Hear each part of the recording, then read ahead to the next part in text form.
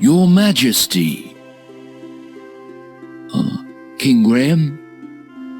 Oh, yes, Minister, Gervain, sire.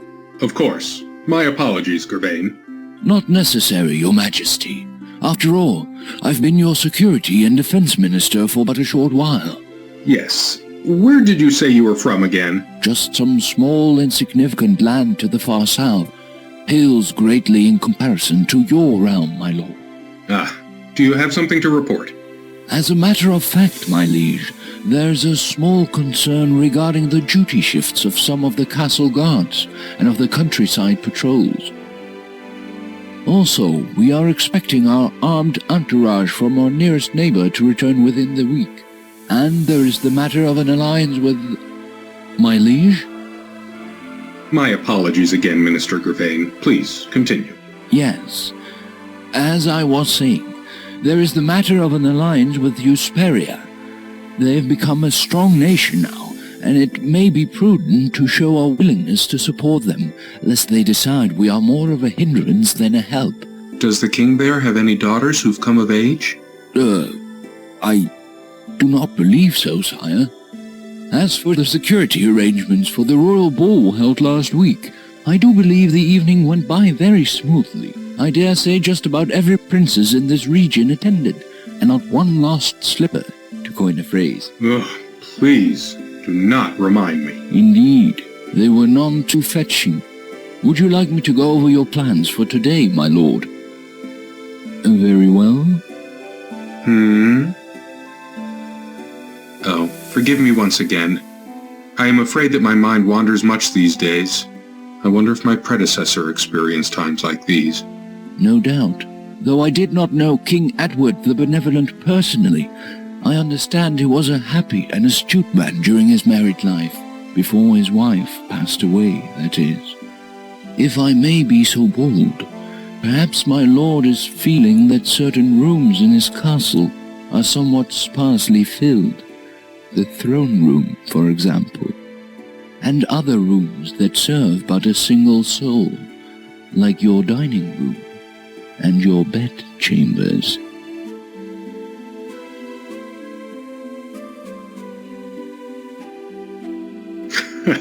Perhaps, but I do fear I've met no such candidates that would fill the rooms you have mentioned. You should not lose heart, your majesty. If you pause to reflect for but a moment, you may see clearly what is hidden to others.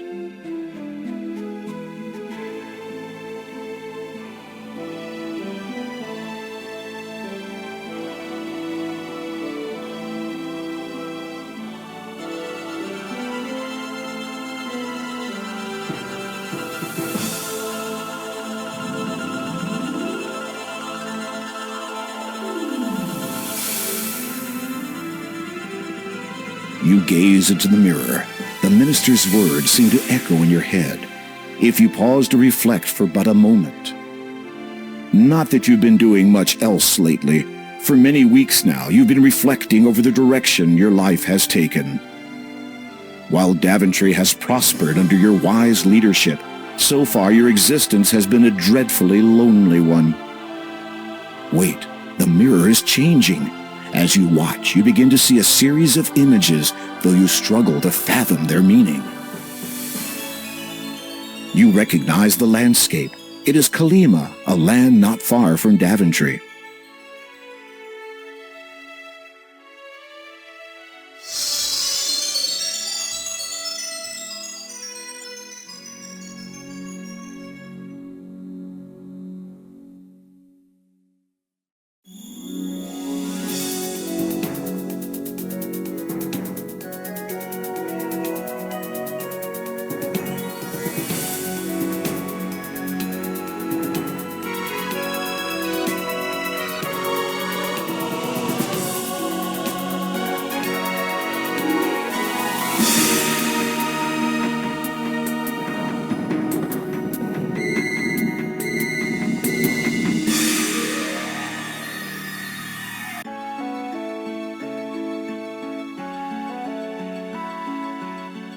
You see the most beautiful woman you have ever set eyes upon.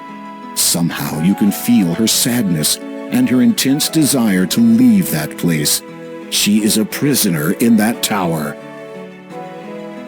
Did you find what you were looking for, sire?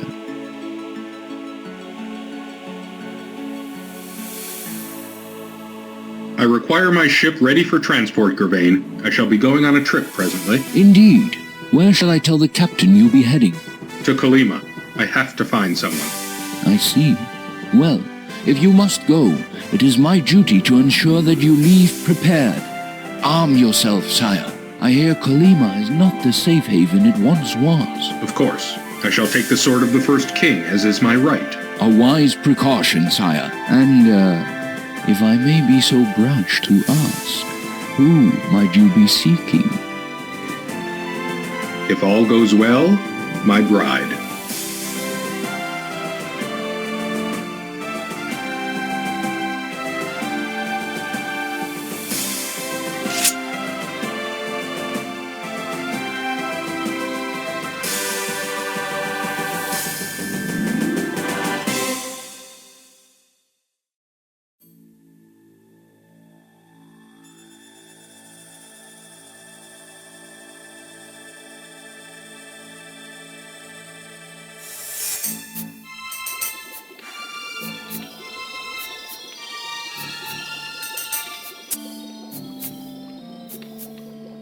Father! Sister Agatha, How may I be of service? an opportunity has arisen, sister. I trust you still have your captive held securely away. Of course. A bit cruel, keeping her locked away like that. Do you not think? No. How dare she she flaunt her beauty in front of all to see. Her foolish male admirers see her and forget that I was the most beautiful of all in my day. And in your own special way, you are still beautiful. You devil! That is not an unfair description. Now, you mentioned a service, I believe. Yes. The King of Daventry has advised his faithful minister that you shall be departing for Kolyma presently. On a quest, you might say. Really? What kind? The kind that involves sticking his neck out to rescue a damsel in distress. And what have I to do with his neck? Put simply, my dear, sever it!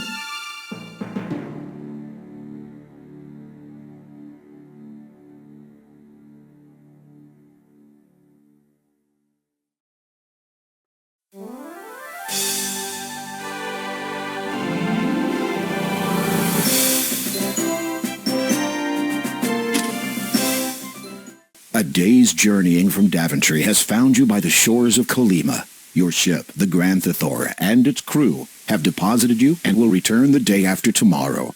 Hopefully this will give you enough time to locate and release the imprisoned woman you saw in the magic mirror. Your vessel has safely transported you from your homeland of Daventry, finally depositing you on this pier in the land of Kolyma. As you watch the flagship of your fleet depart with pride, you also sense anxiety building within you. Once it is gone, you will be quite alone in this country. Some crates have been unloaded at the end of the pier. You do not know where they came from, except certainly not from your vessel. The labels are in a foreign language you don't understand. The crates do not interest you. Besides, they are not yours to take. A length of rope lies next to the crates at the end of the pier. The rope is old, worn, and weathered. It would be of no use to you.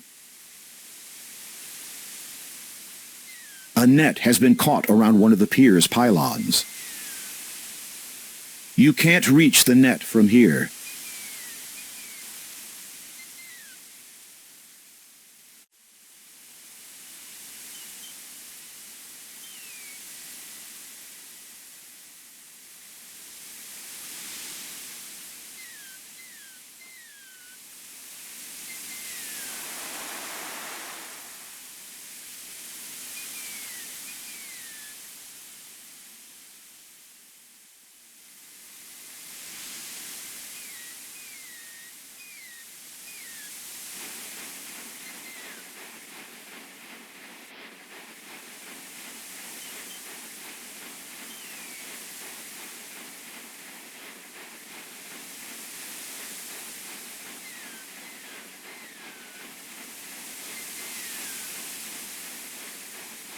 You untangle the net from the pylon and take it with you.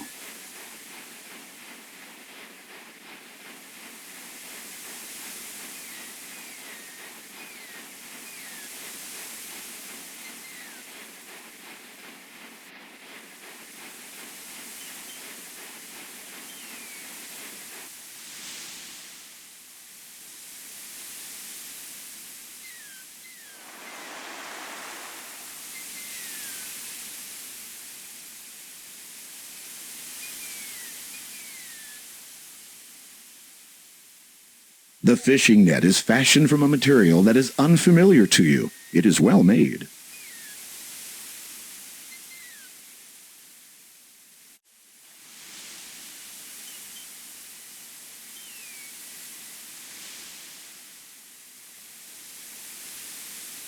A picket fence extends onto the beach a short way.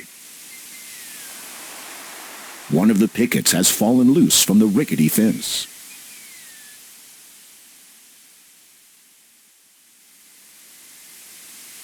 The fallen picket feels reasonably sturdy and is pointed at one end. Believing that you may find a use for it, you retrieve it and carry it with you.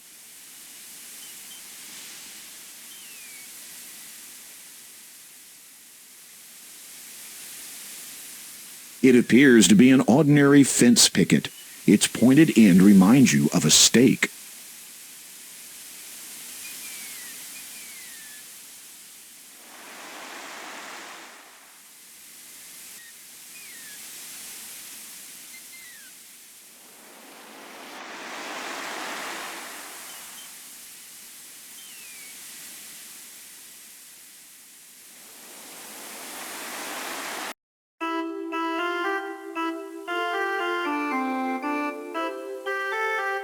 You see a little girl wandering around the meadow.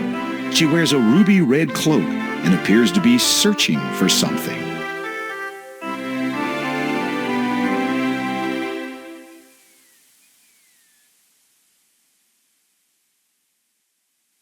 Hello, who are you? My name is Graham. What is yours? Possum. That is what my grandma calls me. She is not at all well these days. I was collecting flowers for her, but now I cannot anymore. Why is that? My basket is missing. I've looked everywhere for it. It must be around here somewhere. I will keep my eye out for it. Thank you, Graham.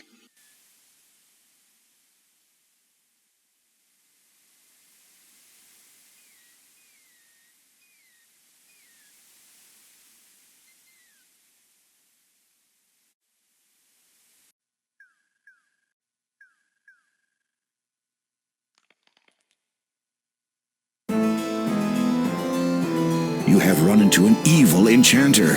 Get out of here fast before he turns you into something.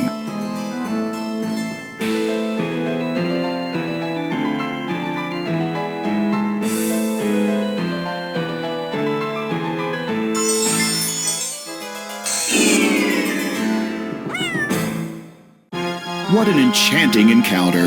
Enjoy the rest of your life as his pet.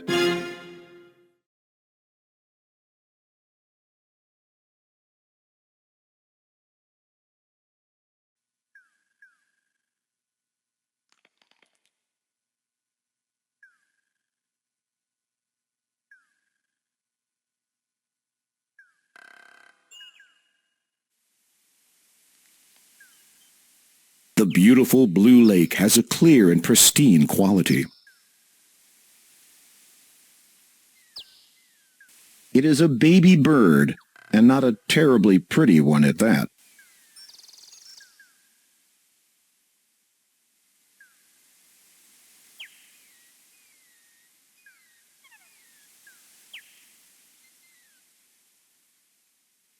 The best place to attempt that would be from the lower bank.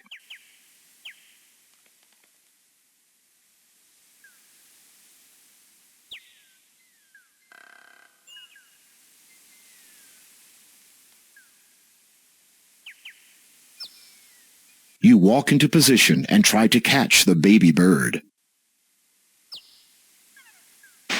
You throw the net over the pond, and the baby bird is caught unharmed.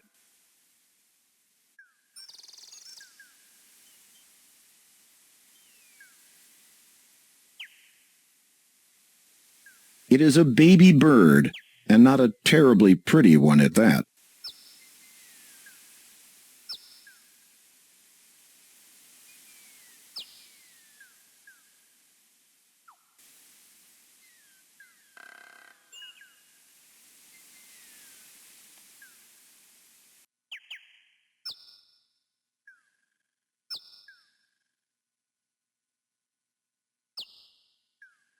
A large lemon tree grows by the path.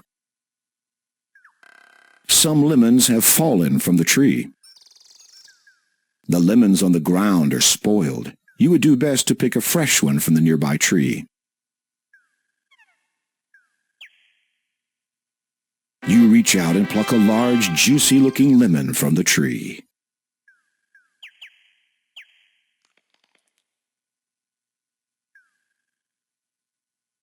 It is a lemon. Its juice has a bitter taste.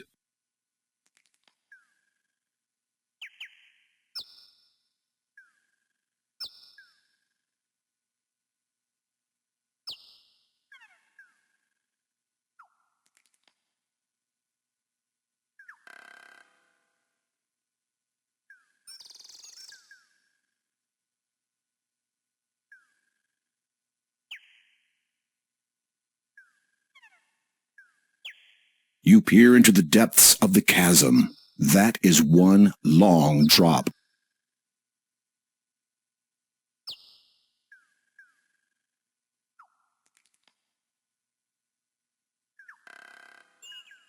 The sign reads, Town.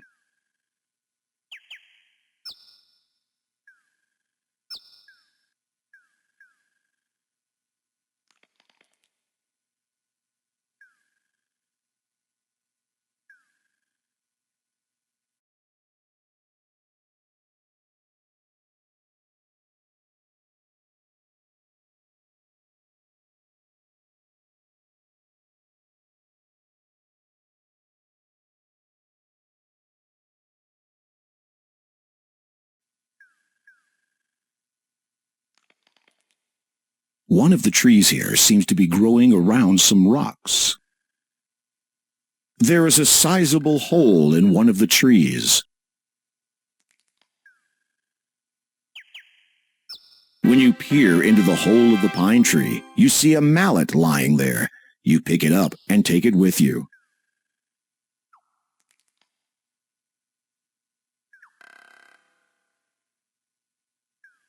The head of the mallet is made of iron. It has a long wooden handle.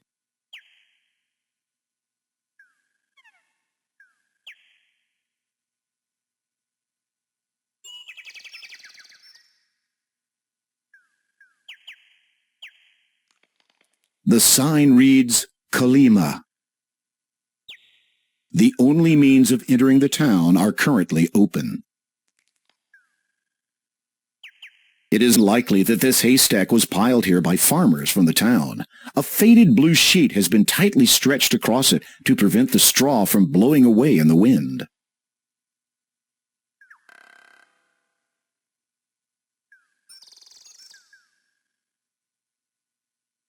Hey! What? Who said that? I did! Huh? I'm down here, in the hay! Oh. Well, who are you? My name is, Yes? I can't seem to remember. Well then, what are you? Oh, I'm Yes? Can't seem to remember that either. Well, what are you doing in this haystack? That's easy. I was looking for, You can't remember. no. Sorry. How long have you been in there? Let's see. It couldn't be longer than, Yes? 3, maybe 4 weeks. Weeks? Yep. Pardon me for saying, but you sound as if you have a bit of a cold. Yes. It's all this hay. It's giving me hay fever.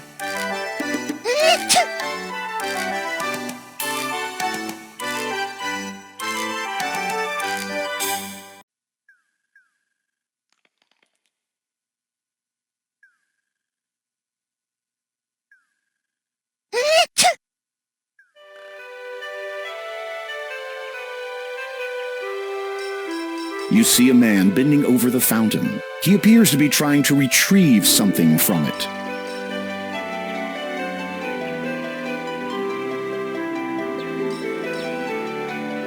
Aha! Got him.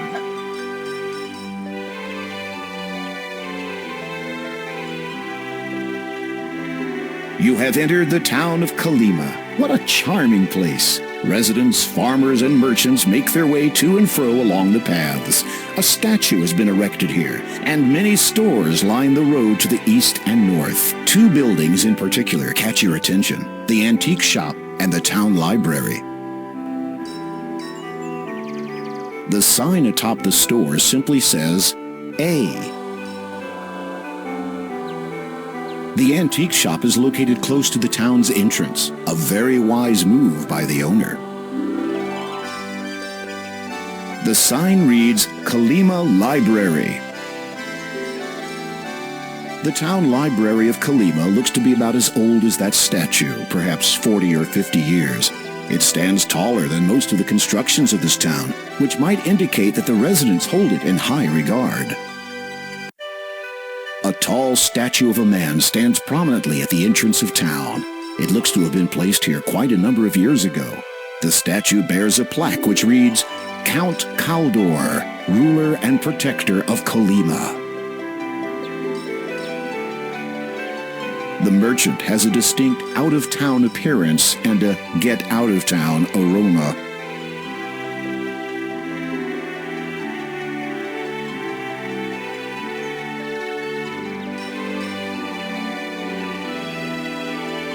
Greetings, merchant. Ah, to you, good day. Shh. A visitor arrived new, no? A sense I possess for these things. Need you have for my wares of great specialty? Perhaps, but first, I'm curious. Where did you come by such a pumpkin? Eyes quite keen, have you? Indeed, a specimen unique it is. Mama! Me want Mama! Be quiet. The gift of speech among plants so rare, yes? Quite so. Are you planning to sell it? Sell? Never would I sell such a thing as this. It'll make me incredibly rich. I mean, entrusted it was to my care. Watch over it, I must. Mama! Take me back to my Mama! Forget it. I'm not taking you back to that patch. So pipe down. Pardon? Ah, of importance I speak not. Trouble to your ears I meant none.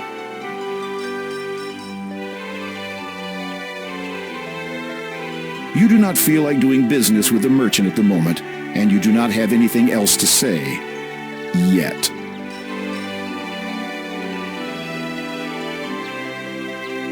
A small pumpkin sits in a bowl nearby.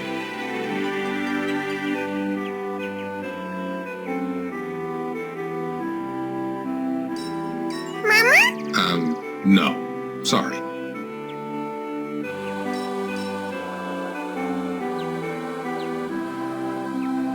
The baby pumpkin doesn't look too happy here. The door to the library is closed, but not locked.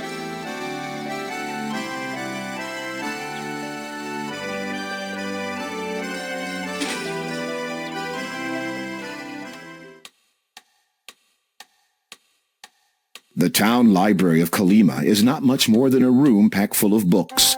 You would imagine there to be quite a lot of interesting reading to be done here, if only you had the time to do it. A large grandfather clock sits against the wall. It seems to keep good time. The clock indicates that it is morning.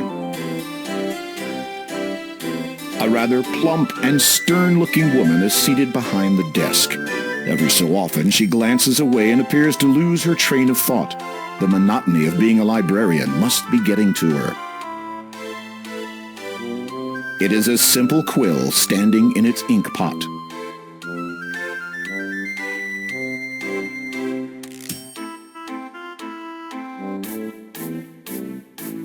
You glance at the titles on this shelf, revealing the truth about seeing unicorns and something about oneself in the process.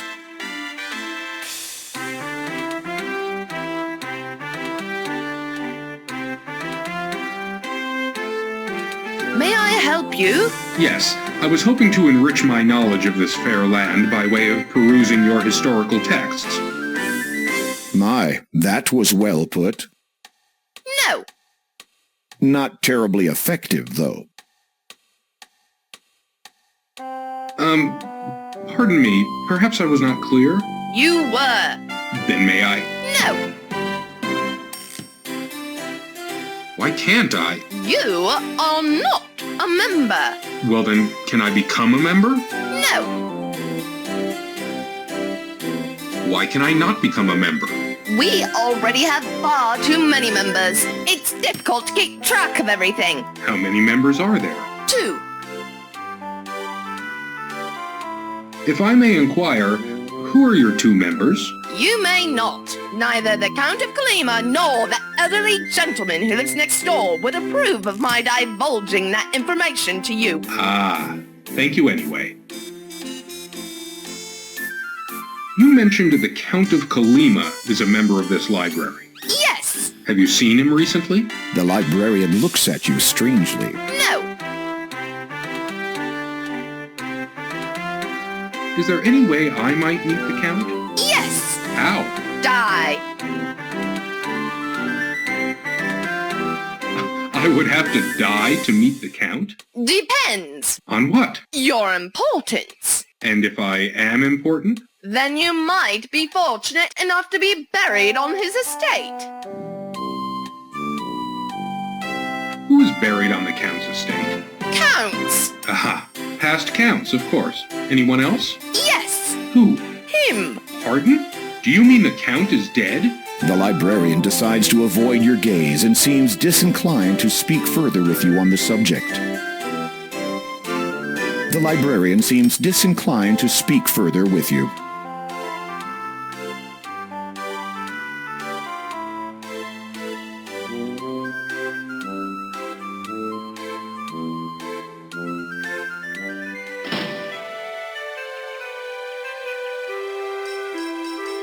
The door of the antique shop is your gateway to the priceless treasures beyond. Maybe. There appears to be a sign on the door, but you need to get closer to read it.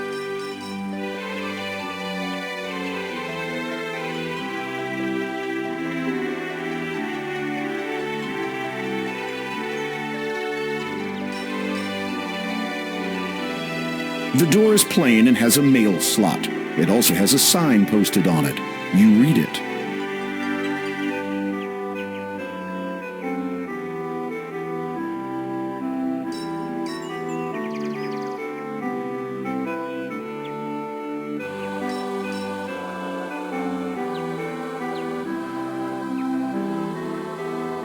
You also notice something sticking out from under the door.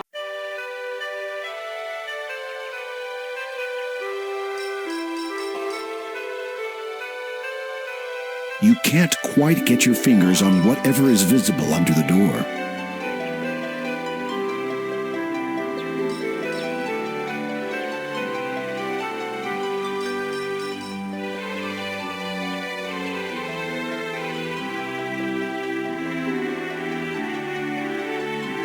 Making sure that no one is watching, you slide the wooden picket under the door and draw out what appears to be a letter.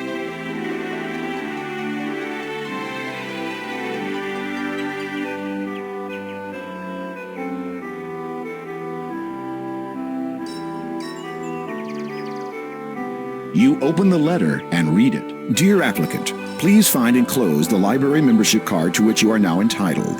The 5-year application process has concluded, and we are pleased to inform you that your status as a member of the town library is confirmed. Welcome to an exclusive group of patrons. Yours sincerely, Town Librarian. P.S. Please sign your name on the card to ensure validation.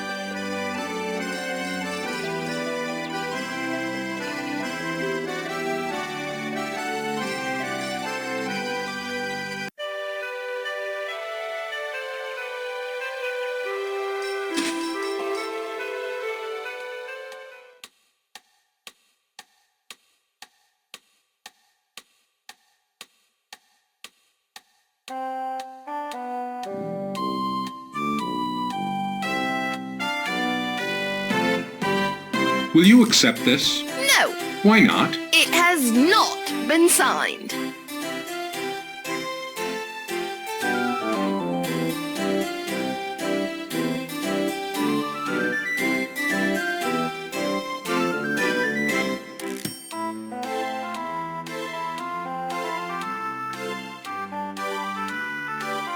You quickly grab the quill while the librarian isn't looking and sign your name on the blank library card. You replace the quill before the librarian notices it missing.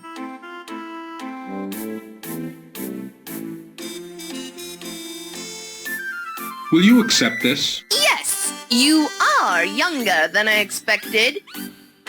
I eat well and get a lot of exercise. I see. So, what do I do now? Borrow.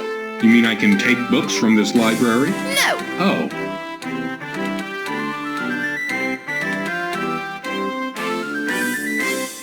Yes? Could you recommend a good book?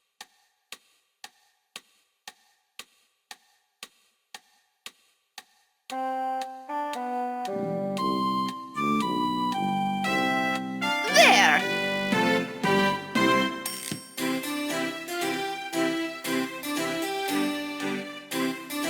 The librarian has placed the book on the desk for you to read. Thoughtful, isn't she? This book is entitled Kolyma, Perfect One Day, Better the Next. Browsing through it, you notice an interesting excerpt.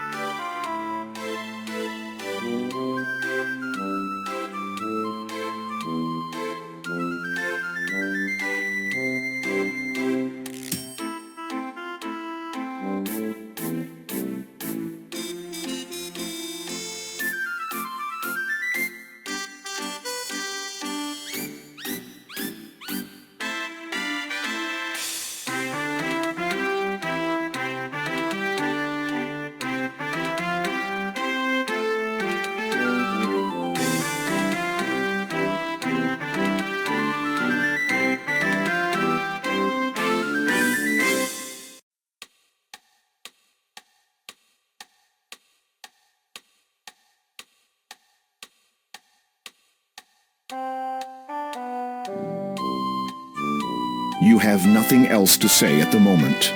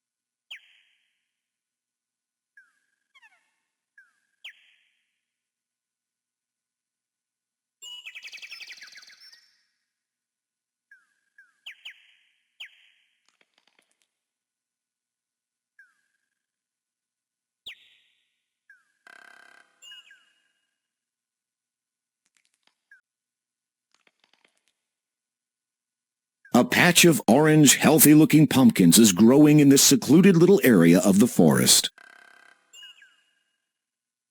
This pumpkin is somewhat larger than the others in the patch.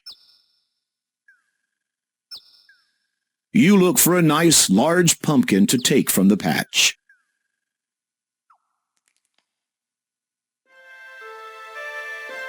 Hey, watch it! Oh, sorry. I was not aware you could talk. Likewise. Anyway, be careful where you're treading. You're spoiling the good soil by standing so close. And I got 8 kids to feed. You glance at the smaller pumpkins. These must be her children. I only count 7. Yeah, well, I had 8. Then some strange man who spoke even stranger came by. He claimed to be a horticulturist. Claimed to know a bit about plants. I let him take a look at my little darlings. Anyway, before I knew it, he'd gone and pinched one of my babies. Took off towards the town, he did. Of all the naive. Just because we're plants doesn't mean we don't deserve any respect. I am sure that is true. Pardon me for asking, but how did you come by the ability to talk? With a question like that, I might ask you to sign. I was only... I don't take it personal. That old witch Agatha cast a spell on me so I could guide her precious possessions. Hagatha? Yeah, she's the old bag who lives in that cave to the west. You know her type. Green warts, pointed ears, cannibalistic, doesn't put her trash out. Just your stereotypical evil old crown. She sounds pleasant. You mentioned something about guarding Hagatha's precious possessions. At least, what she considers precious. I reckon they're anything but. Mind you, I have my doubts about Hagatha's legitimate ownership of this stuff, if you know what I mean. What sorts of items does Hagatha wish you to guard? The usual vanities. All useless in my opinion. But what would I know? The mother pumpkin looks distressed. You decide not to interrupt her at the moment.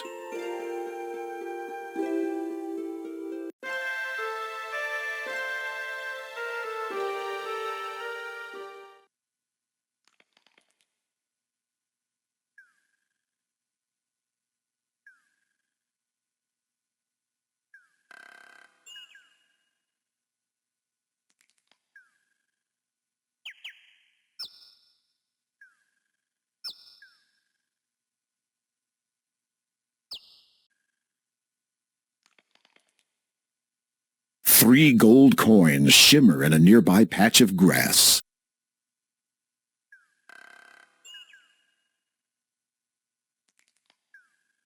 Oh no, you've been caught in a trap. Whoever set it will probably return soon.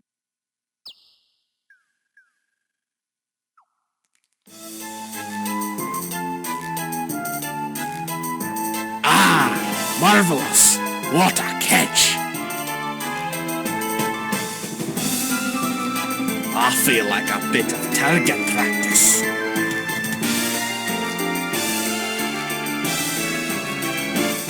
There are safer ways to trigger a trap, or didn't you notice it?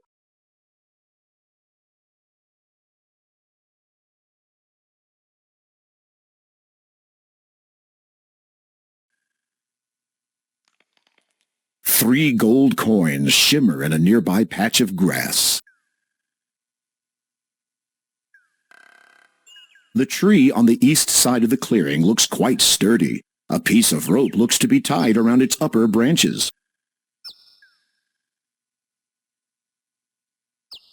High in the treetop, a rope is tied to a branch. You notice a thick rope dangling loosely against the trunk of the tree. Upon closer inspection, you see that the rope actually runs away from the tree and into the thick grass on the forest floor. This is obviously a trap.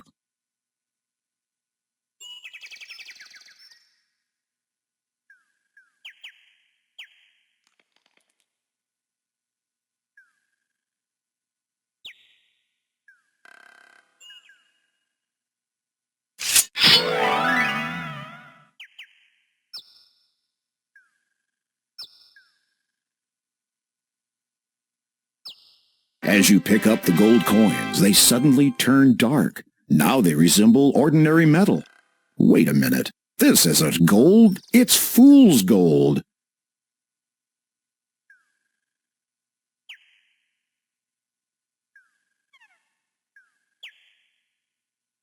The gold has now gone dark and resembles ordinary worthless metal. This is fool's gold, which would make you quite the fool.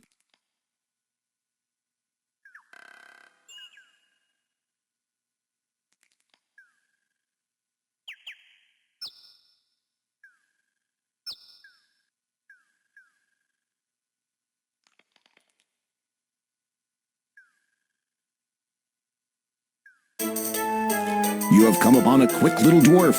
Dwarves have a bad reputation for stealing treasure. Be careful.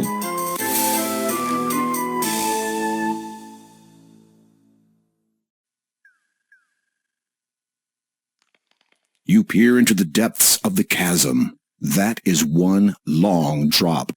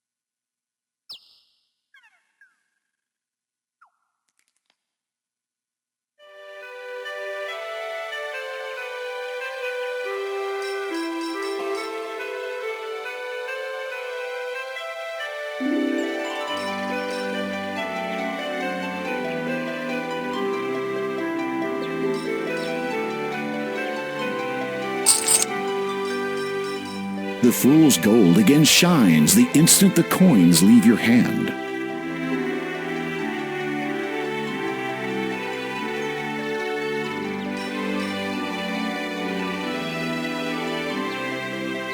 Three coins in the fountain.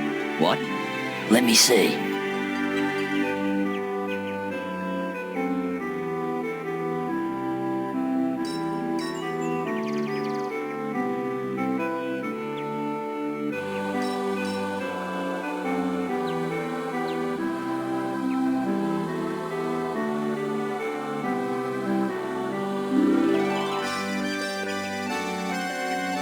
The baby pumpkin seems a little more settled than it was with the merchant, but you sense it still wants to get home.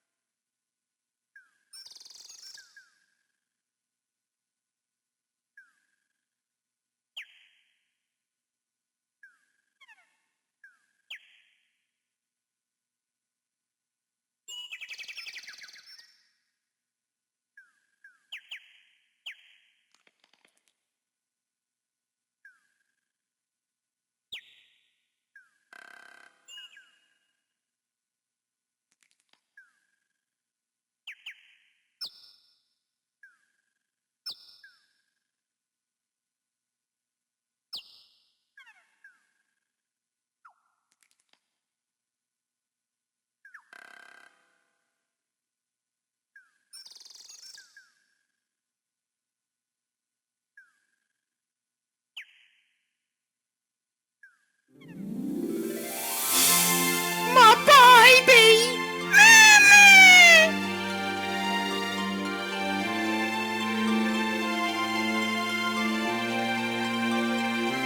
Thank you, Graham. Thank you, Graham. Here, take this. Maybe this useless trinket of Haggadis will be of some use to you. Serves you right for not enabling me to protect my kids. The pumpkin hands you a gold brooch with a beautiful blue sapphire.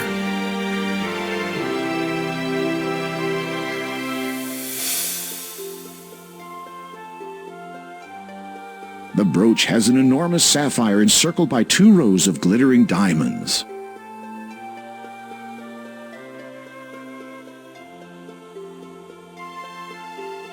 Is there anything more I can do for you? My baby is feeling a bit poorly. After all, living in a bowl ain't too good for your health, you know. No, I did not know that. What would make your baby feel better? Fresh water, naturally. Of course. Not too sweet, though. In fact, the more bitter the better. My children are very particular about what they drink. I will see what I can do.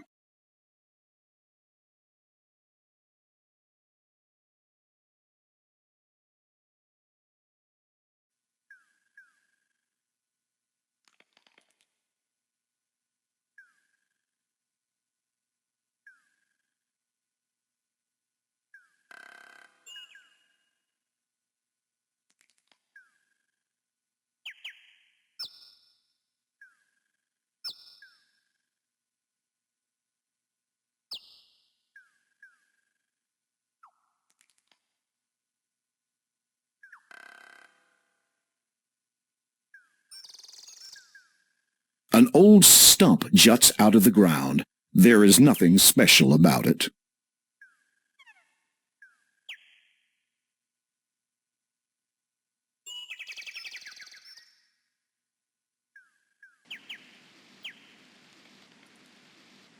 It is a natural spring flowing from the rocks. A pool of water collects at the base.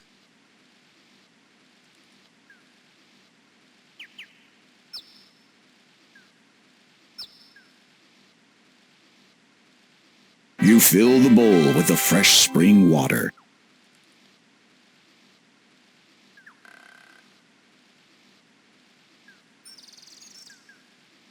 The bowl is now filled with the freshest water you could find. Imagine if you bottled and sold this.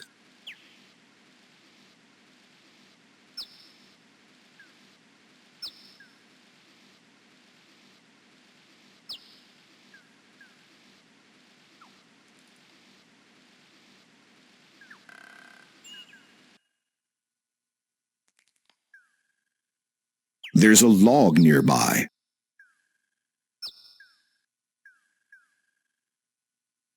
You peer into the log but see nothing of interest.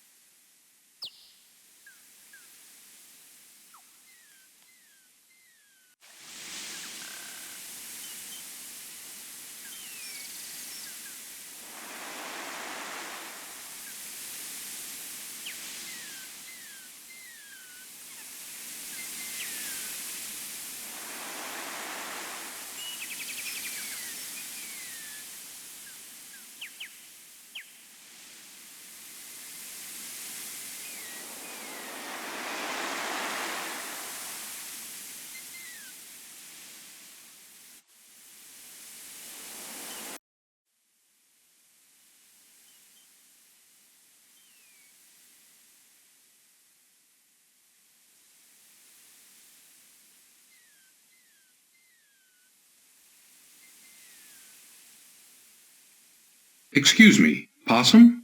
Yes, Graham? I was wondering, could you tell me anything about this land? You mean Kolyma?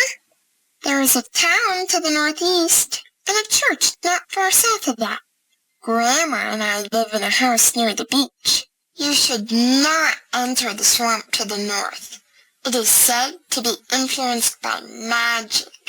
Many have easily lost their way in there, and finding your way out again is difficult. Thank you, Possum.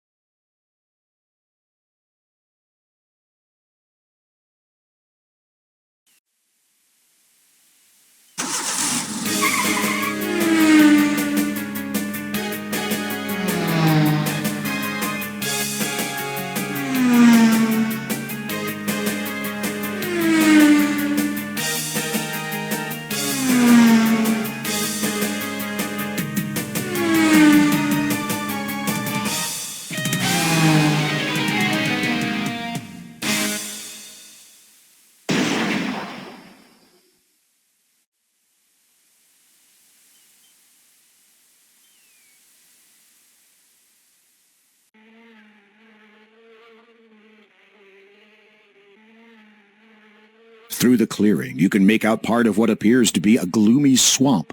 It does not seem overly welcoming to visitors.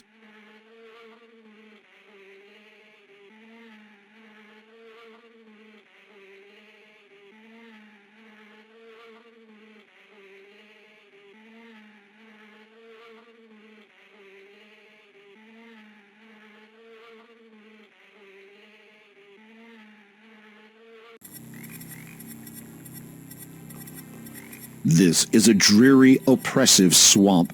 Everything here seems to be growing near foul-smelling water. Very little light manages to filter in through the thick canopy-like leaves from above.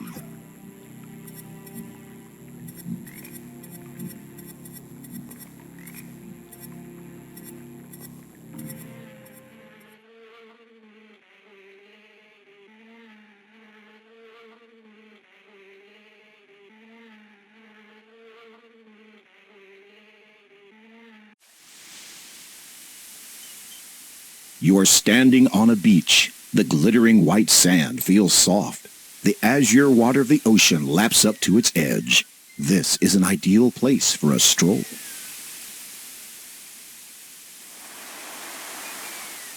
You peer behind the palm tree. Lo and behold, you have found the little girl's missing basket.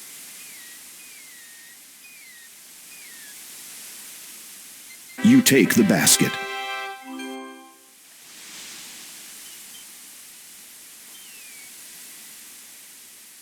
The basket is filled with yellow flowers.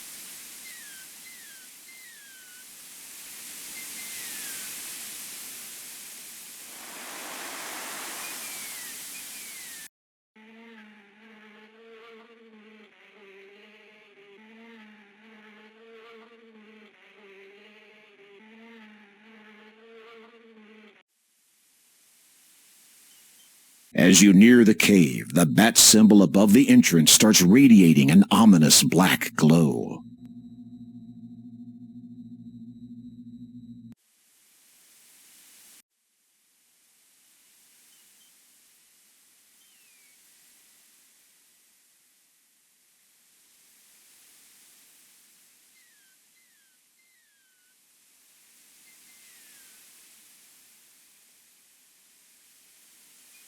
You hand the basket to Possum.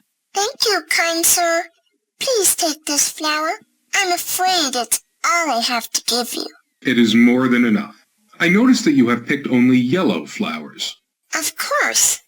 Is it not customary for one to pick yellow flowers for another who's gravely ill? Certainly it is. I'm sorry to hear about your grandma, Possum. Thank you. Goodbye.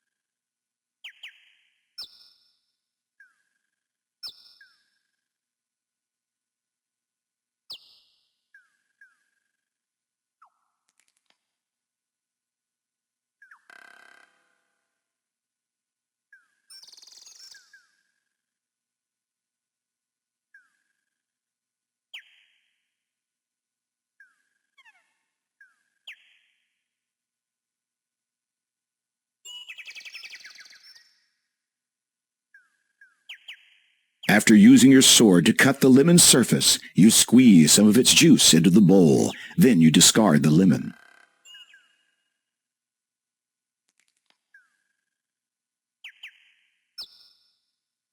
The bowl is now filled with lemon-scented water.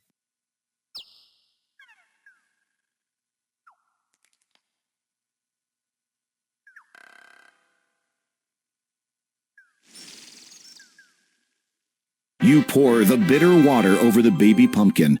It seems to like that. Thank you again, Graham. Here, take this. The pumpkin reaches into her head and pulls out a candle, which she then hands to you.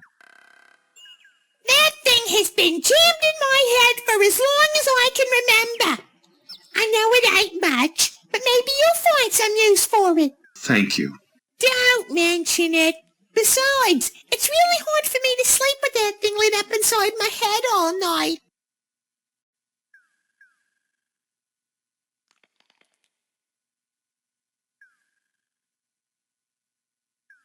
The candle is unlit.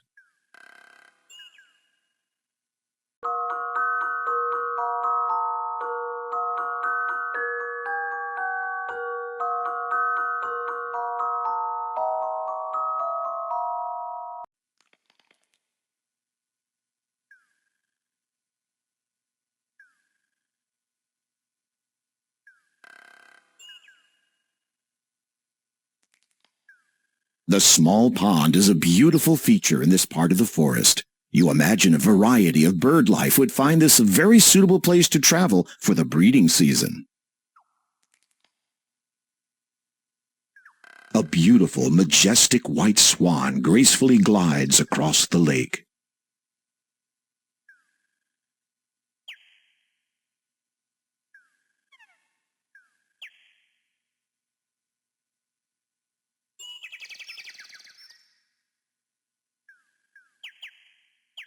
You release the little bird into the pond.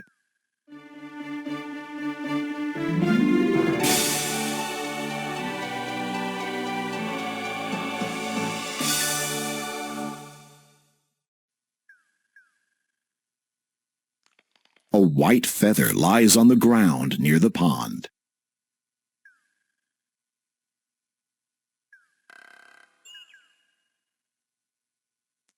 You pick up the white feather and put it carefully away.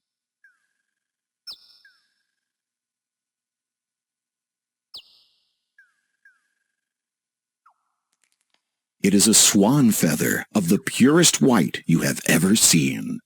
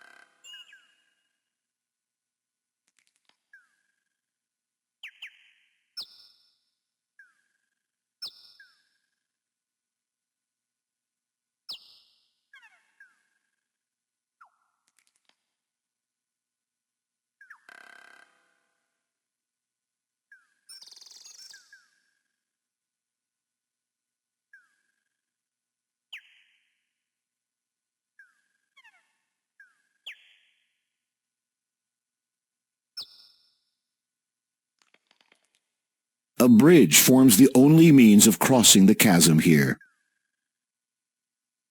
The bridge spanning the chasm looks unstable and tottery. Are you entertaining thoughts about crossing it?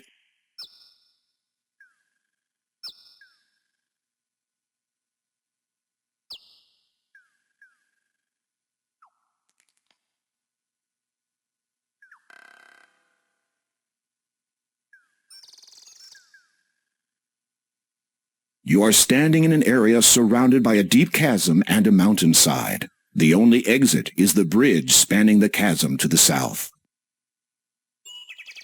The two rows of rocks stretch out like arms across the ground. How odd. It's like they're beckoning you to step between them.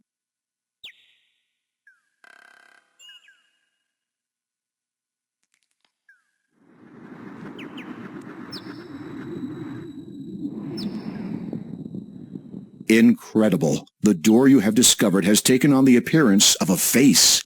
It is silent, however, and almost seems to be waiting for something.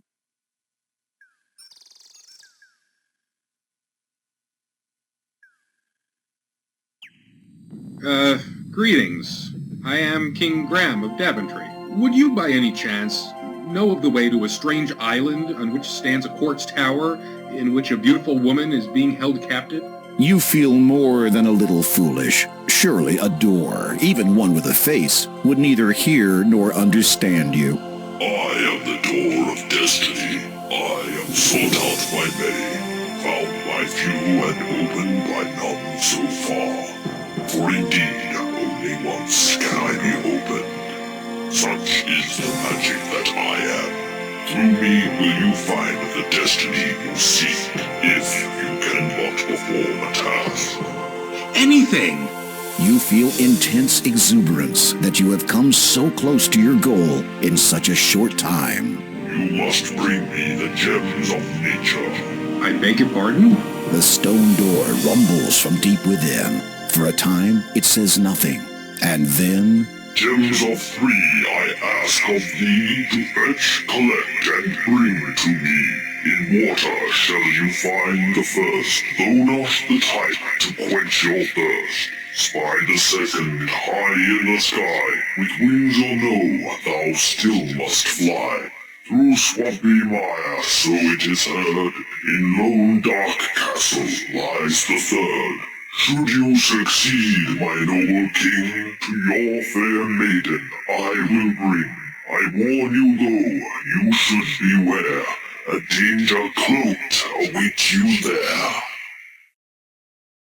Without warning, the stony face falls silent. As you watch, it gradually smooths out to become the mountainside face once more.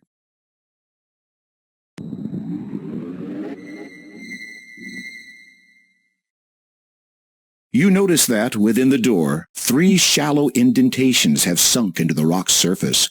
Presumably, the 3 gems of nature must fit here. Now all you have to do is find them. How did that poem go again?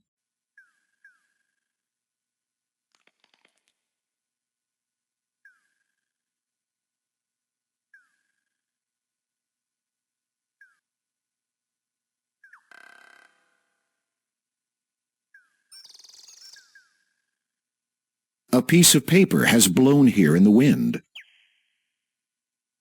You're not close enough.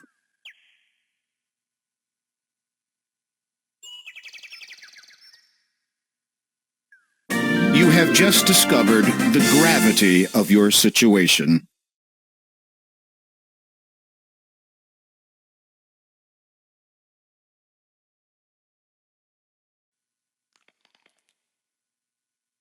A piece of paper has blown here in the wind.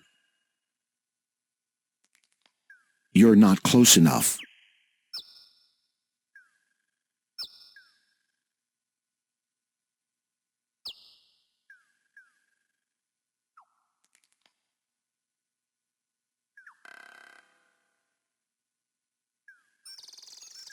The paper is torn and dirty. It looks like a flyer of some sort.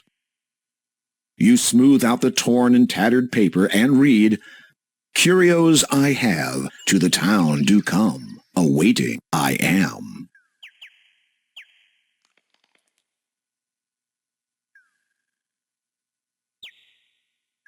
The paper is torn and dirty. It looks like a flyer of some sort.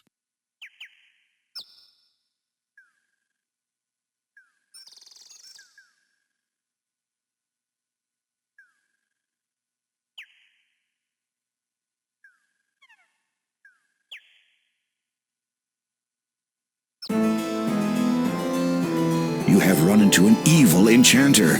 Get out of here fast before he turns you into something.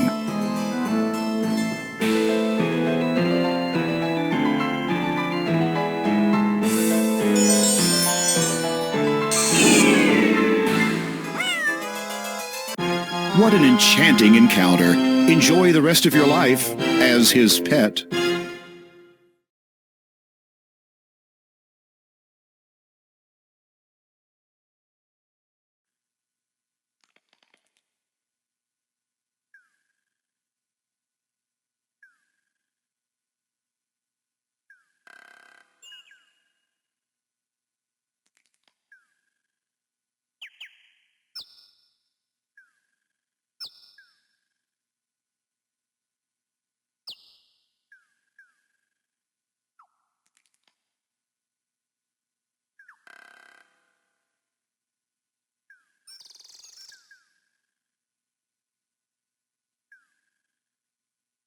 This large fallen log is all that remains of a once grand tree.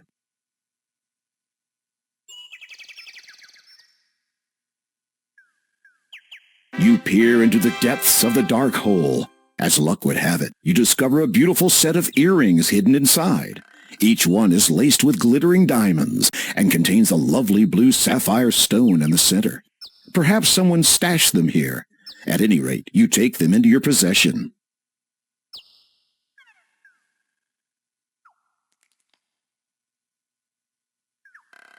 The diamond and sapphire earrings are very delicate. Each earring has a large sapphire surrounded by glittering diamonds. A corner of the picket fence extends a small way into this area.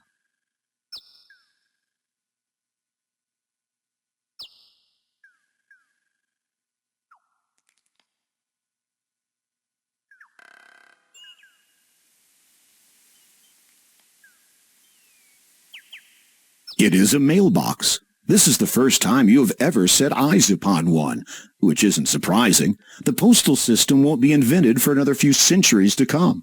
The residents of this land must either possess clairvoyance or just simply be ahead of their time.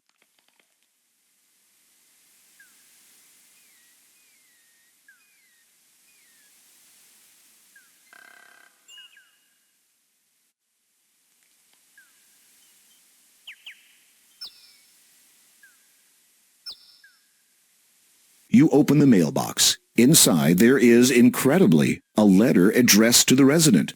You decide to leave it in there. A card has been dropped in it also. You read it.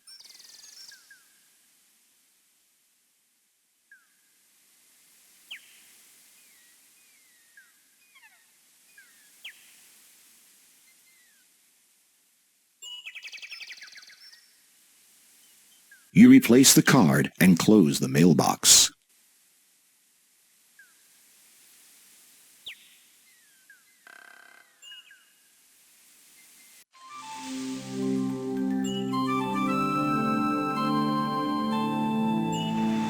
A mermaid basks on a nearby rock. Her long flowing hair extends over most of her upper body. The green scales on her lower body sparkle as she basks in the sun.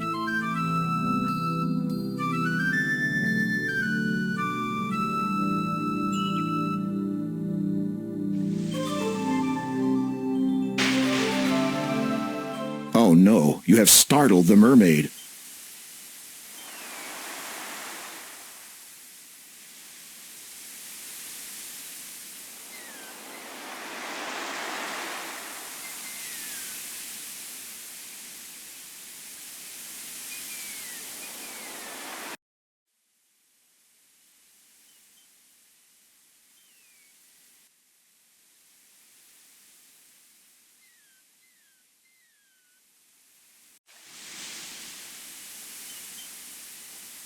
You notice a log lying on the beach.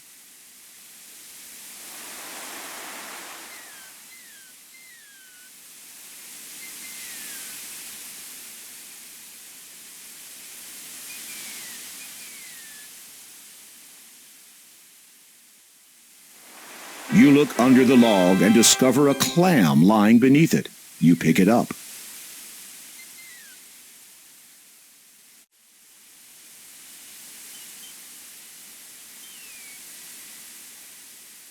This is just an ordinary clam shell.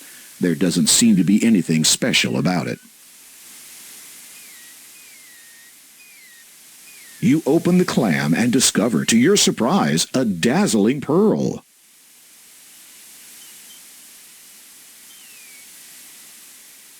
The shiny, beautiful pearl seems to radiate a soft glow.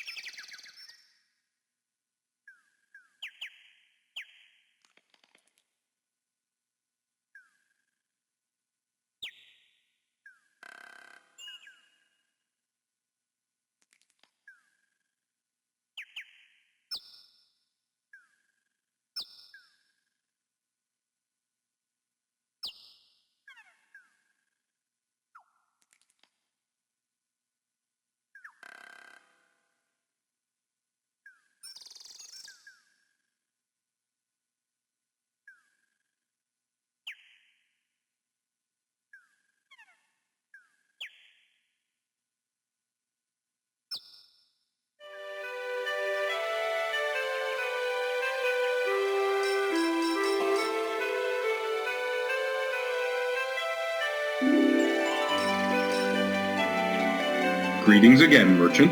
Yes, many greetings. Need you have now for my wares of great specialty? What wares do you sell, good merchant? For yourself, behold them. You look over the merchant's wares of great specialty and quickly reevaluate them as junk. You seem to have quite a selection of, well, quite a selection. A keen eye have you. In an item or two provoke interest, I might? A daunting task. Rather, by all means. This I have. You appraise the object he holds up to you. It is a simple shell, intricately fashioned into the shape of a cone. The workmanship is unlike anything you have ever seen. Fascinating. Where did you find such a thing? Oh, old it is. From ancient times descends. Valuable, without question.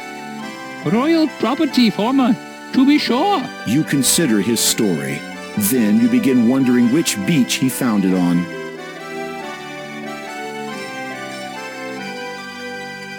If I were to, say, purchase the shell, what would it cost? A trifle would you expend? 7 golds. I fear that I did not bring any money. Curiosity, I find, in one who travels but with nothing to barter brings. Good point. Might you trade the shell cone for something? The merchant ponders over this for a moment. Of value, many things are. Of fancy, only one I have. And that is? Pearls.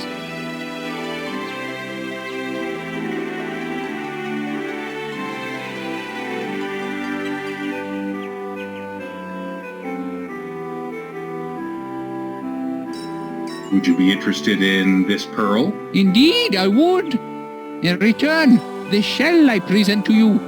May you be always groomed well. The merchant grabs the pearl and tosses the shell comb to you. Then he saunters off. History will decide how greatly you were just swindled. Oh, what a beauty. This'll be worth a fortune back home.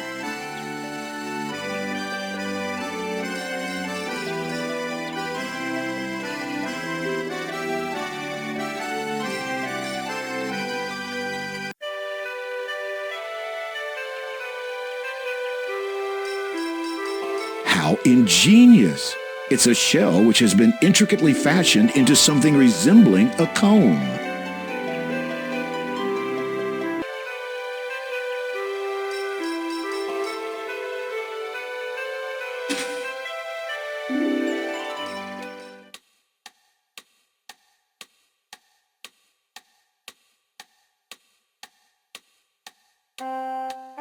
Yes? Could you recommend another good book?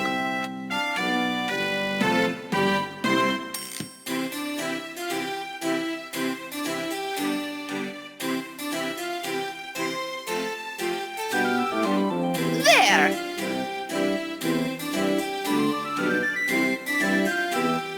This book is entitled Way Below Your League, a look at sentient aquatic life. Browsing through it, you notice an interesting excerpt.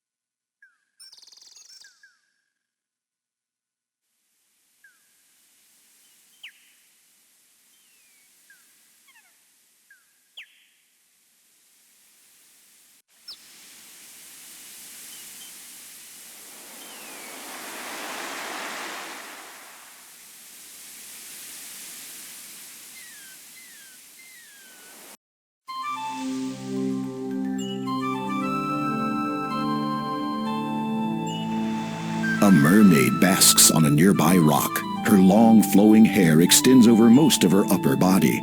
The green scales on her lower body sparkle as she basks in the sun.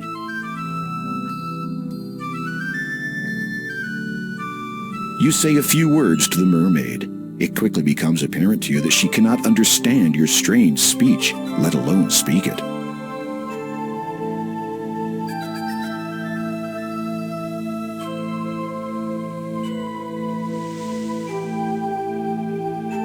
You hold out the shell comb in your hand. Clear recognition shines from the mermaid's delicate features. She hesitates a moment, then cautiously extends her arm, hands open expectantly.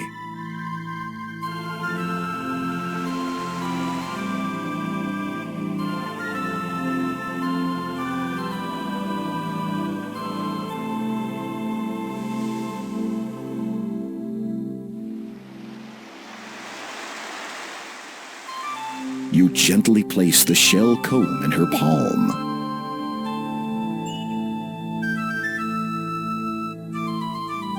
The mermaid examines it and smiles. She removes an opal necklace from around her neck and hands it to you.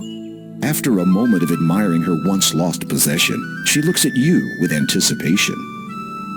You attempt to charade the act of going underwater to the mermaid. She regards you with a look of puzzlement. Just when the whole demonstration becomes too embarrassing to continue, she suddenly dives into the sea and swims right up to you.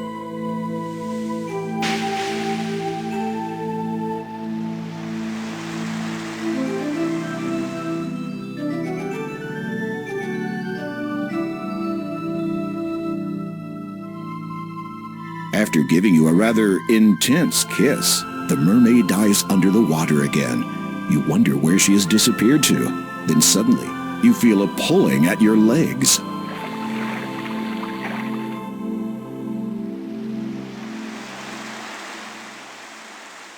The mermaid holds on to you, keeping you from resurfacing. You struggle instinctively while trying to hold your breath, but she will not let go. You know you are going to black out soon.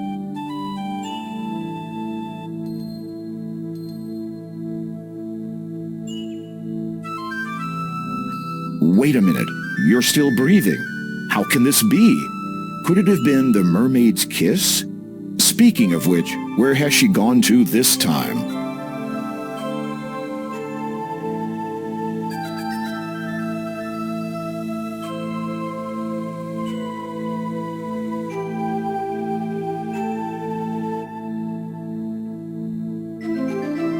It is a simple but carefully woven pendant of seagrass. A shiny opal dangles from it.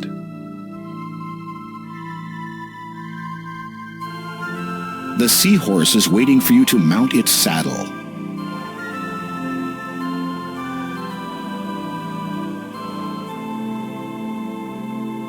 Well, this is a new experience. The seahorse willingly allows you to climb upon its back. You slide into the little saddle and take up the reins in your hands. You just hope this creature knows where it is taking you.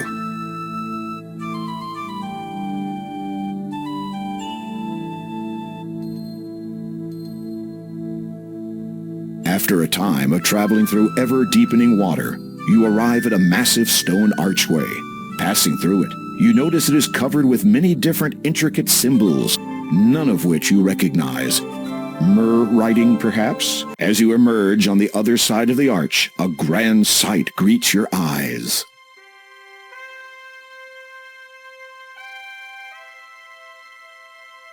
You have entered an aquatic throne room. As one would expect, such a place has a throne of sorts. But what you see seated in it takes your breath away, if that still applies. It is unmistakably the ruler of the Mer people, the king of this watery world. Known by many names, Neptune is the one by which he is best known to your kind.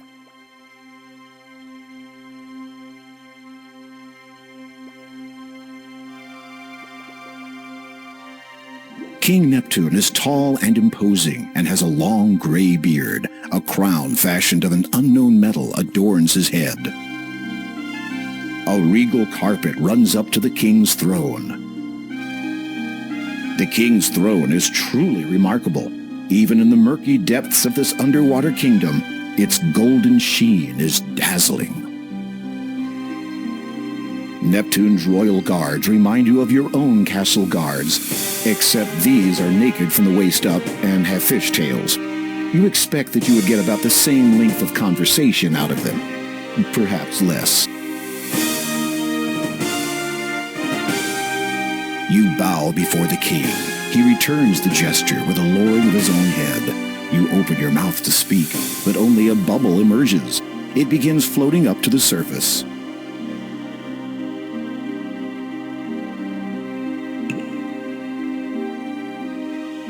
You watch as your air bubble divides in two. Incredibly, each half maintains its semi-spherical shape. You take the half bubbles in your hands and position them respectively near your mouth and ear. A deep, elegant voice instantly booms from them. You are welcome here, human. Thank you. I am King Graham of Daventry. Your courtesy depicts your stature. What is it you seek here?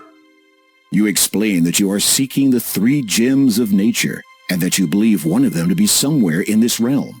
You demonstrate the approximate size and shape of the gem, then mention the Door of Destiny and what you hope to find on the other side. I do have that which you are seeking, and know of the Door of Destiny. It is very old. Its origin is known to but a few. What I possess was known to the ancients as the Birth Gem. In the realm of the Merpeople, it is called the Water Gem, for without water, life cannot begin. Might I have this gem, Your Majesty? I shall let you have the gem, but first I must ask you to earn it by way of performing a service for me. You are about to say anything, but then remember what you heard the last time you said that word to the stone door.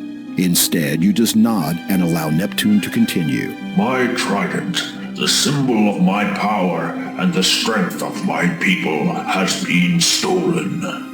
A faint mumbling can be heard through the ear half of your bubble.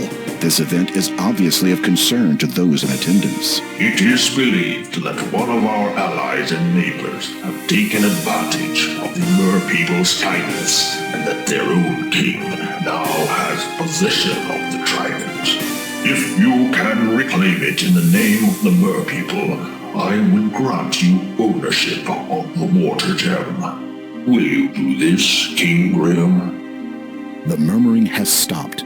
All are awaiting your response.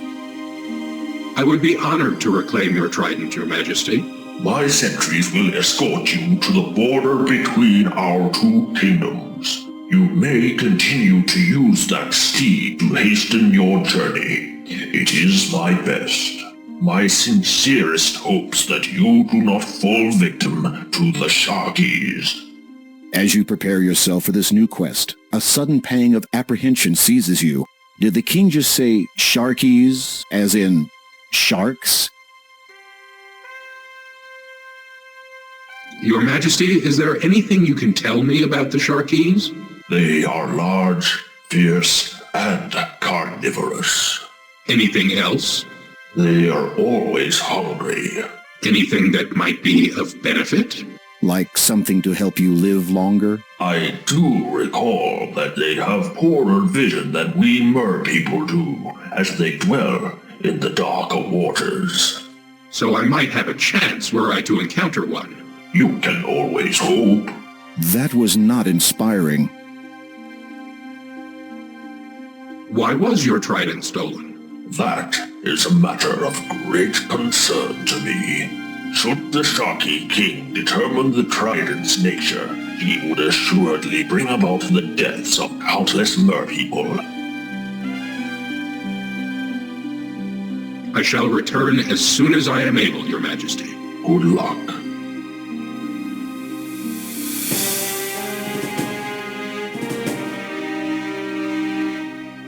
As you depart the underwater kingdom, you see 2 guards waiting to escort you to the Sharkies' realm.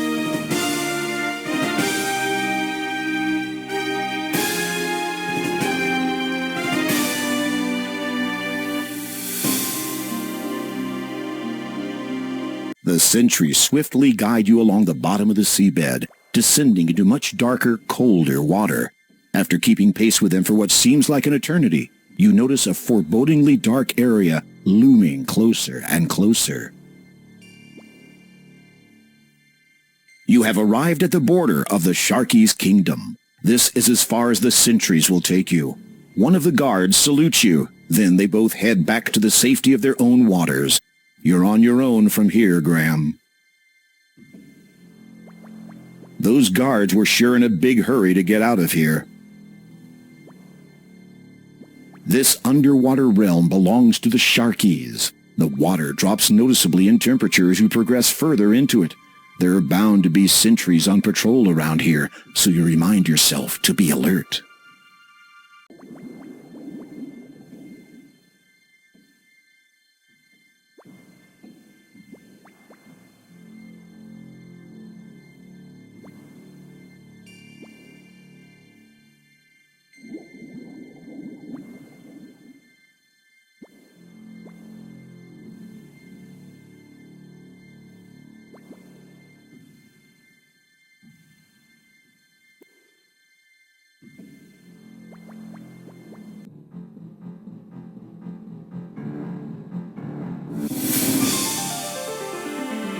You saw a Sharky in the sea. He quickly made a meal of thee. If you want your life prolonged, next time don't delay so long.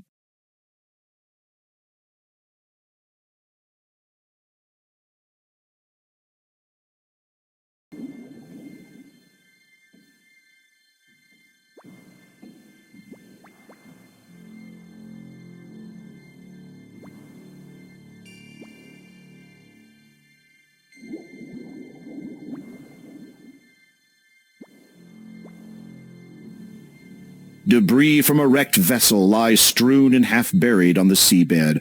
Seeing no remains of the crew, you wonder if they were eaten before or after they drowned. You need to get closer.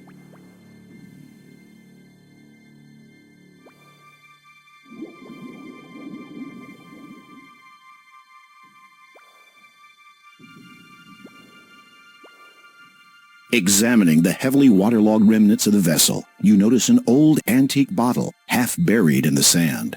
With great difficulty, you lean over in your saddle and manage to scoop it up.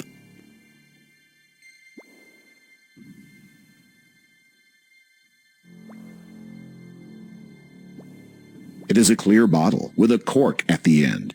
Inside, you can see a large piece of cloth, which has been meticulously folded up.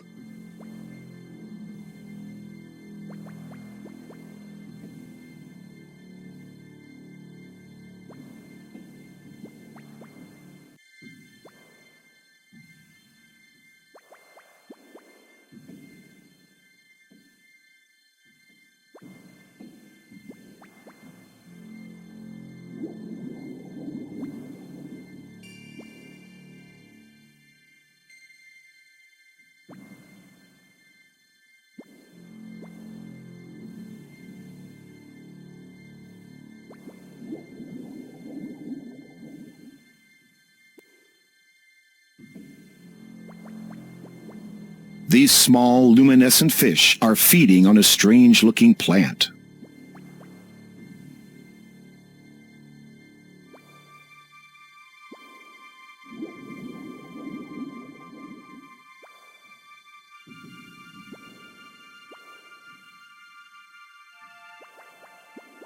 You lean over and pick some of the grass, which grows in between the rocks.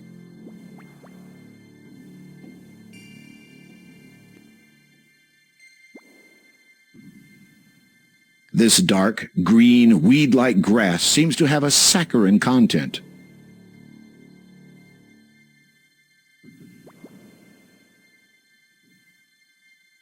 You chew on the end of the grass. It tastes sweet.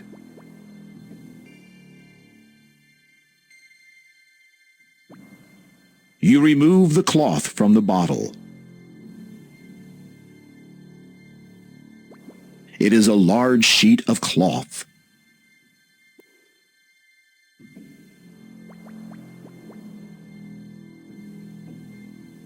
You stuff the sugary grass into the empty bottle and push it all the way to the bottom.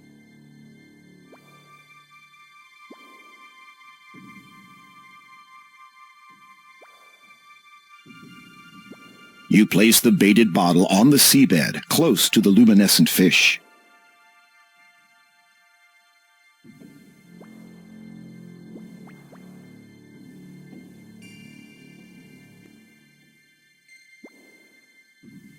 A few of the glowing fish are now swimming around inside the bottle.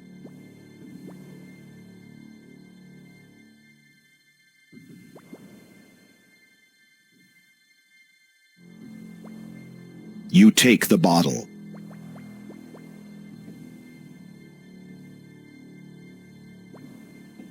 It is a clear bottle. Inside you see some glowing fish. They're bright and pretty. They're also pretty bright.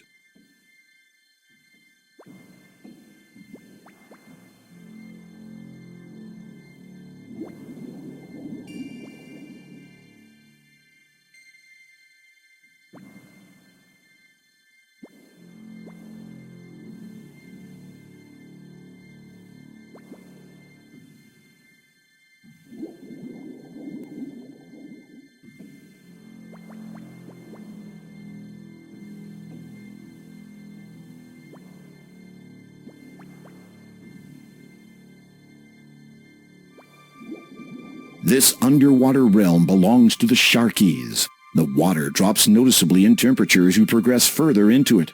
There are bound to be sentries on patrol around here, so you remind yourself to be alert.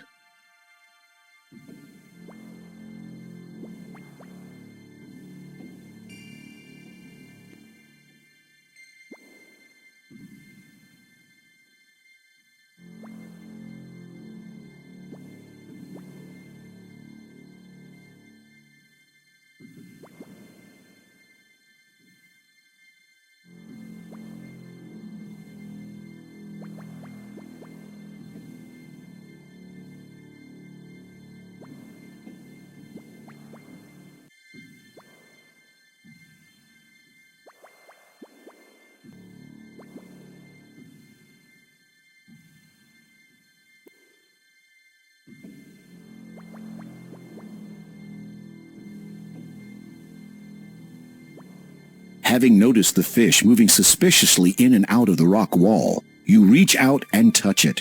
To your astonishment, your hand passes right through.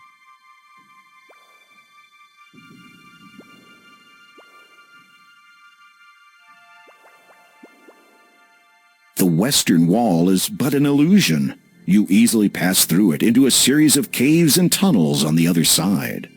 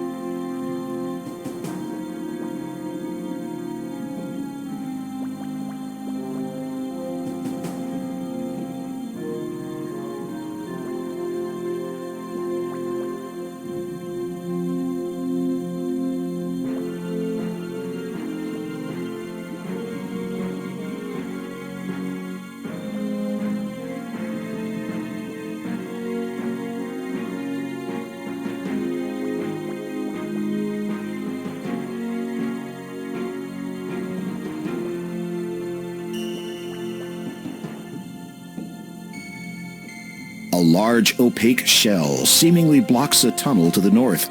Whatever lies in that direction must be very important. You can't budge the shell. Either it opens from the other side or it's just plain stuck.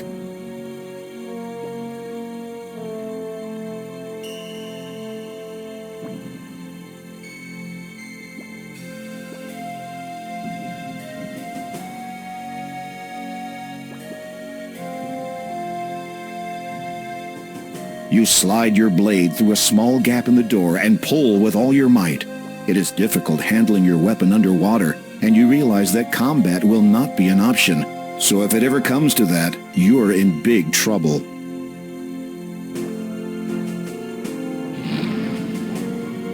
As you open the door, ample light floods into the underwater cave, and you are now able to make your way around without the glowing fish.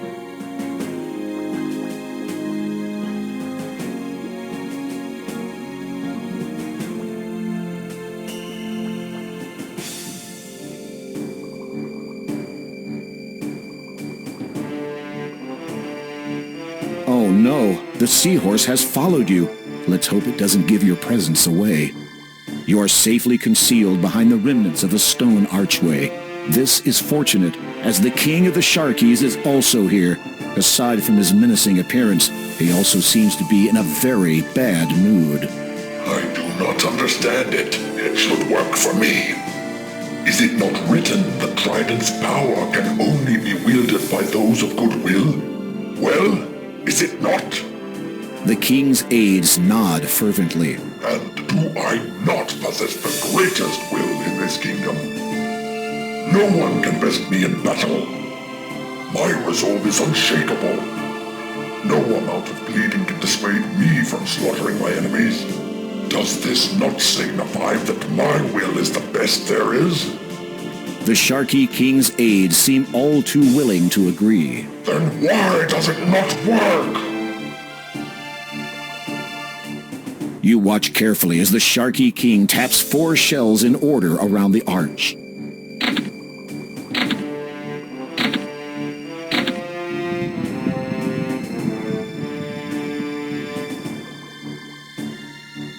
It matters not. Tomorrow we invade the Mer People's territory. For without the Trident's power, that old fool Neptune and his weakling followers will fall before our might. Goodwill. Ha! Mine is superior to all. As he leaves, the Sharky King motions for his guards to remain.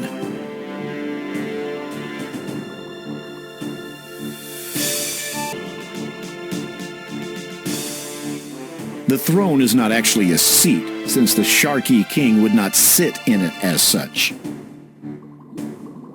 The Sharky guards are menacing in appearance, and you imagine they could do you a fair amount of damage if they were so inclined, and you believe they are.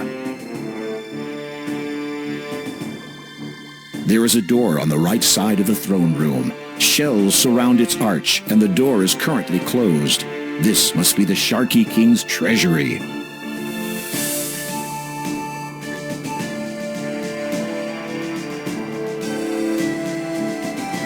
The guards have noticed you.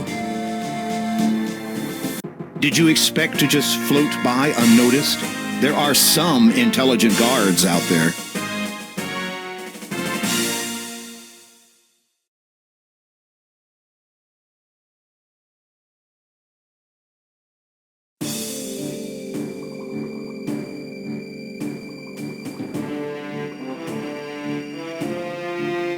Having an idea, you approach your somewhat reluctant steed and slap him hard on the back.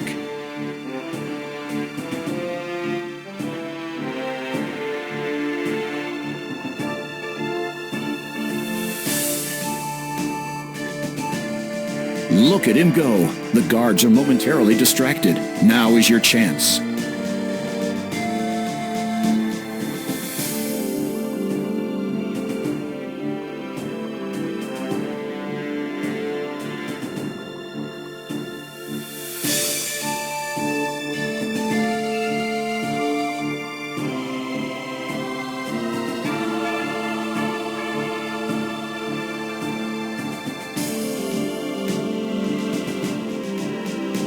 You push on the shell. It moves back slightly into the wall.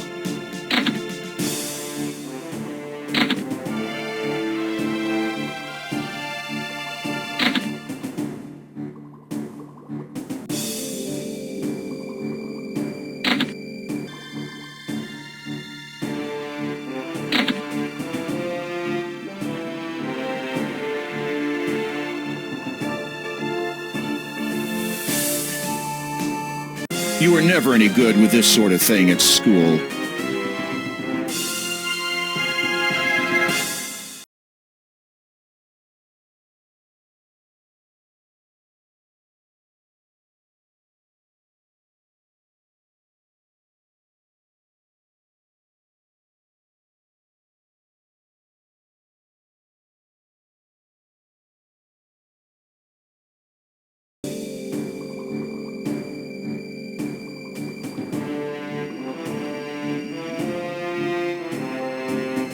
Having an idea, you approach your somewhat reluctant steed and slap him hard on the back.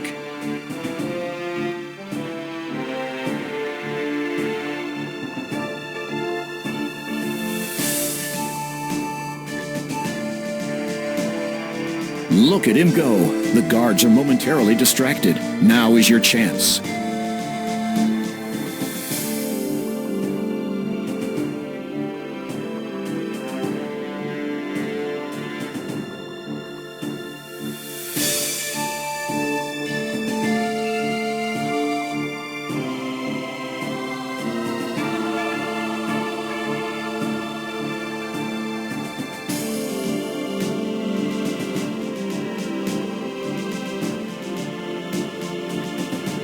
You push on the shell.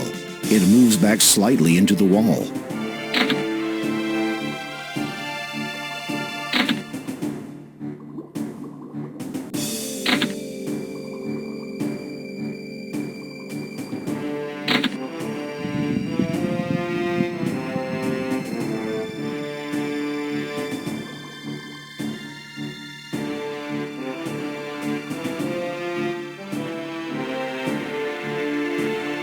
The trident is rusty and corroded. It looks something like a pitchfork.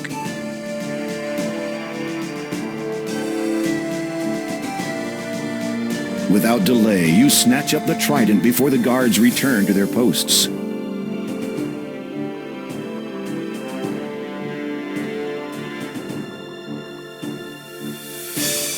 It appears as if the guards are losing interest in the seahorse. You had better get out of here quickly.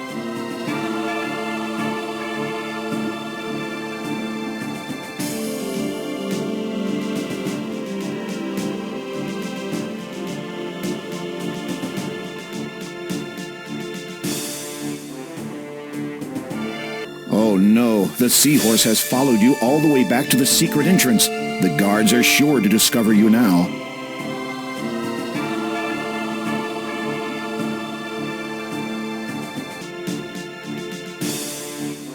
Your getaway might be lacking something. Perhaps the getting away part?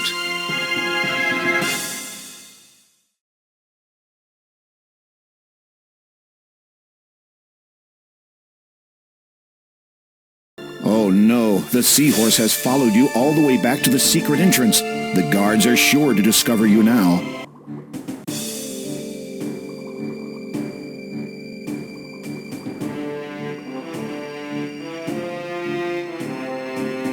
You remount the seahorse.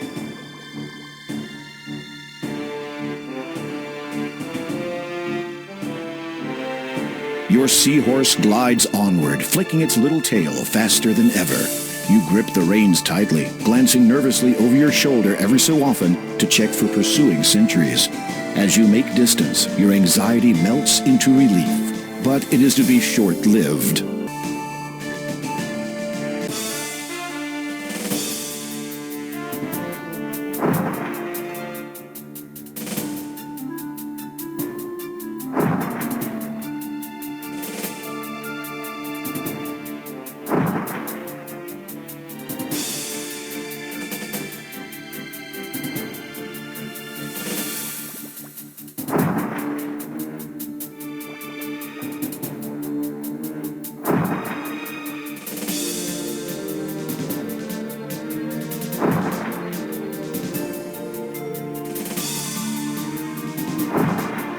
The guards have caught up to you.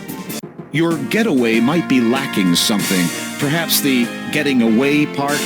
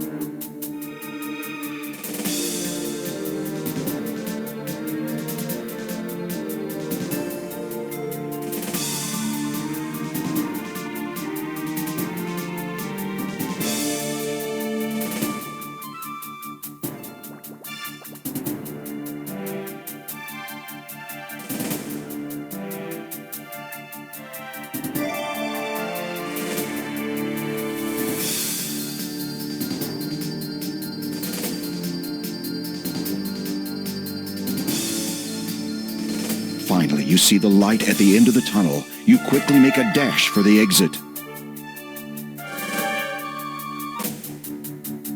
As you emerge, you realize you have only seconds before the guards come out after you.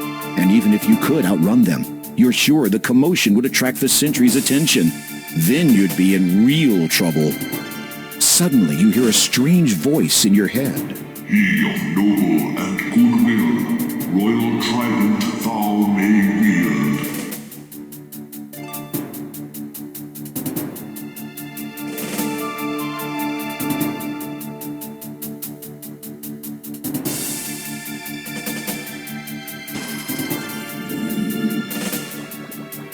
You wonder what that did, if anything at all.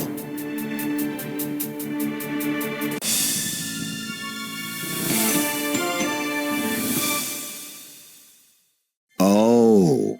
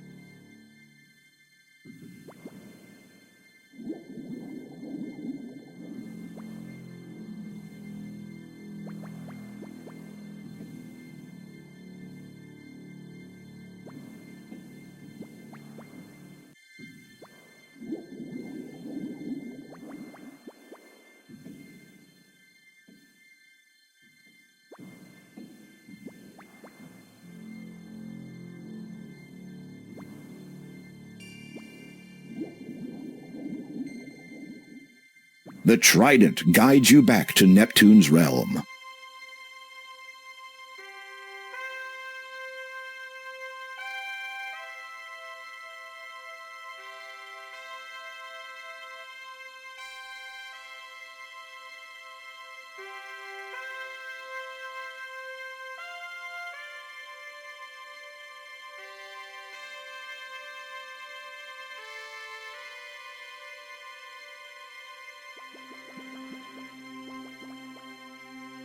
You approach the king. He smiles and graciously accepts his trident from you.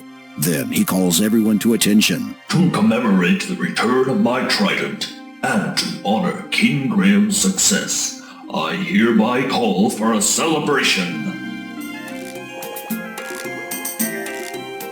The celebration lasts for some time. You eat, drink, and have a merry time with many of the mer people.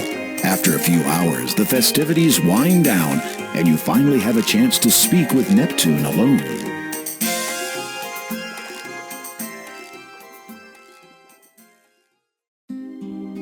The gems of nature represent the 3 stages of life. Water gives birth to life, and thus what I have given you is the first of 3. Second is the growth gem, or air gem, for air sustains life and permits it to grow. How might I find the growth gem? I know only that its location is as far above the surface of the land as we are below it. Beyond that, I cannot aid you. A smirk crosses Neptune's face momentarily. You might say that air is not exactly my element. You decide that the beverages consumed were to blame for that one. And the third gem, Your Majesty? Third is the death gem. the completion of life and the natural order of things. The Door of Destiny understands this now, as did the ancients who imprisoned the soul within. As for that gem's location, I had hoped you would have no business venturing to the castle. Kolyma was once ruled from that place, but sadly her people have not seen their lord for quite some time. But if you please, I would prefer not to dwell upon this subject. You have done me a great service this day, and I thank you. Good luck, King Graham, and good speed.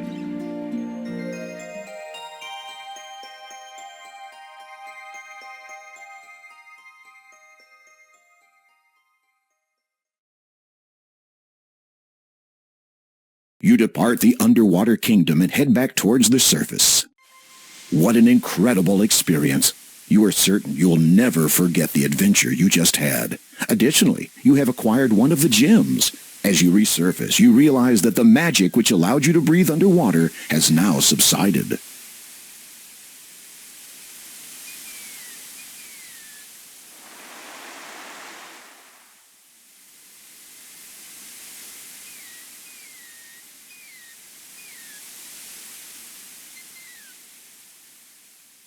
It is a slightly luminescent blue stone about the size of your palm.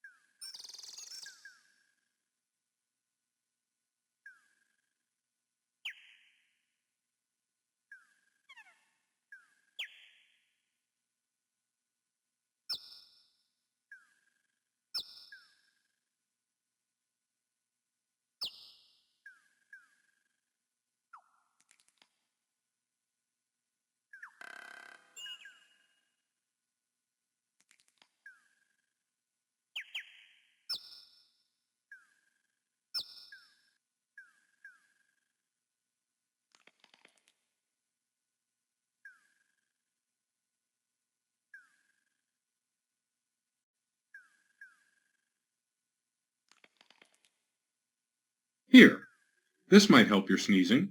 Oh, thanks. Here, you can have this back now.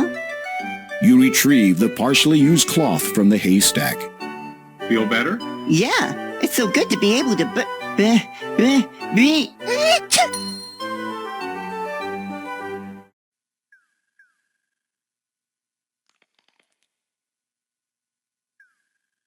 A shiny silver needle lays on the ground near the haystack.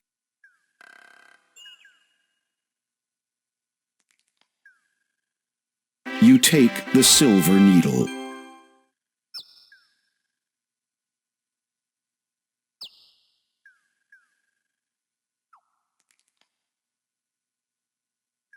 It is a tiny silver needle.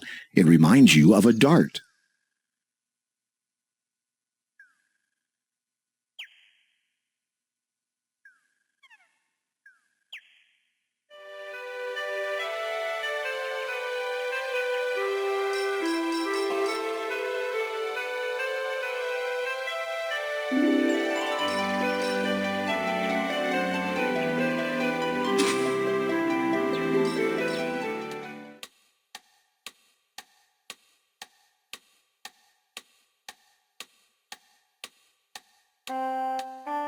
Yes? Could you recommend another good book?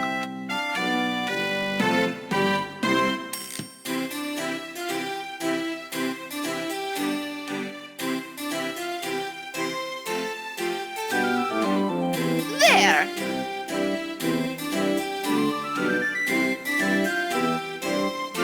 This book is entitled Legends. Browsing through it, you notice an interesting excerpt.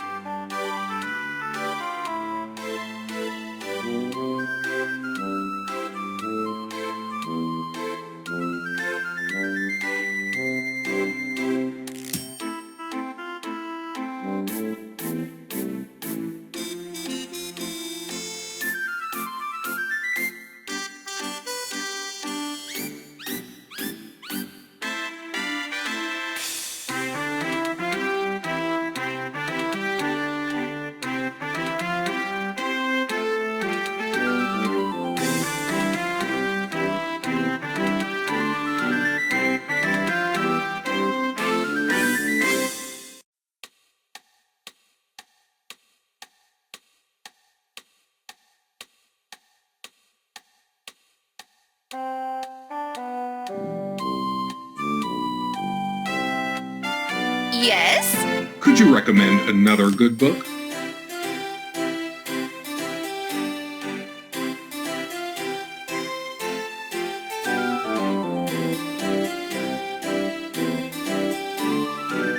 There!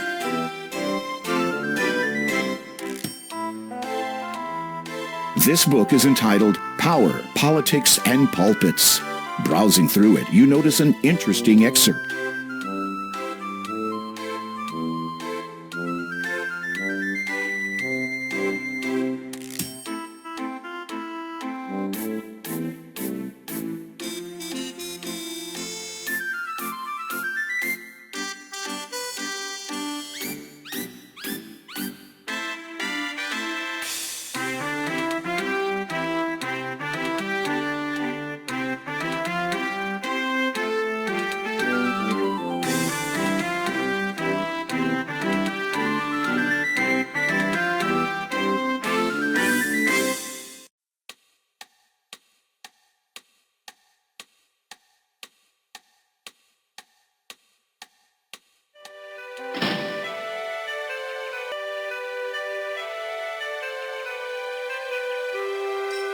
The sign atop the store simply says, A.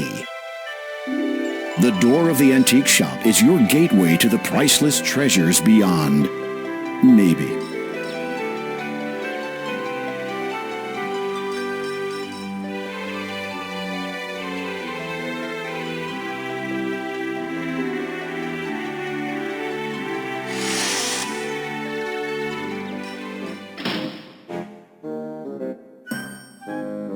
You are inside a cute little antique shop. Old furniture and knickknacks clutter the place. Against the wall, a low bench displays an assortment of items. Ah, dragonfire! Oh, no, wait. It's just a mounted dragon head. Whew. An expensive-looking statue catches your eye. It is sculpted of white marble and appears to be the only item of any real value within the shop.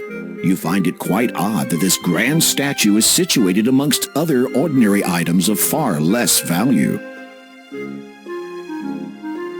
It's a weather vane with the obligatory depiction of a rooster.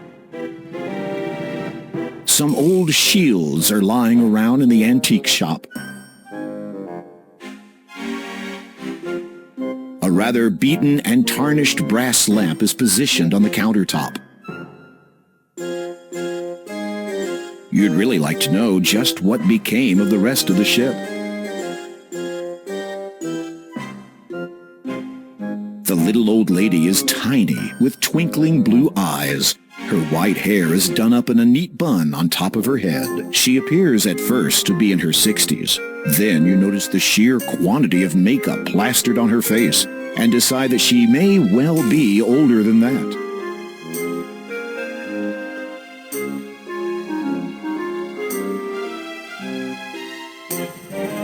Good afternoon.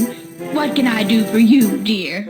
Hello. Do you sell anything that would aid in ascent up a mountain? Unfortunately, I do not sell climbing equipment, or anything of that sort. This is really a specialist store. Oh. However, I do have an item which you might find useful. This lamp is said to contain a genie. Never tried it myself, of course. I do not believe in using magic to solve my problems. Nature has made us as we are, and we should be glad of that. Uh-huh. How much for the lamp? The old lady hesitates. You sense she wants more from you than your money. You hope it is not anything that you will regret.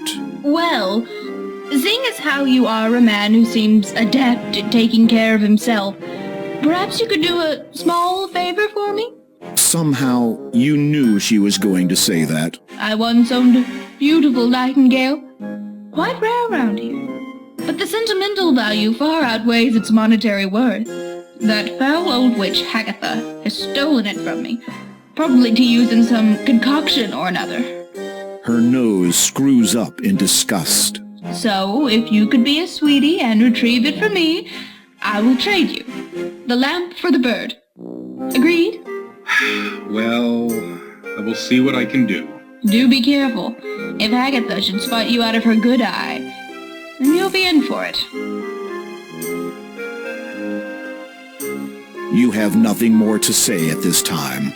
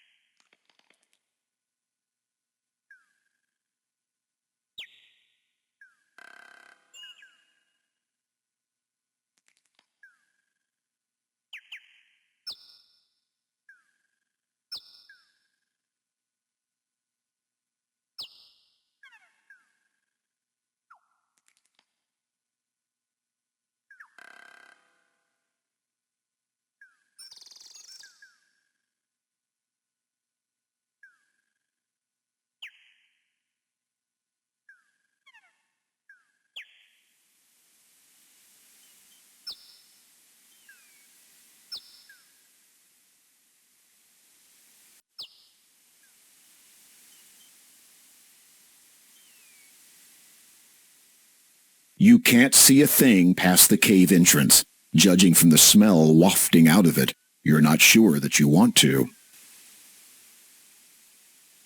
Unless you are mistaken, the symbol above the cave entrance bears a striking similarity to a bat. A shiver runs down your spine as you look at it. It's almost as if some dark force were radiating from it.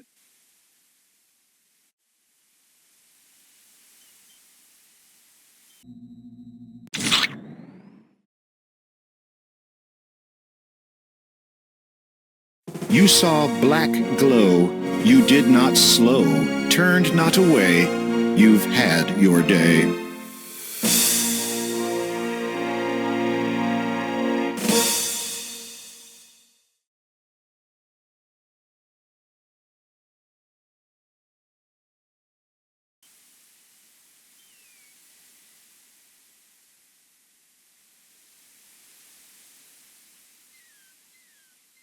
It is a human skull with a radiant blue stone wedged into its eye socket.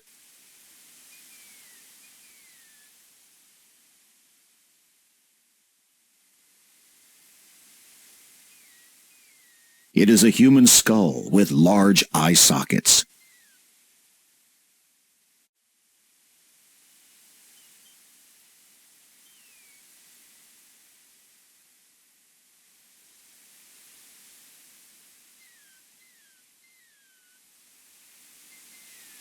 As you attempt to place the birth gem into the skull, you discover that it does not fit properly. Instead, it juts out uselessly like a bulging eyeball.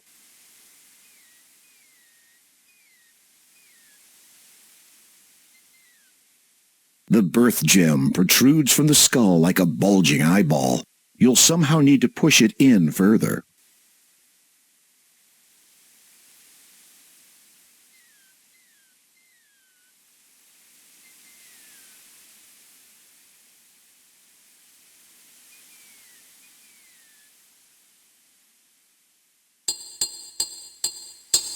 You gently tap the birth gem with the mallet, hoping not to break it.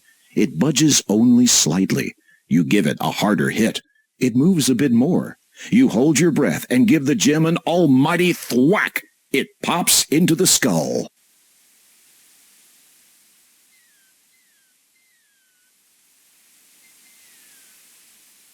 The birth gem is now fully inside this skull's eye socket.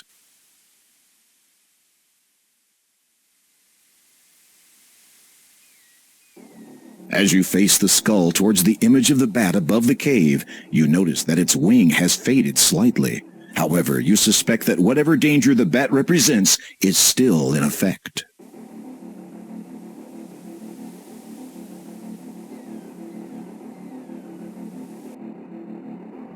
You turn the rightmost skull so that it faces the bat symbol above the cave entrance. The power of the two skulls combined has caused the bat symbol to disappear. You sense whatever danger it represented has now subsided.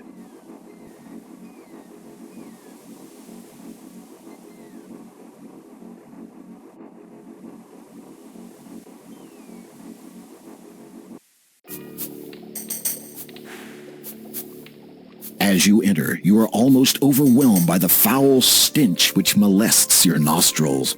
It is obviously coming from whatever Hagatha is cooking in that large cauldron of hers. There are some things of interest on the other side of the cave, but you have no means of crossing over there safely at this time.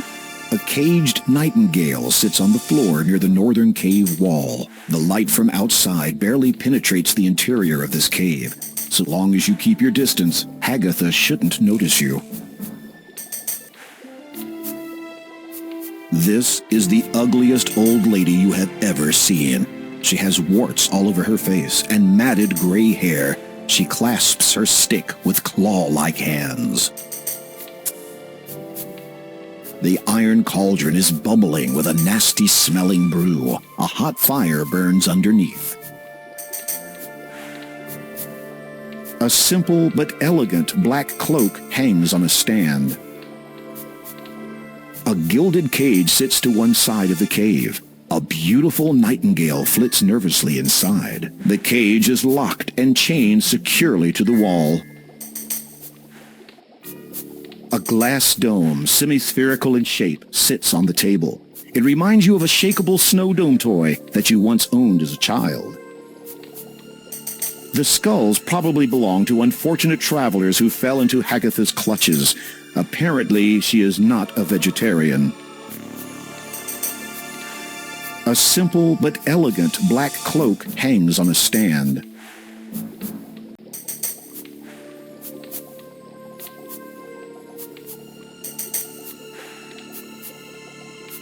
Being as quiet as a mouse, you slide your hand inside the cloak to discover a deep pocket. Amongst sticky and disgusting spell ingredients, you find a tiny silver key and a peculiar golden ring-shaped device.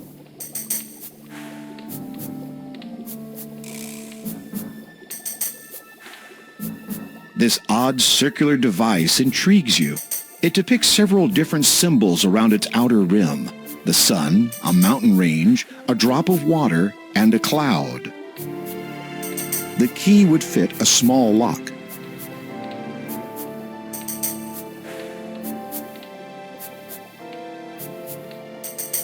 A gilded cage sits to one side of the cave. A beautiful nightingale flits nervously inside. The cage is locked and chained securely to the wall.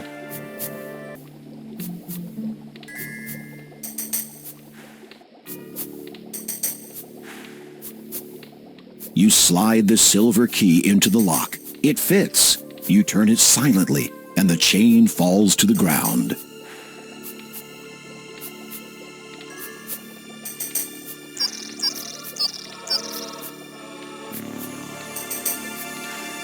Uh-oh, Agatha has seen you. Well, you are the gentleman, saving me a lot of trouble by coming here.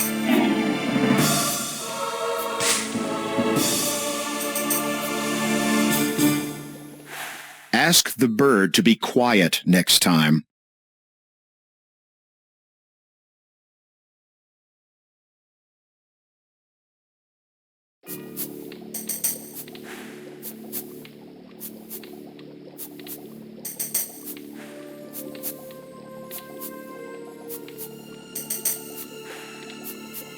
You slide the silver key into the lock. It fits. You turn it silently, and the chain falls to the ground.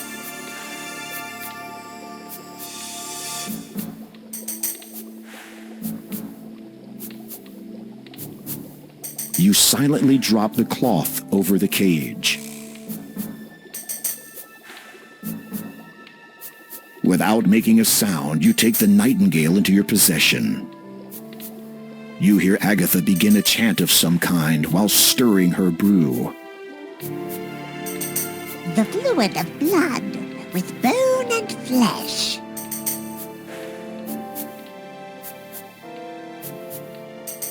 Twill make my complexion young and fresh.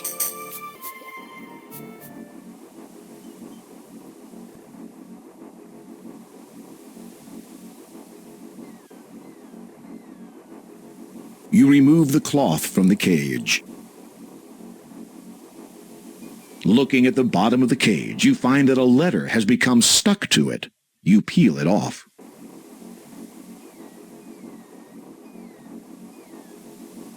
The paper is slightly crumpled and dirty, having somehow become stuck to the bottom of a bird cage.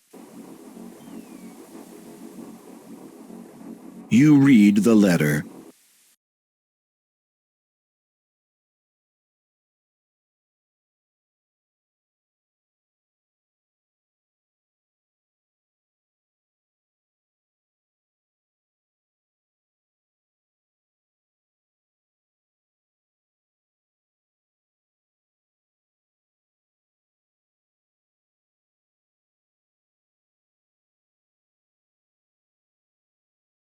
The letter puzzles you, but you put it away and continue your quest.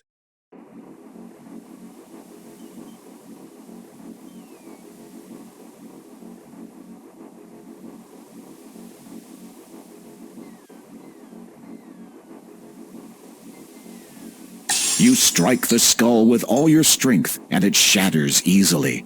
The birth gem clatters to the ground, along with a multitude of bone fragments.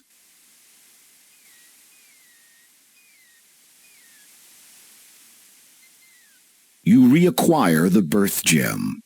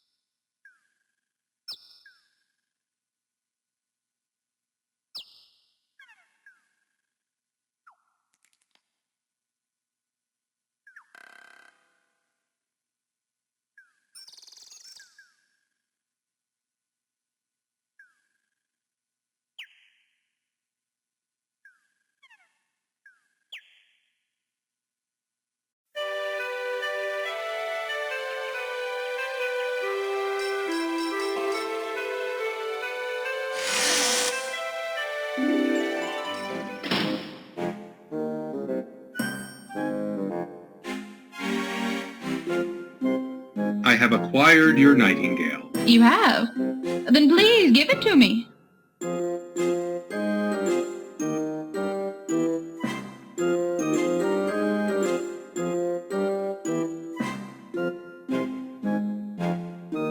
You offer the nightingale to Angelina. The sheer elation on her face almost makes the whole risk worth the while. She snatches it from you and proceeds to fuss over the bird. You wait for a moment, but it seems she no longer notices you. If you don't mind, about the lamp you promised me in trade for the nightingale? The shopkeeper looks up at you vaguely. She gradually remembers that there is another being in her world. Yes? Oh, yes, take it. You'll have no beginning of use with it. Don't you mean no end of use? Of course. Whatever you say, dear. You hear Angelina muttering cheerfully to herself as she exits. Finally, I have the final ingredient for that marvelous youth potion. I'm going to beat you to the punch, my dear Agatha. Serves you right for hoarding this sweet, juicy thing to yourself. You feel a nauseous tinge in your stomach. Well, at least the lamp is now yours.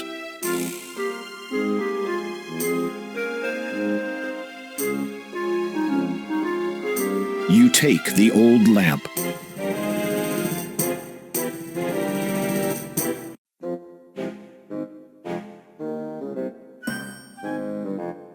The oil lamp is fashioned of brass and has been tarnished. There's a spout at one end and a round handle at the other. The lamp is empty inside.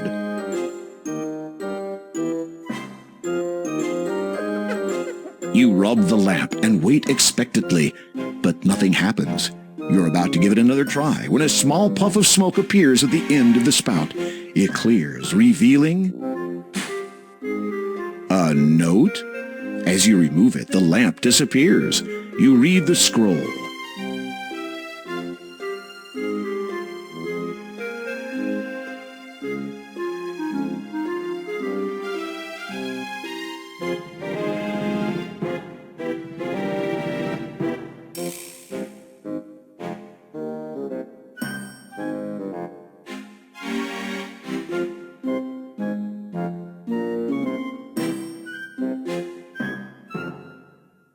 You examine the statue up close.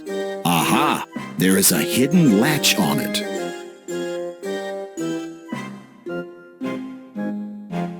You flick the latch. A trap door opens up in the floor.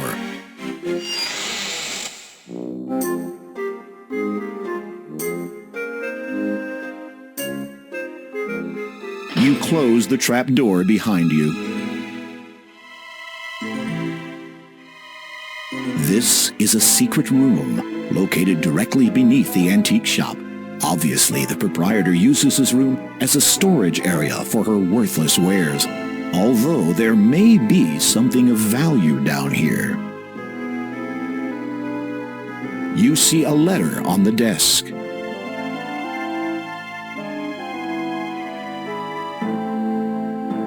You read the letter sitting on the desk.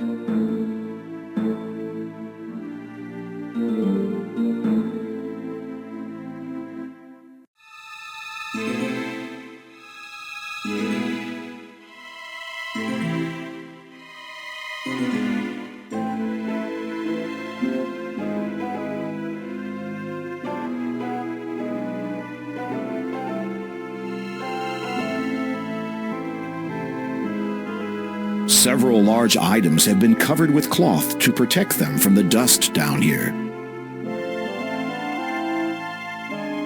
A beam of light filters through from a crack in the floorboards above. There is a soft pile of down and dust. You see a colorful rolled-up carpet.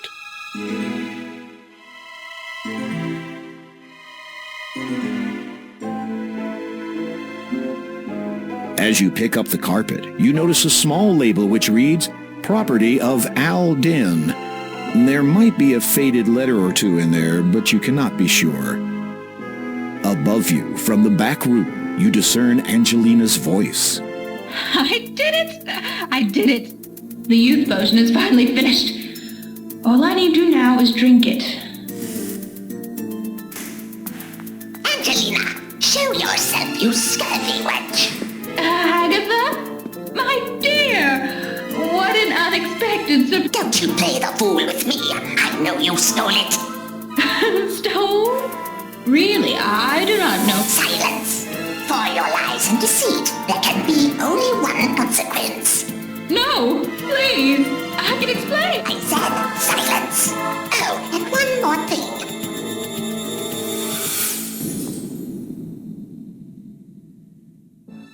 Your invitation to join us is revoked. What is this? Ah, the youth potion at last. Oh no! Drat! Now what was that spell for removing floorboards? Curses! I shall have to go back and look it up.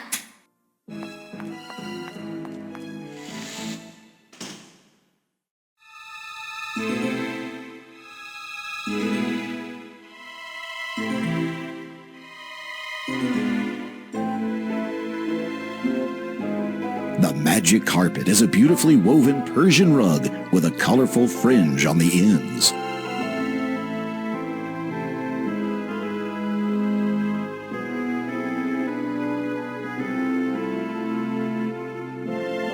You fish around in the pile of down and successfully retrieve the youth potion.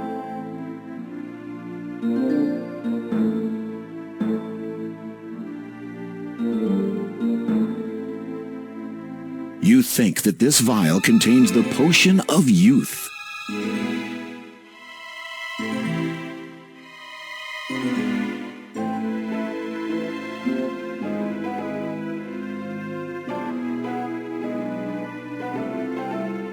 Cautiously, you open the trapdoor ever so slightly and peer into the room above.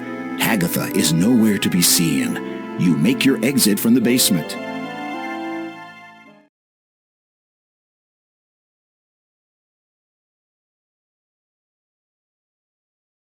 You flick the latch. The trapdoor closes and conceals itself into the floorboards once more.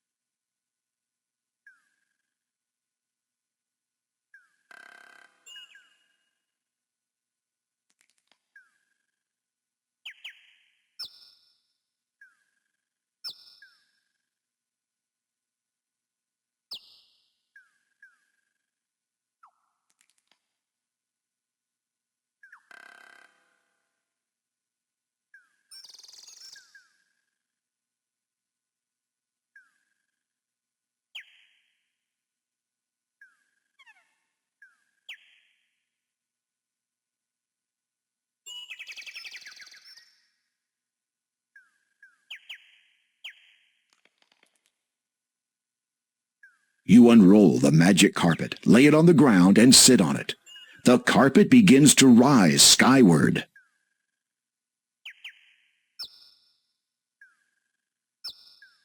As you ascend higher, you realize that the carpet is beyond your control. It glides through the air on a seemingly predetermined course.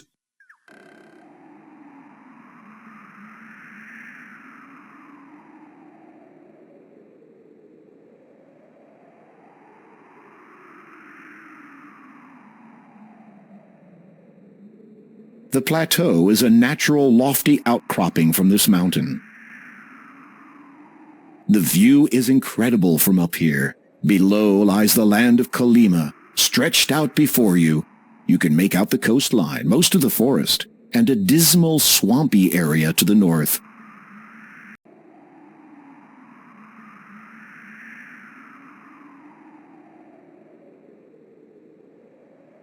You have just discovered the gravity of your situation.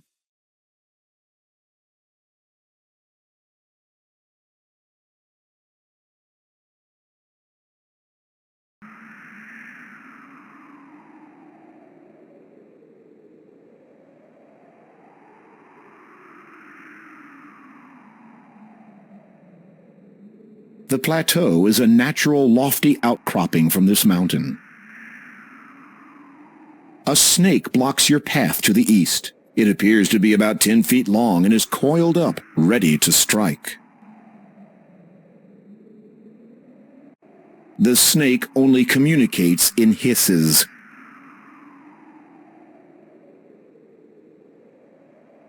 You bravely approach the snake with your bare hands.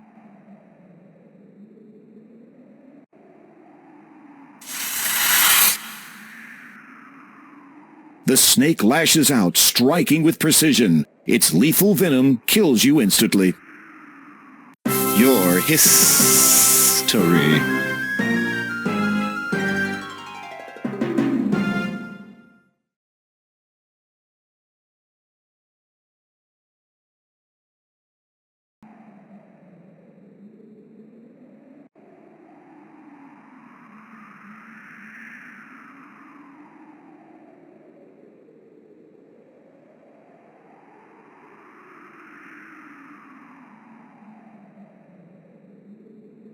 You dangle the shimmering opal in front of the snake. It soon falls hypnotized in typical snake fashion.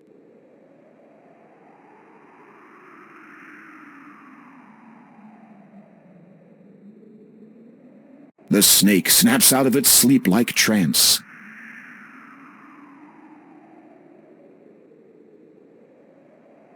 The plateau is a natural lofty outcropping from this mountain. There's a rock up here. Fancy that.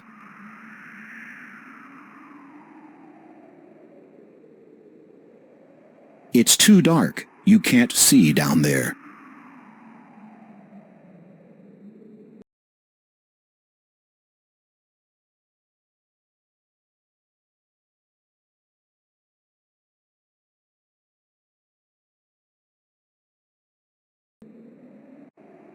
You reach into the cavity and feel around. What is this? You've discovered a button hidden inside the rock. You press it and wait to see what happens next.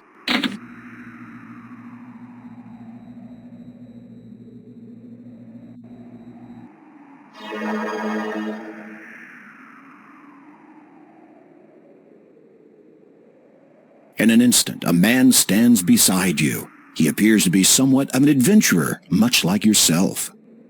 Greetings. I am King Graham of Daventry. The newcomer nods in greeting. Without a word, he respectfully appraises you. You notice about him the manner of one who has only recently learnt the meaning of heroism. From where do you hail, good sir? The man opens his mouth to answer, but then pauses to consider that question. Evidently deciding that irrelevant exposition would serve neither party, he casually gestures to the hole in the rock behind you. Might I inquire something of your identity? After a brief search of his own person, the man pulls out a scroll card and hands it to you.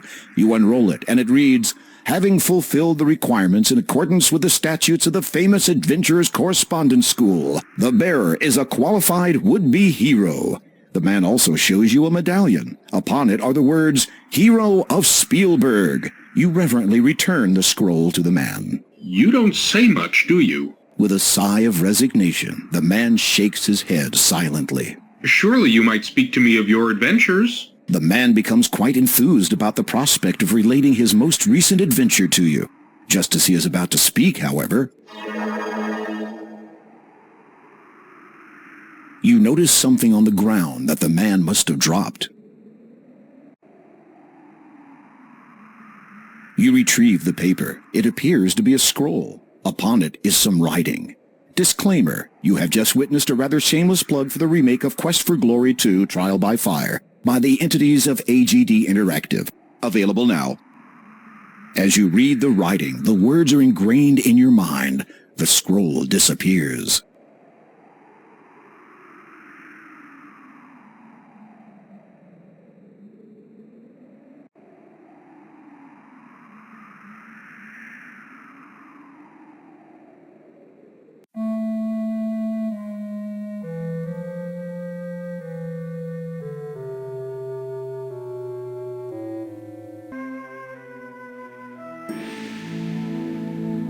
As you had been expecting, this is your average, ordinary, run-of-the-mill cave. You are naturally surprised to see it is fully decorated and very well furnished. A collection of books are stacked side by side on a nearby shelf. Most of the titles are written in a mysterious language that you don't understand, so you suspect that they are about magic.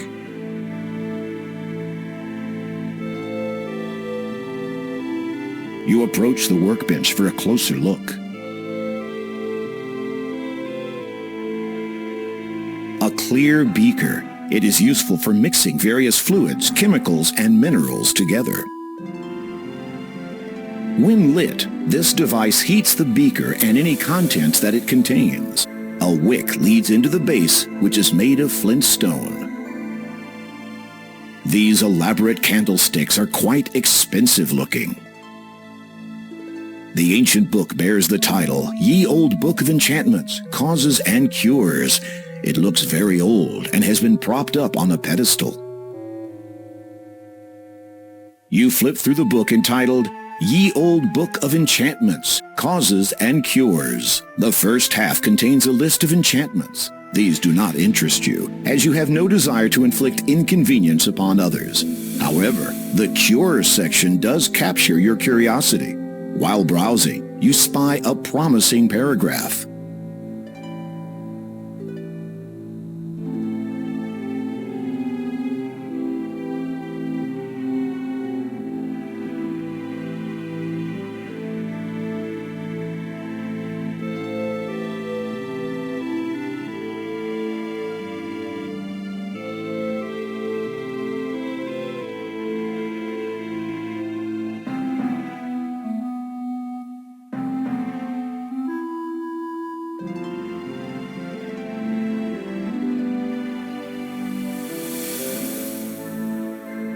You toss the earrings into the beaker.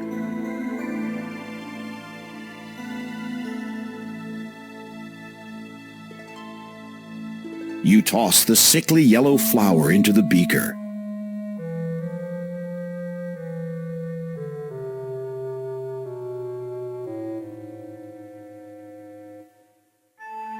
You strike the head of the mallet against the flintstone. It sparks, and the wick catches alight. You watch, fascinated, as the two unlikely objects melt under the heat of the magical flame.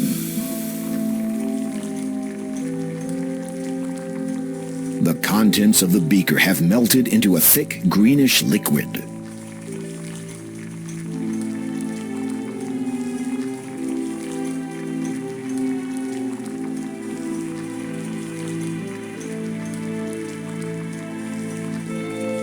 You stir the mixture carefully with a white feather.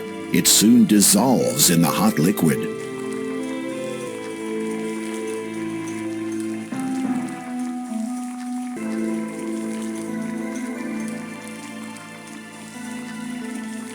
You manage to dislodge the crystal that had been set within the hilt of the sword almost a millennium ago.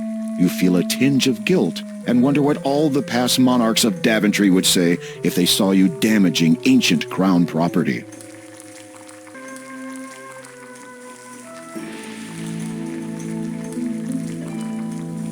The stunning clear stone used to belong to your ancient sword.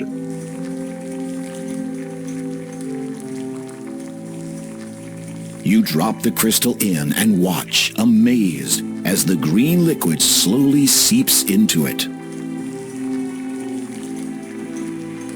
Heed now these words. Crystal, perfect. Green is thy hue. Restore, correct.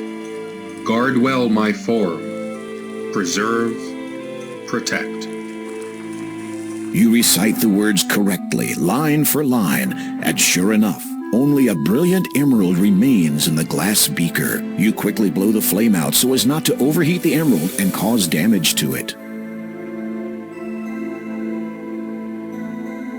Picking it up gingerly, you're amazed that the emerald took virtually no time at all to cool.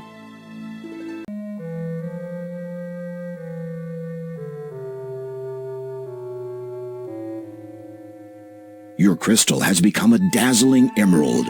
You sense magic in its refracted light.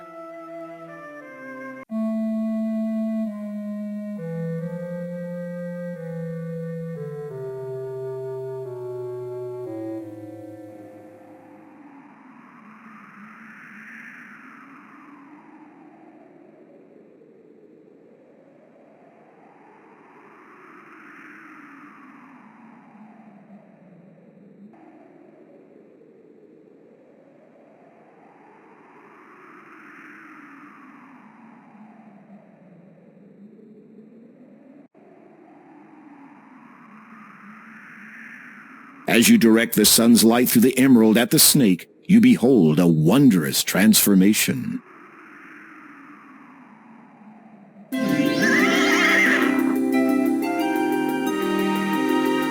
Before you now stands a magnificent winged horse.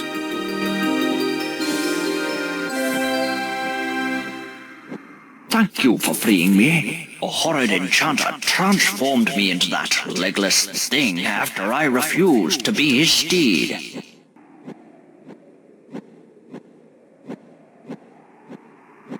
That was quite a gamble, to refuse an enchanter. True, but I could not have accepted, even if I had wanted to. For I am a disciple of the cloud, and can serve no land dweller. Disciple of the cloud? What does that mean? First, tell me of what you seek up here. You take a deep breath, then explain about the Door of Destiny, the gems of nature, and your present quest to locate the growth gem. So, you seek the air gem? Yes, that is right. You know of it? Most certainly. But you will not be able to reach it by any means available to you or any of your kind. I would gladly take you to it, but alas, the enchanter took and hid from me my bridle. Without it, we could search for 1,000 years and still never find the cloud spirit. Where did he hide your bridle? I do not know. Perhaps a clue may be found in that blackguard's abode behind me. What is this spirit you speak of? The essence of what you seek. It passes through us as we grow, all through our lives, though few are ever aware of it. You will know soon enough when I take you to it. Why do you choose to serve this cloud spirit? It is my destiny, and I must fulfill it, just as you must fulfill yours. I was not aware that I had one. All of us have a destiny. Some are predestined, others are determined by choice. I believe yours to be of the latter. You don't have anything else to say to the steed.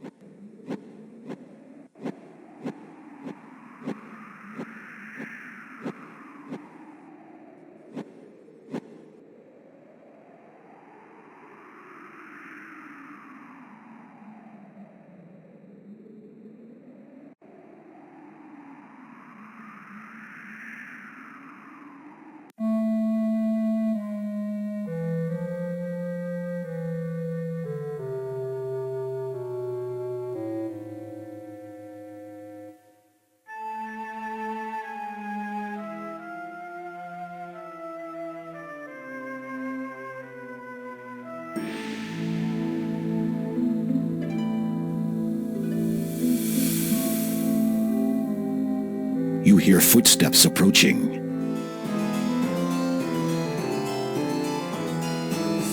Uh-oh, the enchanter has caught you in his lair. He twirls his hands, aims them at you, and then utters some words under his breath.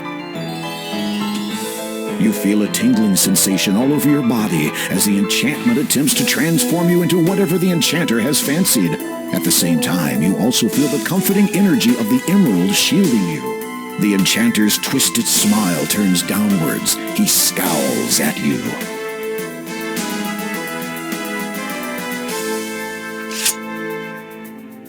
There is a look of panic on the man's face. He does not dare breathe. I hereby order you to depart from Kolyma forever, never to trouble its citizens again, lest you earn the fullness of my wrath. The enchanter looks baffled. You sigh inwardly and try again. Leave. If you come back, then you will get it. The enchanter nods frantically, as much as he can without cutting his own neck on your sword edge. He gestures quickly with his hands.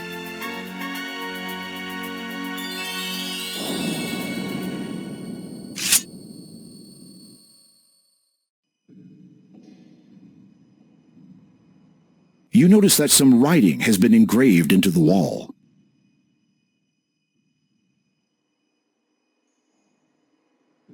You read the inscription.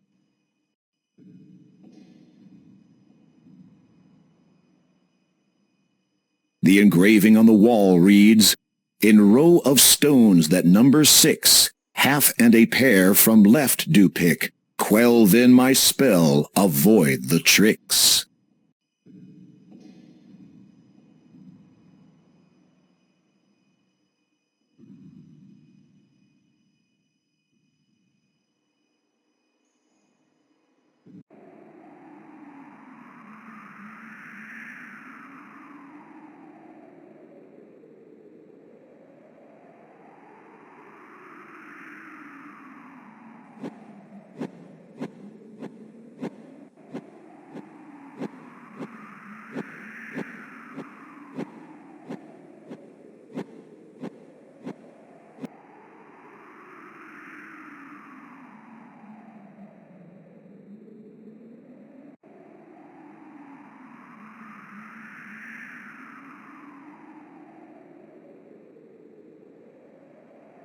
You unroll the magic carpet, lay it on the ground, and sit on it. The carpet rises into the air again.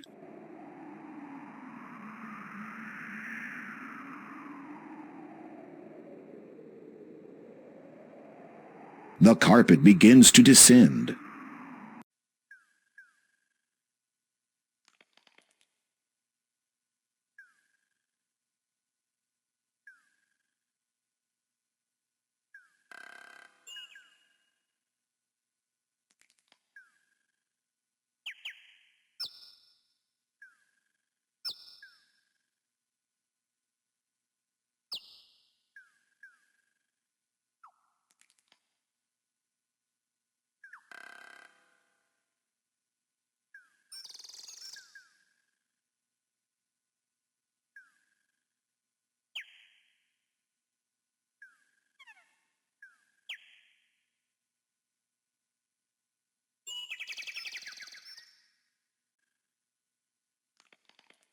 There is an enormous rock mound nearby. Vines and creepers run down it and twist through the cracks and crevices. Beneath the mound are some smaller stones.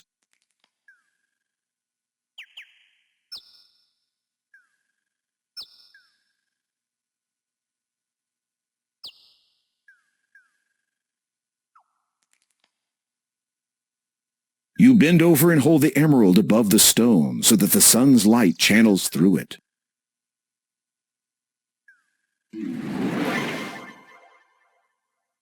Incredible! The rock has transformed into a silver-studded bridle.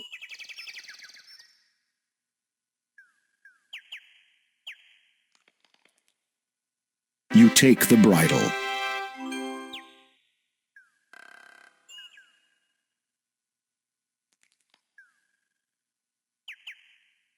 The leather bridle is studded with silver rivets and a silver bit.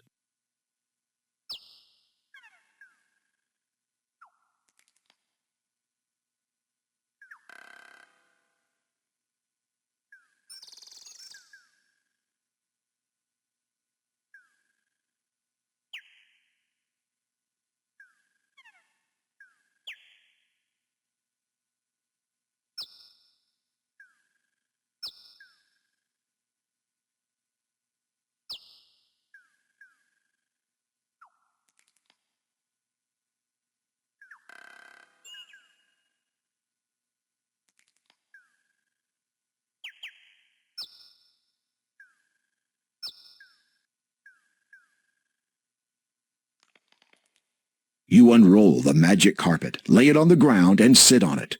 The carpet begins to rise skyward.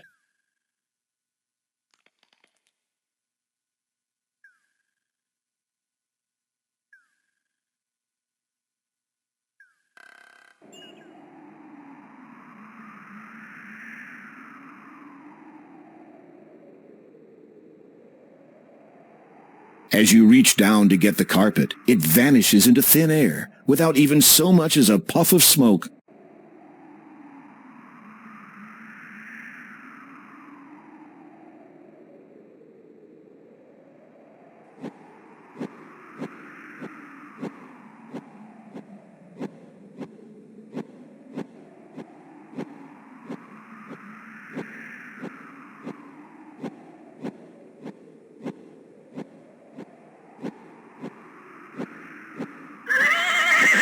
You slip the bridle over the horse's head. It whinnies its approval. Come, climb upon my back.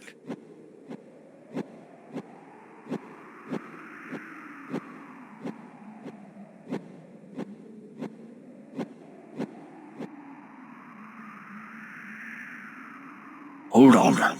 This will be a little accelerating.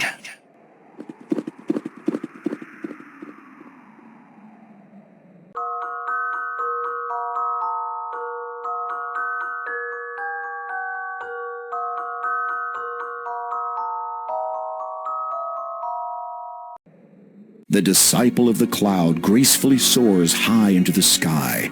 You grip the reins tightly and hold on for dear life as he swoops and dips between the clouds. After a time, he draws near to a thick patch of luminous mist. As you pass through it, the horse sets itself down, seemingly on top of a cloud. It is all right. You can dismount now. Believing that you have finally lost all sense of reason, you dismount and prepare for a very long drop. And find yourself standing on a cloud. How is it possible that I can stand upon thin air? Such are not the questions you should be asking. You have come for the Air Gem, or the Growth Gem, as it was once named by the ancients. It has not been termed thus without reason, for one who would have the gem as his own must prove himself grown and thus worthy of it. Meaning, no disrespect. Cloud Spirit. Thank you. You must agree, Cloud Spirit, that I am a man fully grown, thus fulfilling your prerequisite. A howling wind deafens you momentarily, though you feel nothing on your skin. The Cloud Spirit speaks again, a little more forcefully. It is not enough that you have grown in body. That much is evident. It must be proven that you have also grown in both mind and soul. So on these shall you be tested. Tested? Those who bear the burden of king are expected to possess certain qualities. Your actions will be judged against the weight of these. It shall be seen whether you are deserving of your title. It shall be seen whether you are worthy of the Growth Gem. After a moment of silence, the Cloud Spirit intones, Behold your first test.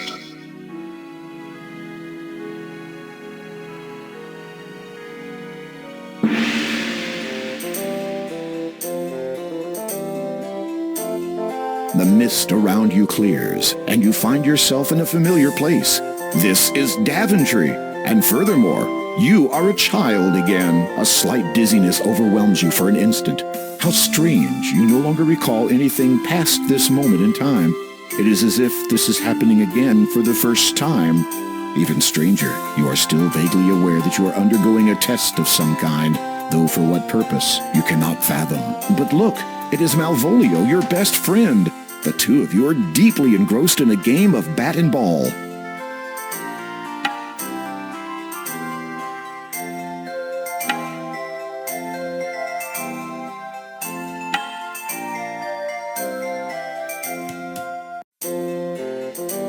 Ouch! Uh-oh! That sounds like the king now! What do we do?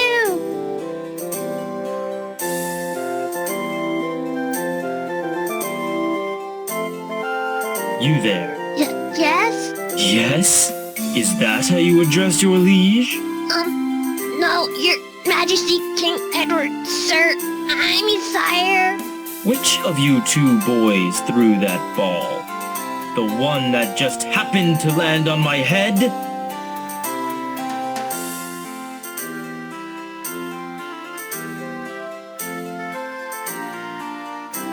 You summon all your courage and speak up. Your majesty, if you please. It was I who hit the ball over the castle wall. It was my fault completely. Please do not punish my friend. The king eyes you carefully. You wonder if you are now in serious trouble. I would not punish one for something so trivial. However, I will see you play your game elsewhere, away from here. Yes, sire. One more thing, my young fellow. You have demonstrated good character today by taking the blame for your friend. The finest knights in this realm demonstrate their compassion by protecting others, even if that should mean putting themselves at risk. I find that to be a rare quality in the many I meet. When you have grown up, I hope to see you again, perhaps in my service. Thank you, Your Majesty.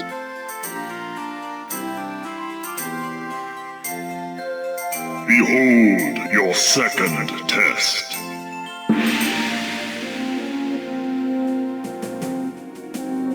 You feel yourself growing older, more so than before the tests began. Again, dizziness overcomes you. Your memory of the previous test fades, and in its place, your mind is filled with the knowledge of everything that has since come to pass. This includes, unfortunately, the dreadful misfortunes which have plagued Daventry since the coming of the terrible three-headed dragon. To make things worse, your 17-year-old daughter has been demanded as its latest sacrifice. In return, it will not harm the rest of the population until the next demand. You would go forth to destroy the dragon yourself, but you no longer have the heart for such quests. Never have you felt so forlorn, so frail. You fear that given the choice, you would do anything to rectify the situation.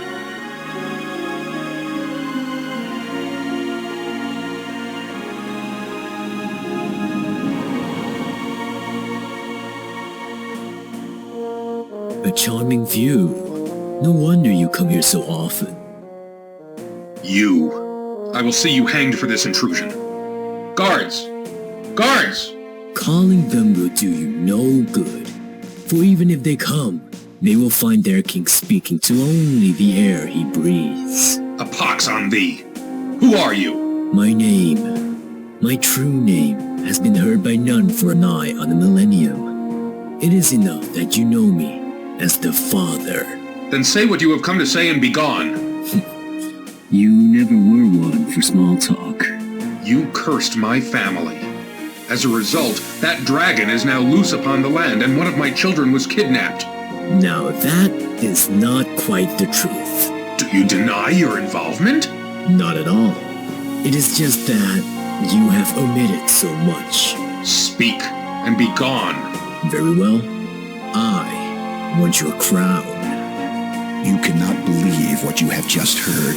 This vile creature has caused untold misery throughout your land for nearly 18 years and has now infiltrated your castle just to ask that you hand over your authority to him? Of all the outrageous... Is that what this is all about? You want to rule Daventry? What would I want with a puny little kingdom when in a few short years I will have more power than Legitimor himself? No, I want only the thing you wear atop your head. Your crown. It is an essential part of my plan. Without it, my efforts to prepare for the ascension will have been in vain. I have waited far too long to be deterred from it now. If you need it that badly, you could have just taken it. You had plenty of opportunities. Are you completely ignorant of the legends of your predecessors? None can possess the crown of the first king unless it's given. If you think for one moment that I would... Before you speak further, consider this. In exchange for what I ask, I shall lift my curse and all that it entails from you and your blighted land. You shall have both it and your family restored in full. Minus your title, naturally. Your mind reels at these words. For almost 2 decades, a countless number of innocent people have suffered under the afflictions Daventry has had to endure. So many more people would continue to suffer indefinitely, notwithstanding the pain you feel over your own family's misfortune. With a simple statement, you could put an end to it all.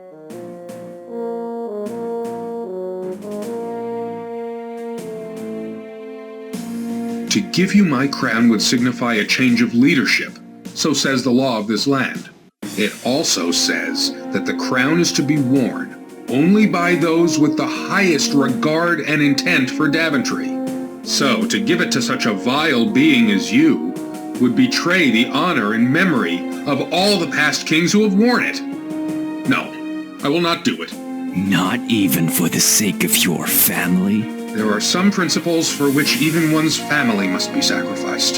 The man appraises you as a scientist would a unique specimen. What an intriguing set of morals you have, King Graham. I almost look forward to the time when you will put aside your obligations here and seek me out. I have foreseen that we shall meet again. Behold your third test. Once again, you feel yourself age. You are many years older now, though still, thankfully, King of Daventry. As before, the knowledge of the previous test ebbs from your mind. This time, however, it is filled with a greater knowledge of all that has come to pass thus far. Many years have passed. Your children, once heirs to your throne, have forged their own paths in other kingdoms. Fortunately, chance has seen fit to fill the vacuum. Following the restoration of the Mask of Eternity, Daventry now has a new champion. How do you feel? I am deeply honored, sire. All right. Now how do you really feel? Scared out of my wits, sire. You smile and feel the lines in your face stretch. You hope you'll get used to it when the true time comes. You know what they've been saying. About my decision, that is. The people question my ability to perform the duties when I have another higher obligation. I believe that I can attend to both with the utmost equity. You do not deny that this obligation may arise at any moment, perhaps taking you away from this country at a time of great need? Of course not, sire, but I shall deal with that troll, as they say, when I cross that bridge. And there is the matter of you not being of royal birth. That does not sit comfortably with some of the nobles. The qualities of truth, right, and order can shine from even the most impoverished of souls. Nobility is defined through one's actions, not one's lineage, Your Majesty. You cannot help but smirk. For a man who had once lived as a peasant, he speaks extremely well.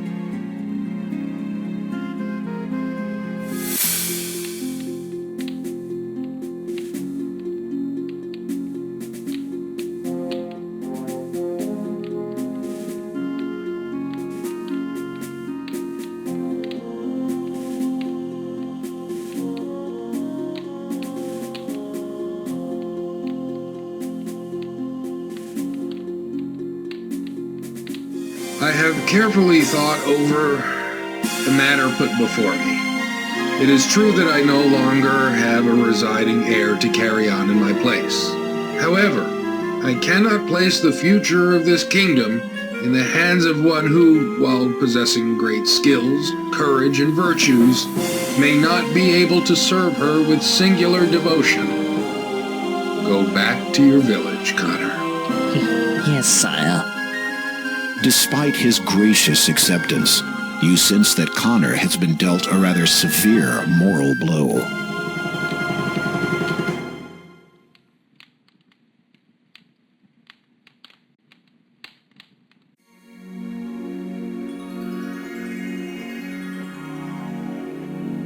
In an instant, you find yourself standing before the Cloud Spirit once more. You also notice that it is starting to get dark. You have demonstrated some understanding of compassion, honor, and loyalty. These attributes transcend the mind and speak of the soul within you. Growth continues unabated throughout the lives of all living things. While you still have much to learn, you will continue to grow in all ways. You are judged worthy of the Air and Growth Gem.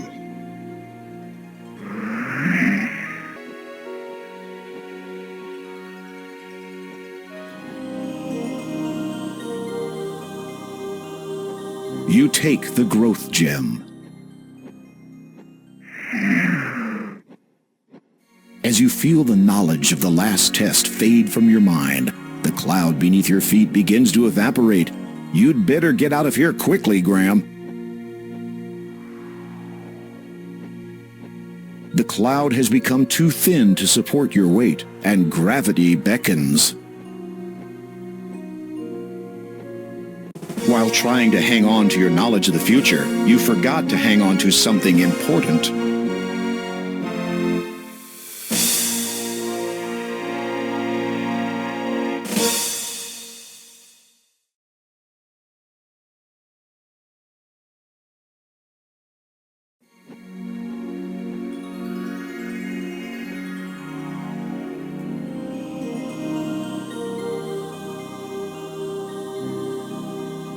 You take the growth gem. As you feel the knowledge of the last test fade from your mind, the cloud beneath your feet begins to evaporate. You'd better get out of here quickly, Graham.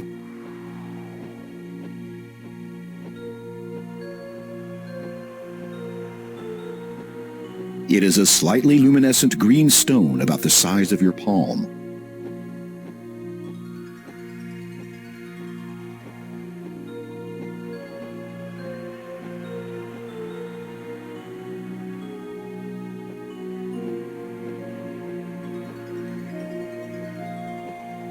Finally, your flight comes to an end. You hope that it will be quite a while before you take to the air again.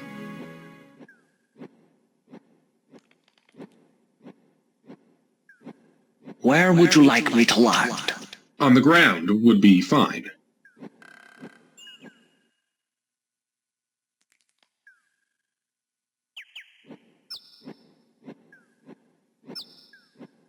Take this sugar cube. It will protect against the poisonous growth of this land. Fare thee well.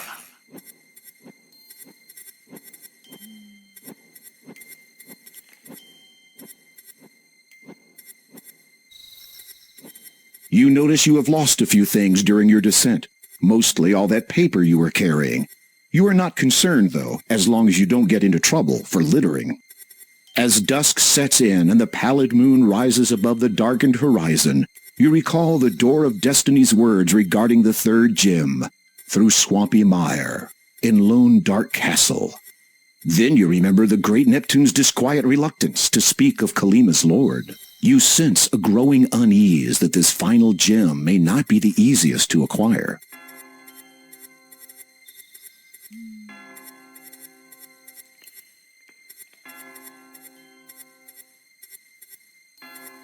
It looks like a normal sugar cube. It does have a bit of sparkle, though.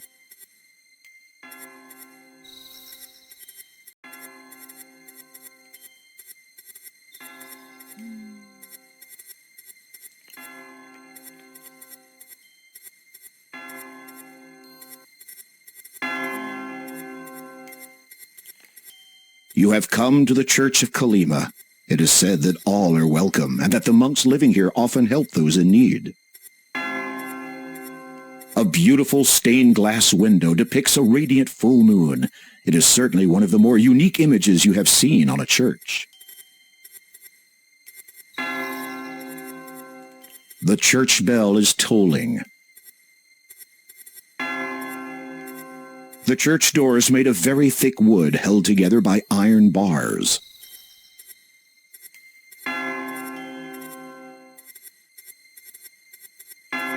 Finding the door unlocked and unbarred, you enter the church.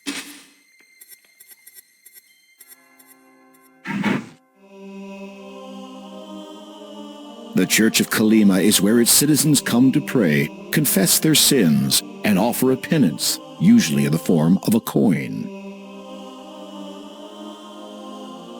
A hideous statue of a grinning fiend forms an archway leading to the church's outdoor cemetery. You notice a Bible on the end of a pew.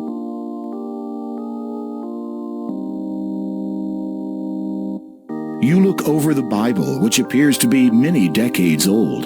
You open it and find that an otherwise blank page at the front has been written on. It is dated over 20 years ago.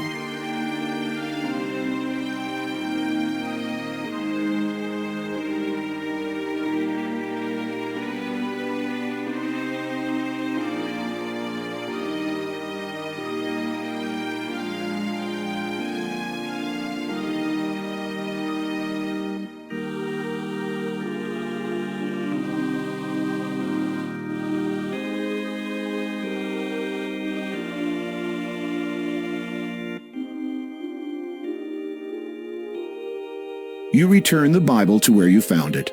You also notice that a page from the Bible has fallen onto the floor.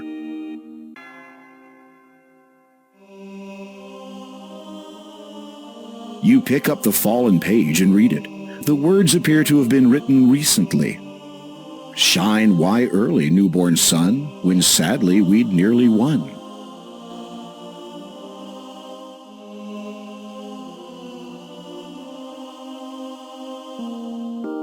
You read the Bible page again. Shine why early, newborn sun, when sadly we'd nearly won.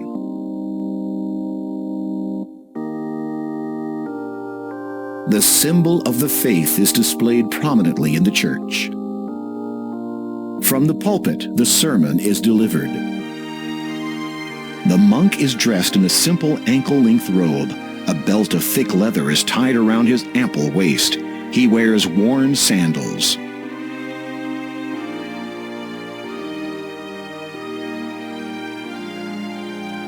Feeling humbled, you kneel down to pray. You rise again after a few moments.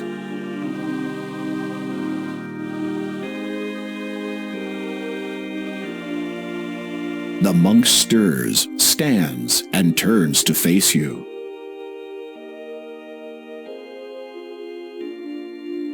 Father, I go now to a place of darkness. While I am stout of heart, the path laid down before me is unclear. I seek only the knowledge that my passage be illuminated by heavenly favor, and a prayer that I may make it through. The monk gives you a reassuring smile and pats you on the shoulder. He then lifts a silver cross from around his neck and places it in your hands. Thank you. You are welcome, my child. You can talk? Of course. I thought monks were forbidden from speaking. Not all churches follow the same rules, and this church is quite unique. Really? How so? The monk just smiles placidly at you.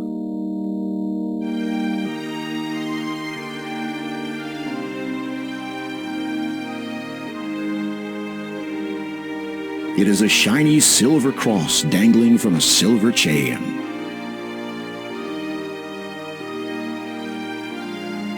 About this crucifix. I believe you will find the cross to be of immense value.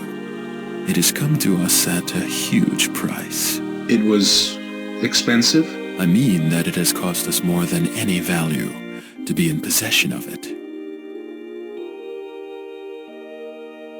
If I may ask, why is it that you only open the church at dusk? We find the late hours more favorable. But surely then you would not have many in your congregation. Yes, that is true. What do you know of the Count? Only that he is a heathen, a blasphemer. You serve God well by going there, my child. Bless you. The monk smiles at you, turns back to the altar, kneels, and resumes his prayers.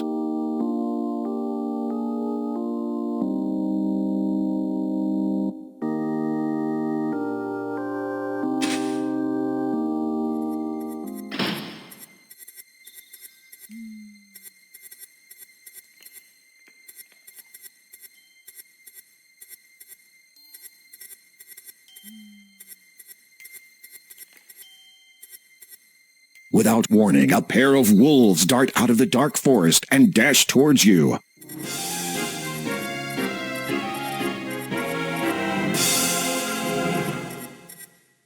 For a minute there, you thought those wolves were going to attack. Curious as to why they didn't, you decide to follow them.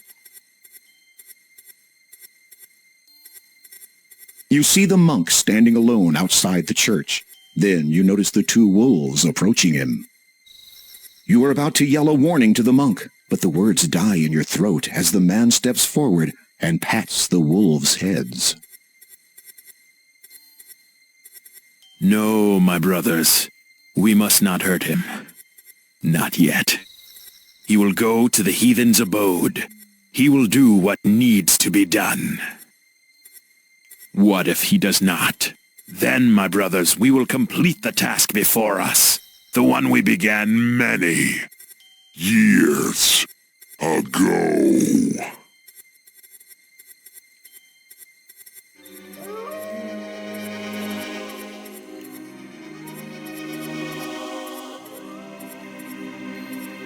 You quickly move away from the church, your heart racing faster with every step.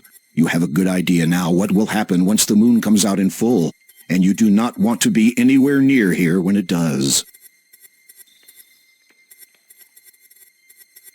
One thing's for sure, you're not getting married in that church.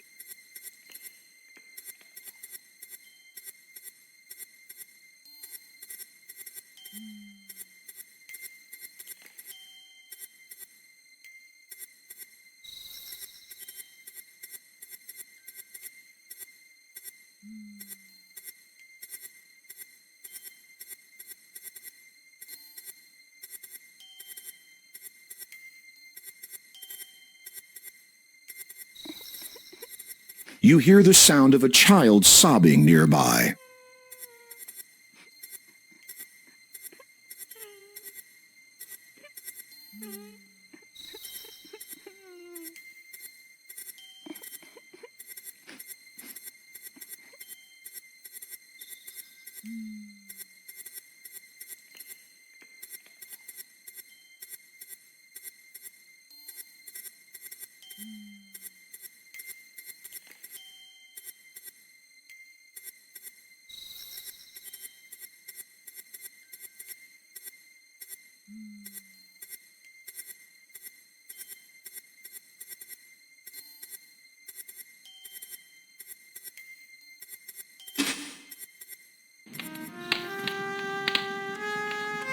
Oh, sir, have you seen my little granddaughter?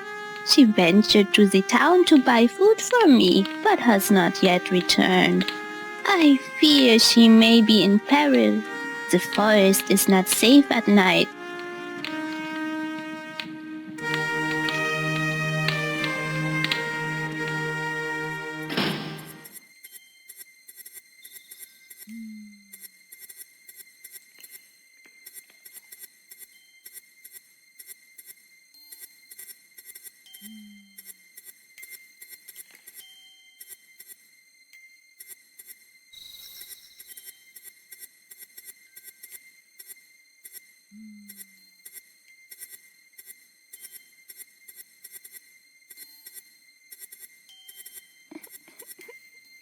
You hear the sound of a child sobbing nearby.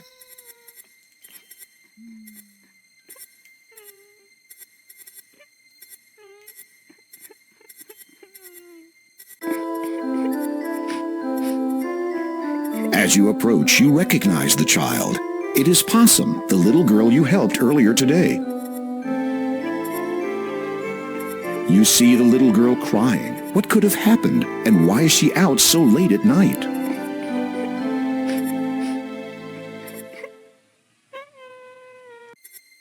Are you all right? What happened? I went into town to buy some chicken soup for my grandma. I always try to reach home before dark, but this eve I lost my way and was attacked. Attacked? A wolf attacked you? No, not by a wolf, a dwarf. For a moment, you're not sure that you heard correctly. A dwarf, did you say? Uh-huh. He jumped out at me, took my food, and then ran away. Listen, I'm going to try to find this dwarf that you say stole your food. You get back to your grandma, understand? Possum nods, says a soft thank you, and heads back home.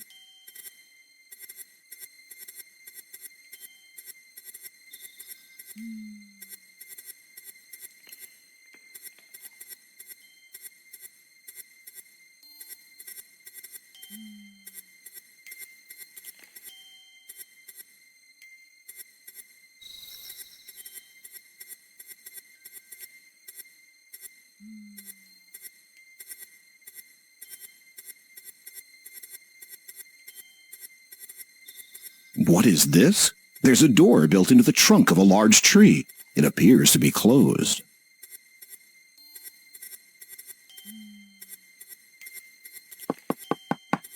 You rap on the treehouse door and wait a moment, but get no response.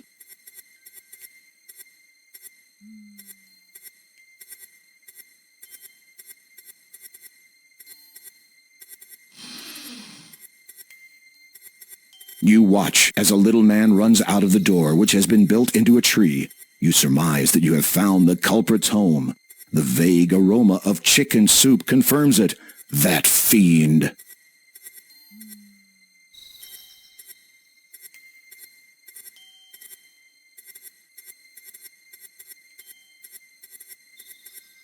Finding the door ajar, you cautiously open it and step inside the tree.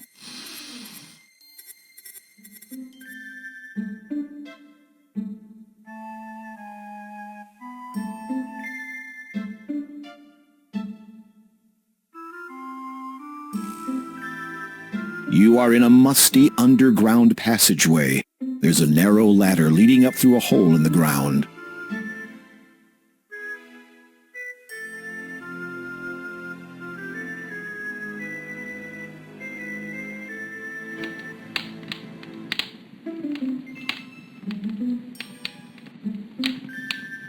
It seems you have entered the underground home of the thieving little dwarf. It is cozy, with a fire crackling in the hearth. A pot of chicken soup bubbles above the fire, giving a delicious aroma to the room.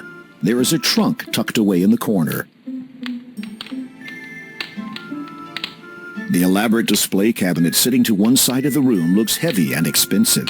You begin to wonder how the tiny dwarf managed to move it all the way down here by himself without damaging it. This contraption looks like some sort of oven. It seems to draw heat from the fire, trapping it so that raw meat may be cooked at a much higher temperature. A very sharp knife has been stabbed into the table. Its blade reflects the light from the burning fire. That's not a knife. The knife you found under a rock one time? Now that was a knife.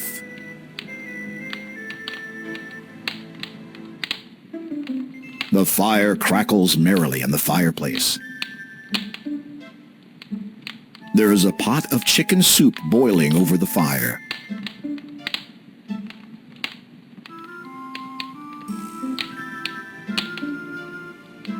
You grab the handle of the bubbling pot of chicken soup. You take it with you.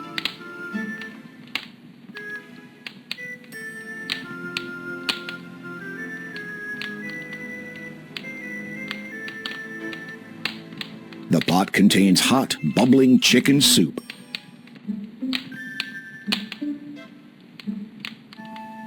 It's a large, empty barrel, balancing on the rickety table. You notice the shelf is located quite high up on the wall for such a small dwarf. Then you see the barrel on the table, and things start to make sense.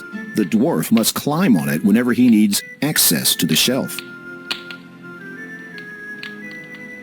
The stocking hats of the dwarf are sitting on the table. An old trunk rests in the corner of this hovel.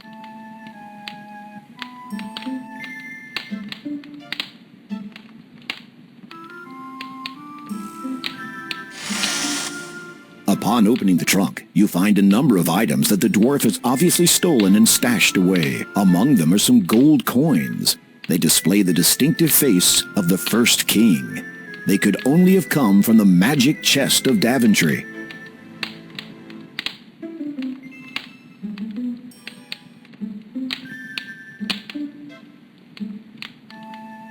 These coins each have the distinctive face of the first king. They could only have come from the magic chest of Daventry.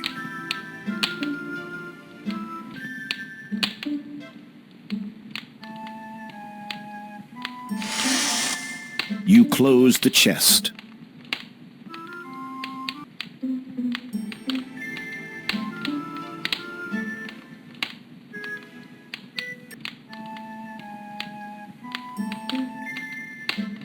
You hear the sound of the door creaking, followed by someone descending the ladder in the next room.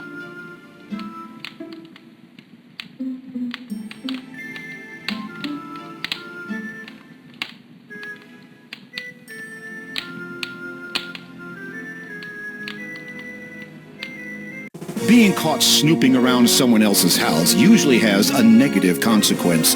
Did you learn nothing from your experience with that witch last year?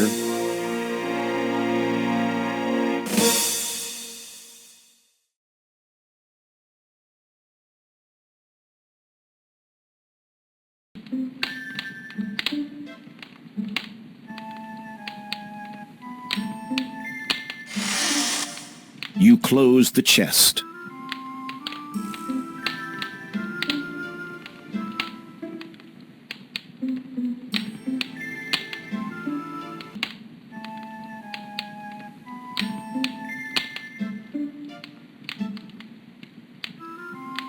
You hear the sound of the door creaking, followed by someone descending the ladder in the next room.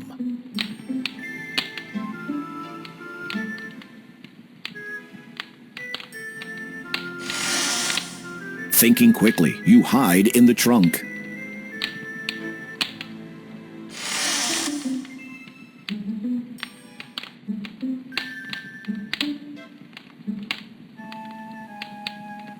The dwarf has entered his underground hovel. Hopefully, he won't discover you in here.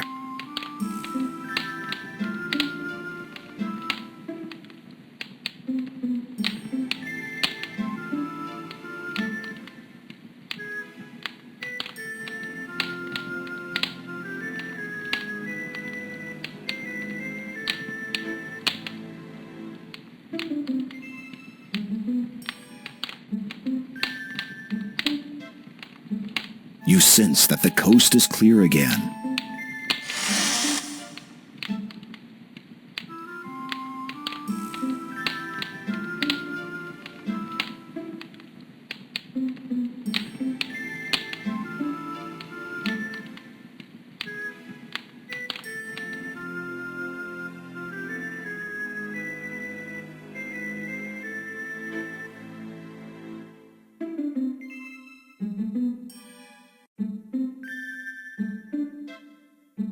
It looks like the door creaked open again after the dwarf left.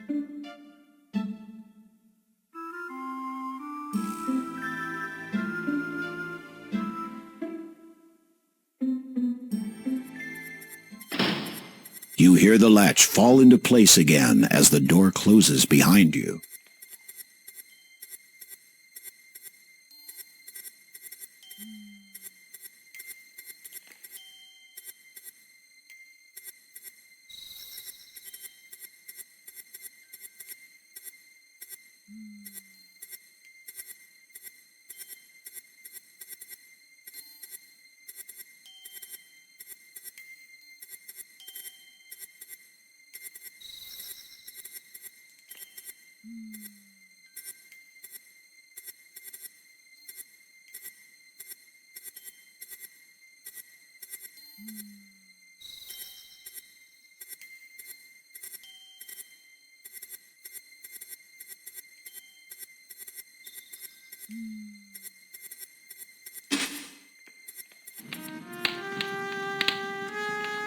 Welcome.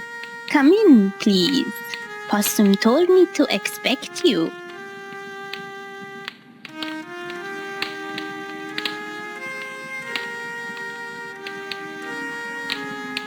Grandma looks too weak to talk at length. Perhaps there's a way to make her feel better.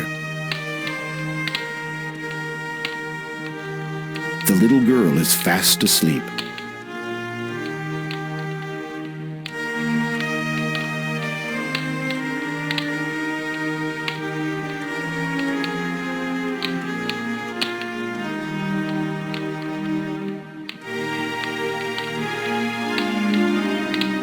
You place the now cold chicken soup over the crackling fire once more. After it heats up to eating temperature, you remove it again.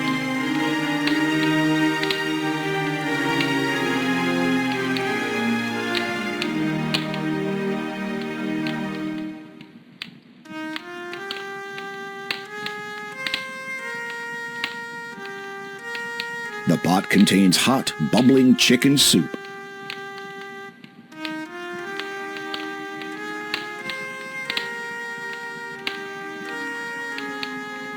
You offer the soup to Possum's grandma. Introduce yourself. and wait courteously while the frail elderly lady eats the nourishing meal. When she is finished, she sets the empty bowl down elsewhere and turns her attention towards you.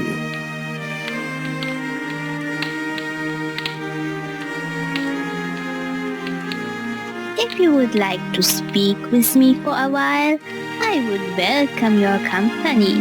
A person should never turn away a visitor, especially when she reaches the twilight of her life. You can't help but feel a sense of finality in the old woman's words. You must have something in return for your kindness. You do not need to risk your safety for an old, worn-out woman like myself. Look under the bed. You should find something to keep you a little warmer on a cold night like this.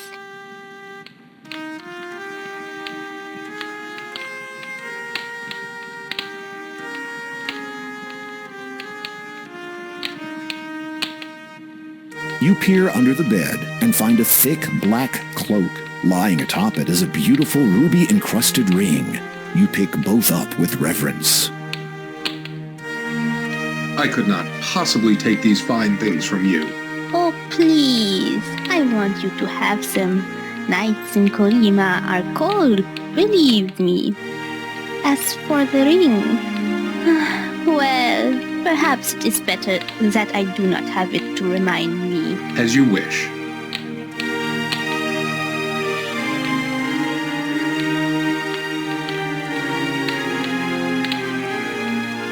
The ring is gold with an enormous red ruby. The word beloved is engraved inside the gold band. The black cloak would fit a taller man than you.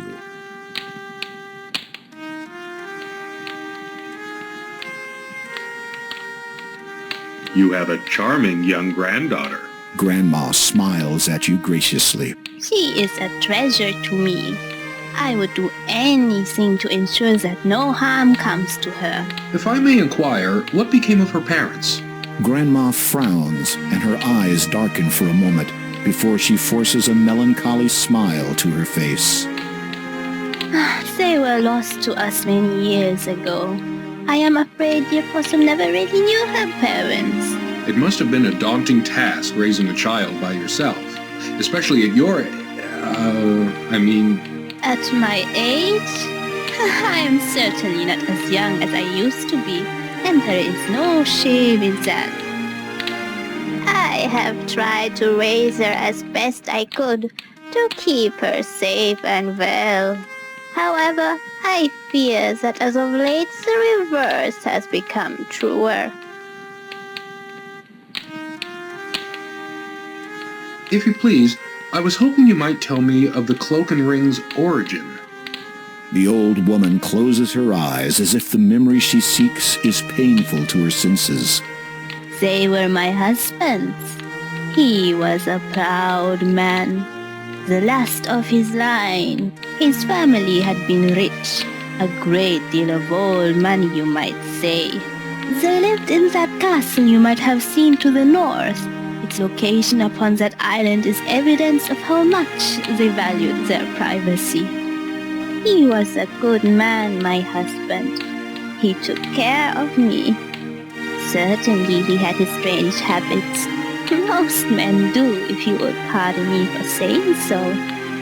I suspect that he practiced magic, so I could never catch him in the act. He would frequently journey afar, taking that black cloak with him wherever he went, to places he would not talk about.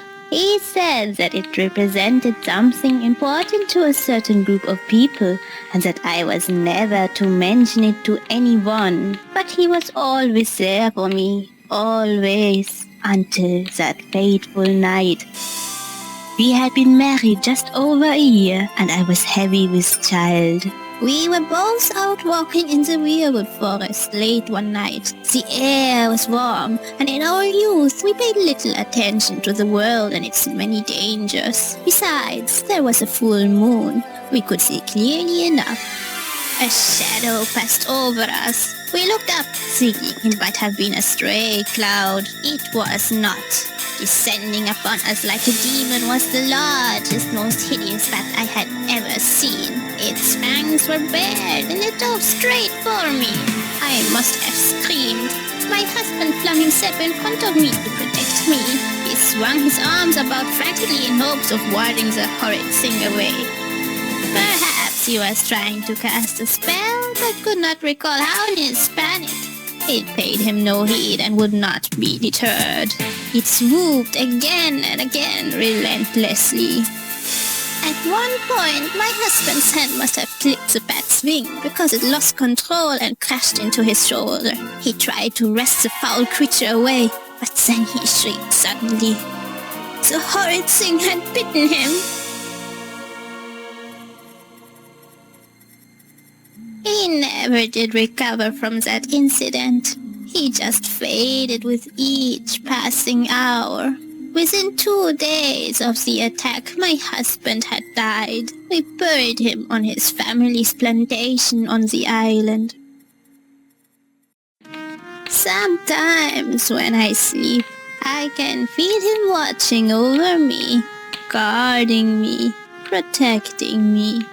I think he is waiting for my time to come so we can be together always. The old lady seems to be dozing off. You can barely hear her final words. I miss him so. Telling the story has clearly taken a great deal out of her.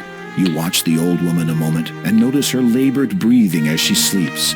Despite the little girl's tireless daily efforts, perhaps there's nothing more to be done.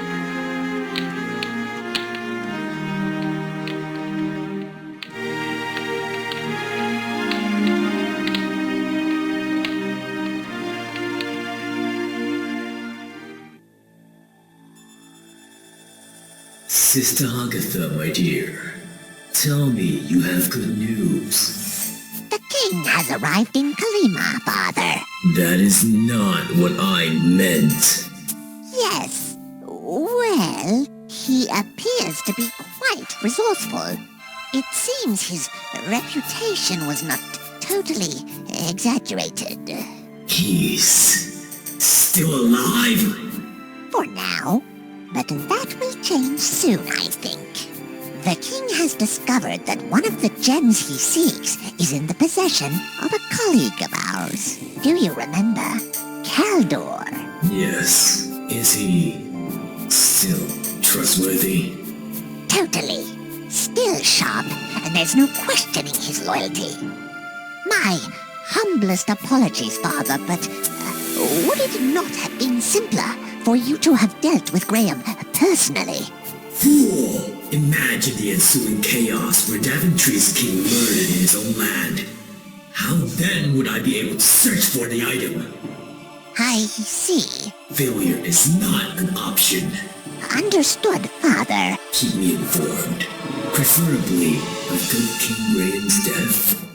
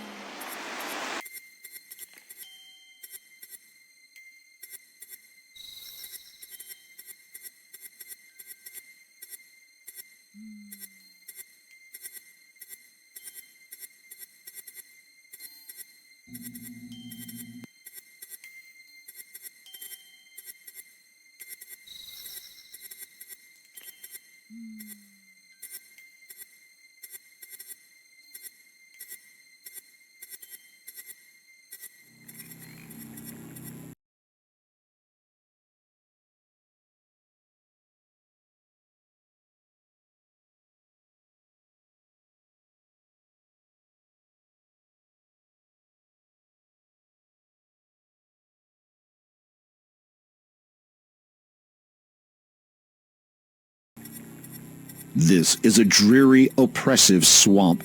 Everything here seems to be growing near foul-smelling water. Very little light manages to filter in through the thick canopy-like leaves from above.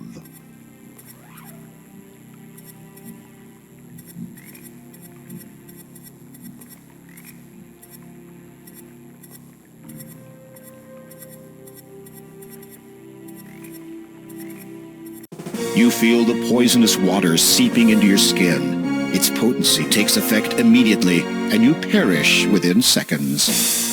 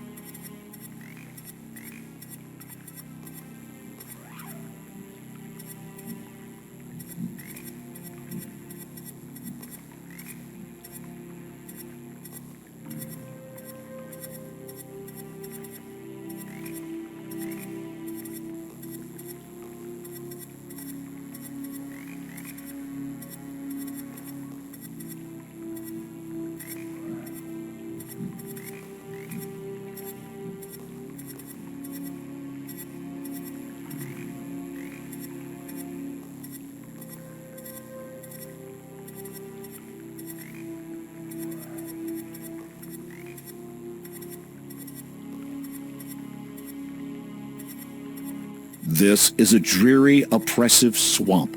Everything here seems to be growing near foul-smelling water. Very little light manages to filter through the thick canopy-like leaves above. In the far distance, you can just make out what appears to be a castle.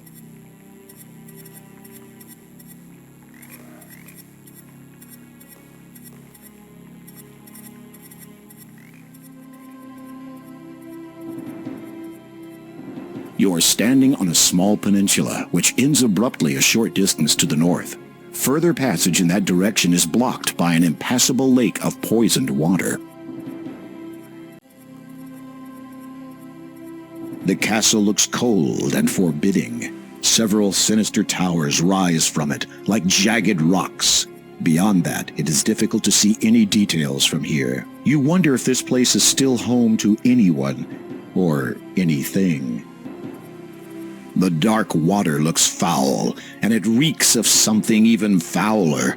You strongly suspect that it may be tainted by poison.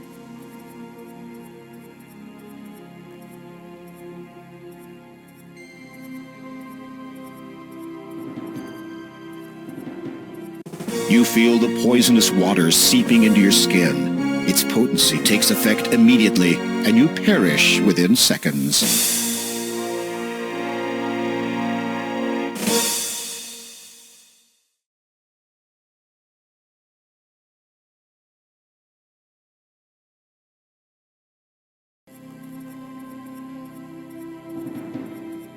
The shrouded ghoul looks very frightening. His hands are little more than claws, and his face is nearly completely hidden inside the hood of the shroud. He is standing in a small boat. Boatman, I need passage. I said... I heard. The ghoul's voice chills you to the bone. It speaks with a deep, resonating bitterness. You cannot make out a great deal of its face, but what you can see has the hairs on the back of your neck standing on end. In life, I would row this boat for the master. Long ago was my untimely death in these waters, but still, I remember many things. Laughter, tears, joy, pain. May I cross, Sir Boatman? You have come to raid the Master's house. This I know, but care not about. You should be warned, though. The Master is not what he once was. Never has this land known a kinder, more compassionate, and nobler ruler than he. But his fate has long since been decided. Down a dark path he now treads, and he feels naught for anyone nor anything save for one other.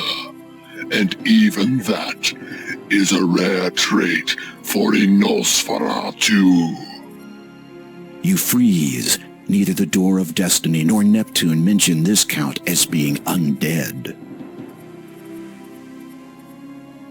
If I may ask, Sir Boatman, how did the swamp come to be here? Is it natural? No. The ground you stand upon was once farming land and dwellings for the peasantry. How did it come to be like this? A score of years passed after the master died, and a great morass opened up, covering the surrounding land with slime and poisoned water.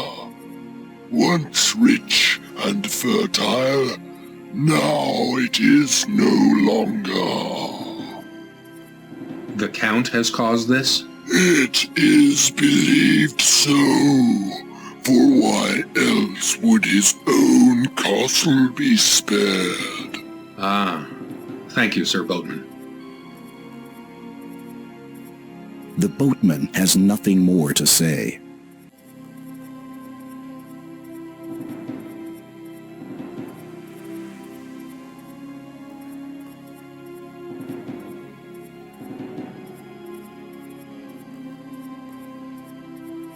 The boatman accepts your payment and motions for you to climb into the boat.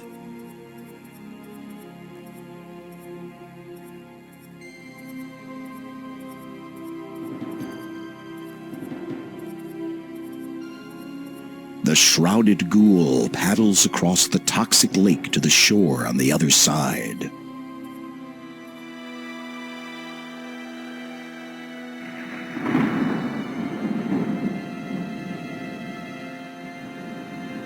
The path leads to the castle's front door. This area is cold and ominous. Up ahead, dark towers rise from a sinister castle. The path leading up to the entrance is lined with deadly thorns and thick brambles.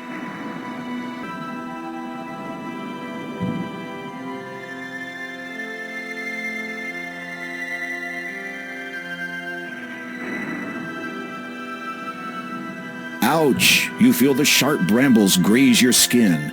Your vision blurs and you begin to feel lightheaded. You feel a heavy coldness run through your entire body. Soon you are unable to stand. Finally, even your eyes become too heavy to keep open, and they close for the last time.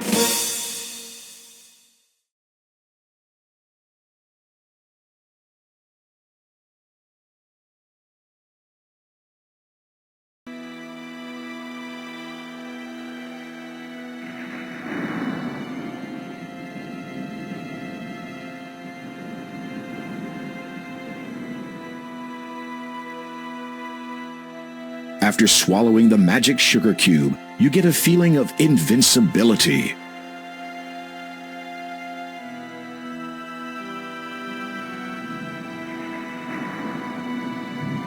The sharp thorns brush against your skin. However, instead of feeling intense pain, you only experience a slight tingling sensation. Evidently, the magic sugar cube did its job.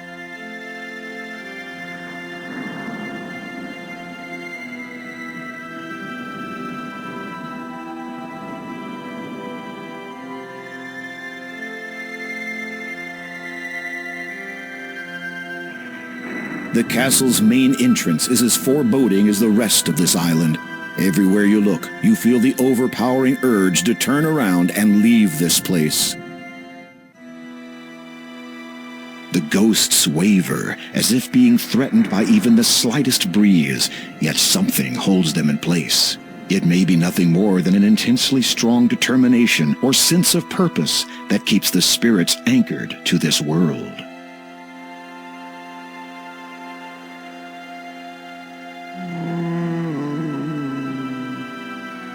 When you speak to the ghosts, they utter a mournful wail. The main entrance to the castle is a set of heavy wooden doors. It looks to be fairly solid. It also looks to be entirely unwelcoming.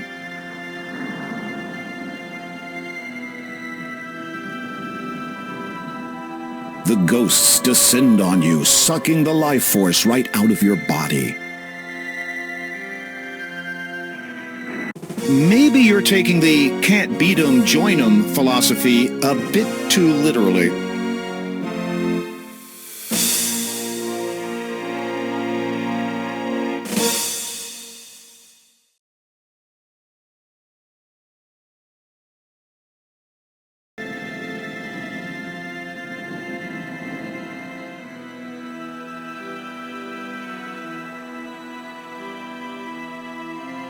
With a flourish, you fling the black cloak around your neck and fasten it.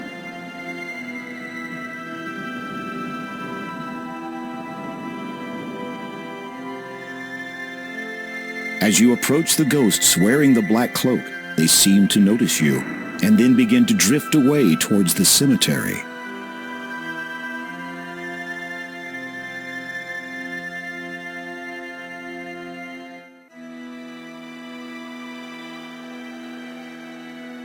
As you reach to push the massive doors open, you realize there are no handles. The only thing visible is a small keyhole, which slightly resembles a cross.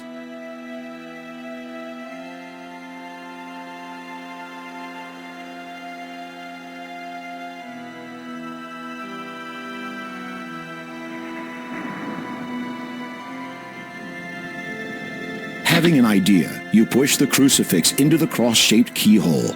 It fits. You hear a click, and the door unlocks.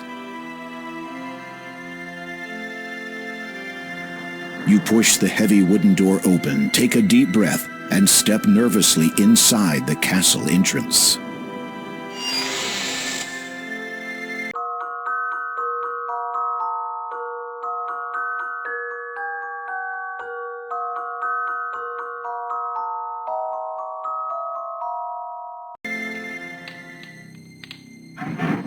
The moment you enter the great hall of the castle, you begin shivering uncontrollably, and not just from the cold. This place has an air of death wherever you go. As if creeping around this huge castle was not enough, knowing full well that an undead creature resides here would unnerve even the most stout-hearted of adventurers. You feel desperate to get what you came for, and anxious to leave as quickly as possible.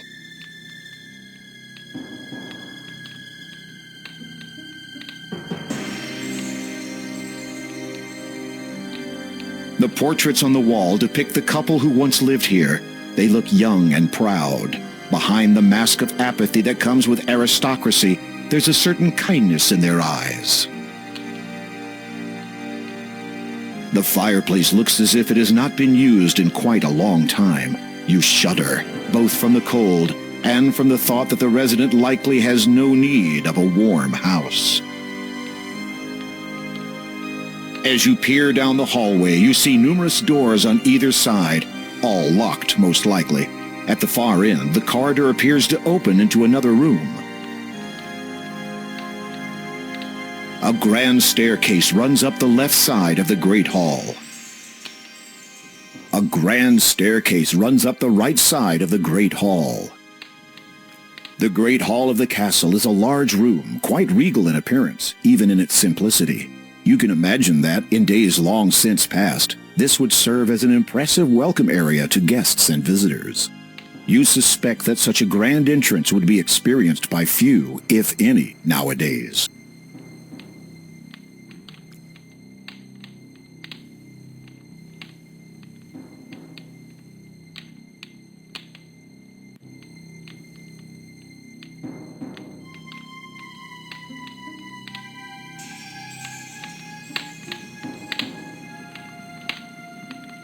Narrow stairs ascend into a room above. There's little light here to see by.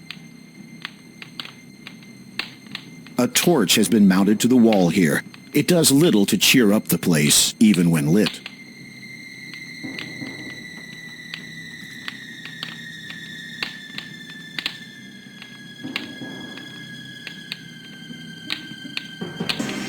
You hold your candle up to the blazing torch. It catches. Your candle is now lit.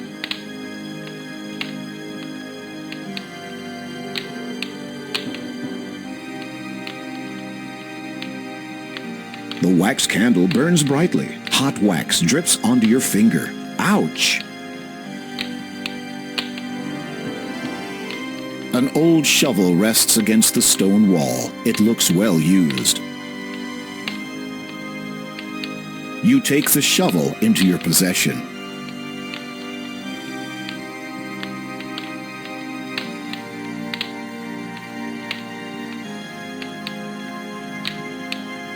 The shovel has a wooden handle with a thick metal spade on the end.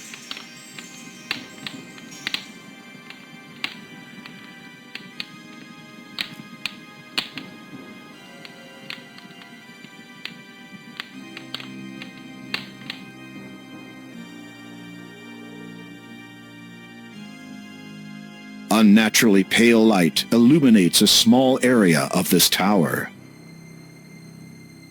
The window looks out onto the island far below. Through it, you see that the bricks of the castle might provide some footholds if you are inclined to go climbing.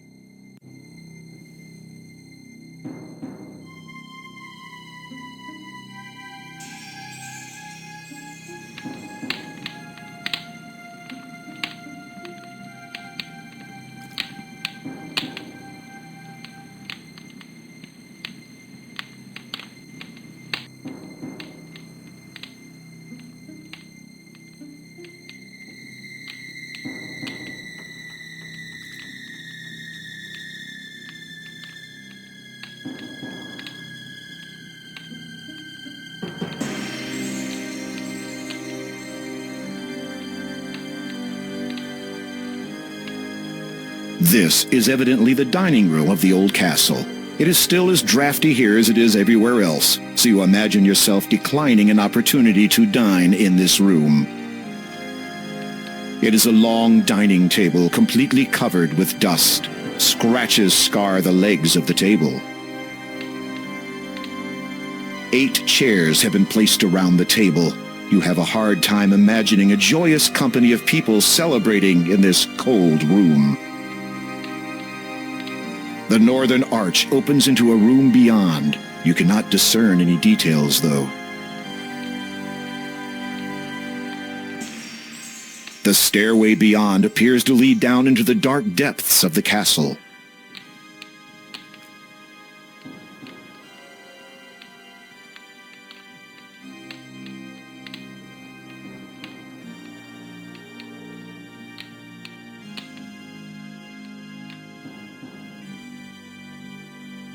A foul stench wafts up from the gloomy darkness into which the stairs descend.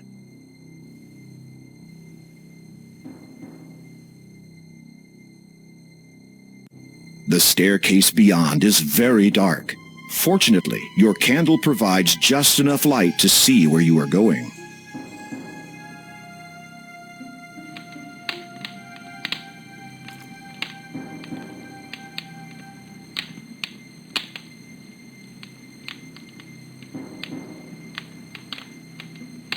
Narrow, slippery stairs descend into this empty room. Your nose detects a foul odor coming from a doorway to the west.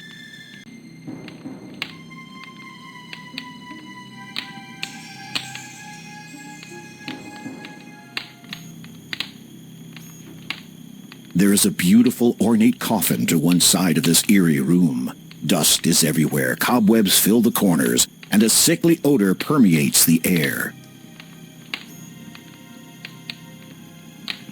The lid of the beautifully carved coffin is closed.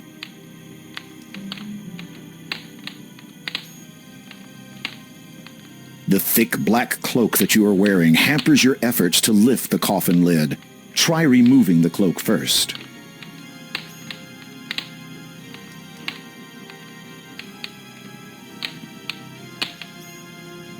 You remove the black cloak again.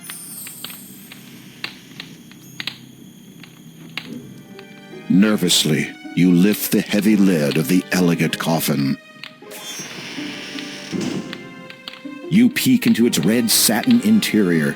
The coffin is unoccupied, and you feel relief wash over you.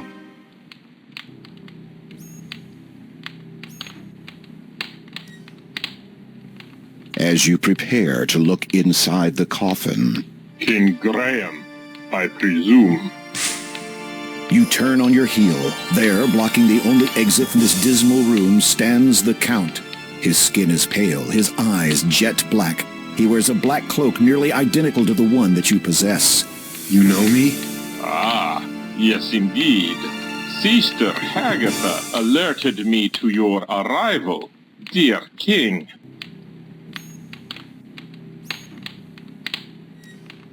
Desperate to stall for time, you query the Count. Sister Hagatha, you say? Who's she? The Count regards you with a suspicious glare. Though I suspect you already know the answer, Hagatha is a charming mage who does as she pleases in this land. Strange. I was not aware a new ruler had been elected. Do not be foolish. Hagatha has no interest in the politics of this wretched place. Nor do I, in point of fact. Death tends to diminish one's taste for power. No. At present, she is interested only in one thing. As am I, your destruction.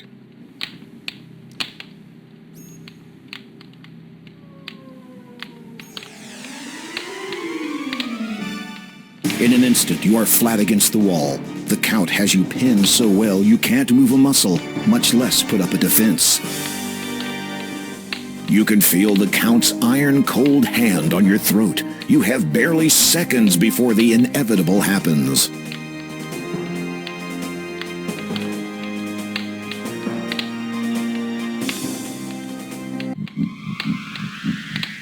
You feel two sharp pricks in the side of your neck. Soon after, your mind succumbs to unconsciousness as your precious lifeblood seeps away.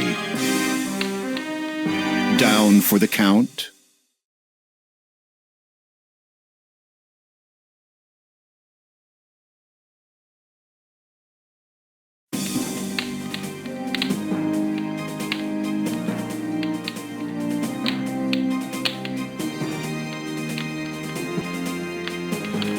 With difficulty, you manage to loosen the ruby ring from your attire and drop it to the floor. The Count's eyes dart to it quickly, then flash angrily back to you. Where did you get that? The elderly woman who lives in a house to the south of here, near the beach. She gave it to me for helping her. The Count regards you for a moment. His dark eyes bore unendingly into yours, and you feel as if your very soul is bare. What do you know of her? She is not well. I know. Do you think I am not aware of that? You are sweating profusely. Hopefully this vampire doesn't find the odor appetizing. Night is the most dangerous of times for my mortal family. I have kept constant vigil over my wife for many years, so that from the darkness, no harm would come to her. When her time comes, we will be together. Forever. I think tonight will be the night. I have seen her this very eve. I did what I could to help her, but I do not think it was enough.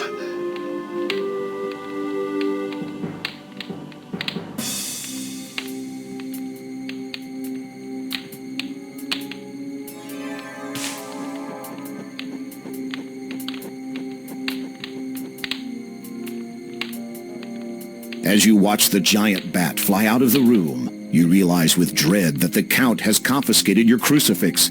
Without it, you are trapped in this castle. Now, what are you going to do?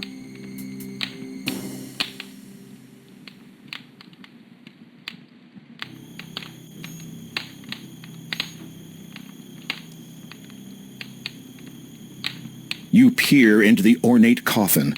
Finding it unoccupied, you see that the interior is lined with shiny red satin. A beautiful satin pillow adorns the interior of this ornate coffin. At long last, you have located the final gem, the Death Gem. You breathe deeply, reach out, and take the stone in your hands. It is ice cold to the touch, but you don't care. This is the last thing you need to unlock the door of destiny. Now all you have to do is get out of here.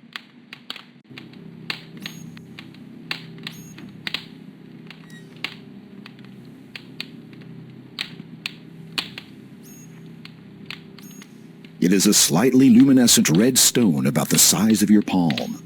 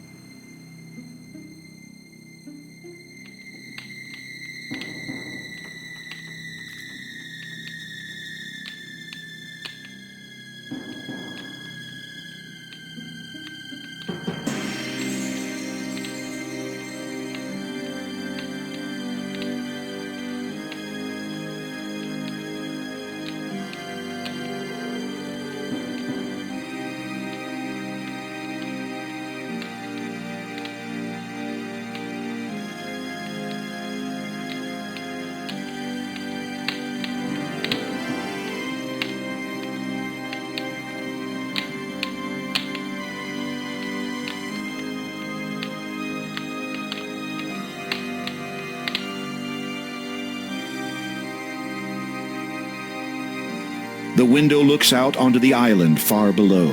Through it, you see that the bricks of the castle might provide some footholds if you are inclined to go climbing. Seeing no other possible escape route, you climb onto the ledge and carefully lower yourself outside, hoping to find a decent foothold. It is a long way down.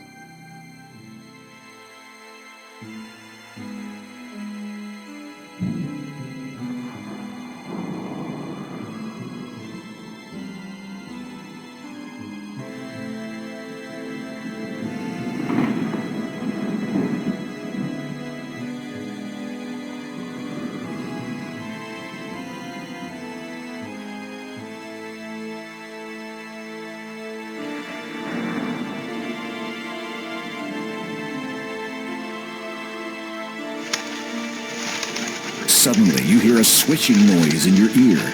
It's joined by two others. You instinctively try to brush whatever it is away, but in doing so, lose your hold on the bricks and fall backwards.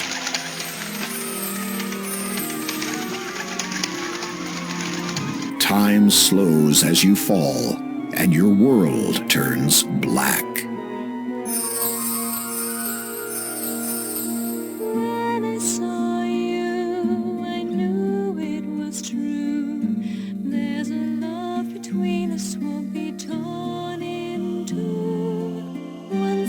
From sleep, a smile and speak, the love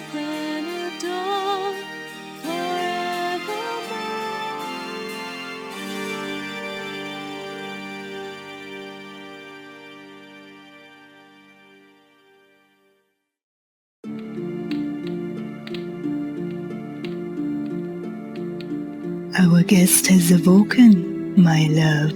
Ah, good evening, dear king. I do not believe we have been properly introduced. I am Count Kaldor, former lord of the realm of Kolyma. May I present my wife, Countess Lavidia? A pleasure to see you again. In gratitude to you for alerting me to my wife's grave condition, I took the liberty of preparing you a dish. I thought you might be hungry after your harrowing adventure at my window. You will forgive us if we do not join you. Our tastes differ from yours, do they not, my darling? You shudder to think what different tastes actually means, but for some reason you note that you can no longer hear any rats squeaking in the distance. Indeed. So much to become accustomed to. You shall have all the time that the world has to share to grow accustomed to such things. Well, perhaps 30 years. Should the father locate the item by then, there might not be enough world left for anyone afterwards. Has this father to do with why you frequently went abroad, always with that cloak of yours? Most certainly.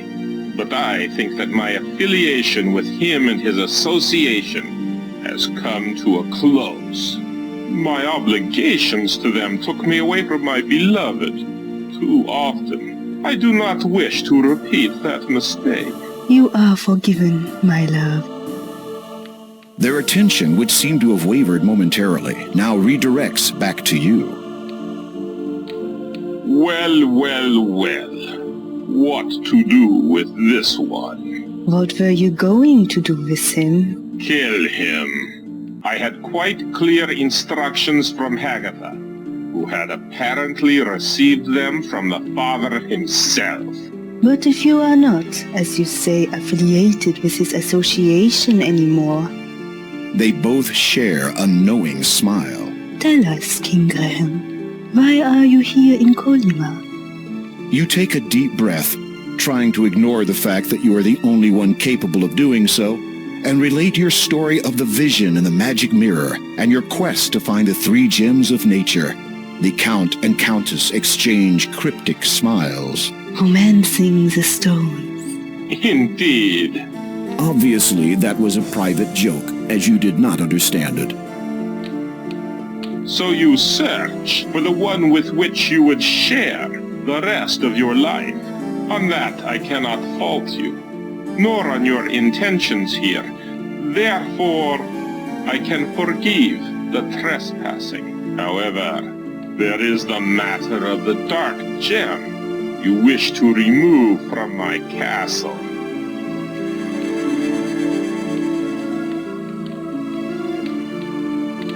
I place a deal before you.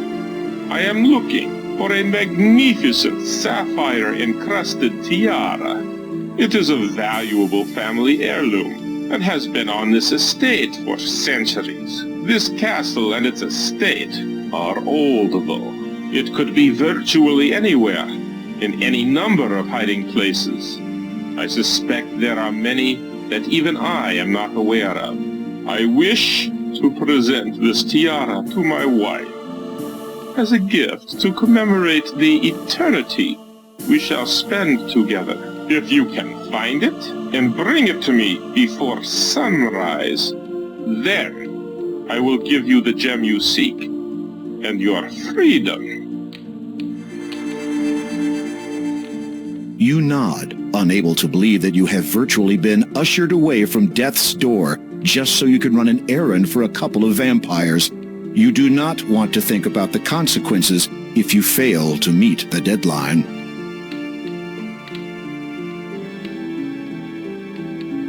The Count is a tall, fearsome-looking man. His chalk-white skin, ruby-red lips, and protruding fangs give you the chills. So, I have until just before sunrise to retrieve this tiara?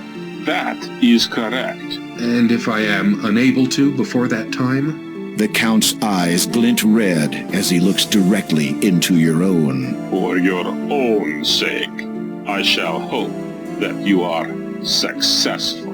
You bravely suppress a shudder. It seems clear that you are not off the hook yet. The Count has nothing more to say to you at the moment. The Countess is a slender lady who bears some resemblance to the elderly woman she once was. A black velvet gown graces her figure and makes her appear genuinely regal. Like the Count, her skin is chalk white and her lips are blood red. Pardon my asking, but as the Countess of this realm, I presume you have lived in this castle before now? Yes, that is so. Then how did you come to live in that old house by the sea? After my husband died, I continued to live in the castle for a time. I watched my newborn son grow into a man, marry and have a child of his own. Possum. Yes. Shortly after her birth, however, my son and his wife both befell a tragic end at the hands of... The Countess looks pained and appears unable to continue. I apologize if I have caused you to relive your grief. A vampire cannot truly feel grief, but perhaps my wife still recalls hers. I shall continue for her, if you so wish. This story seems to have affected her in some way. You decide not to query the Countess further.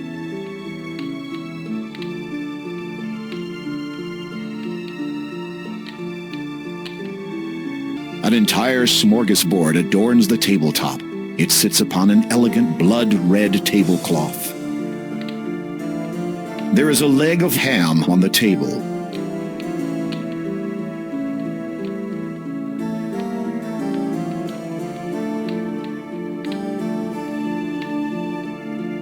You take the ham from the dining table.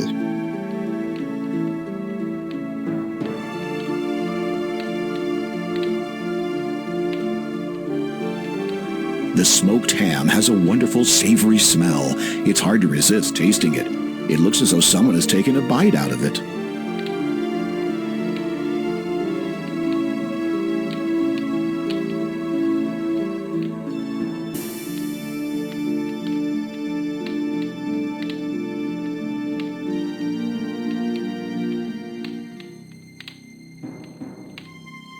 As you peer down the hallway, you see numerous doors on either side, all locked most likely.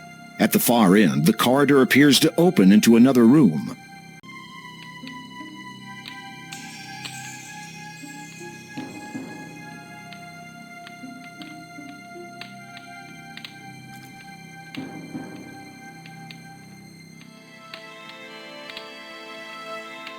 You see a young woman sitting on the dusty floor. She has a book in her lap entitled Little Red Riding Hood. I wish I could read the story. All the pretty words.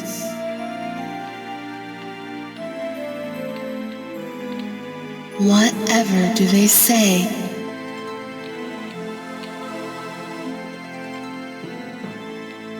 The pictures look interesting, but what is this book about? A young woman sits on the dusty floor. She is reading, or trying to read, a book entitled Little Red Riding Hood. Aside from the pictures, she does not appear to be comprehending the content at all. I wish I could read this story. The book tells the story of a young girl who met a wolf in the forest. The young woman's head snaps up. Her black eyes drill into your own. You gasp as you realize you are looking at yet another vampire. Just how many has the Count made tonight? The young woman's lips transform from hungry to, fortunately, pleasant recognition. So you are the guest of my grandfather's house. I was hoping I would meet you again.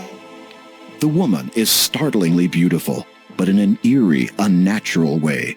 You find yourself unable to speak for a moment. She does look somewhat familiar, but from where? Oh, my handsome gentleman does not recognize me? Should I? You remember The basket, the soup. With a start, you recognize the young woman. She's grown and matured considerably since you last saw her.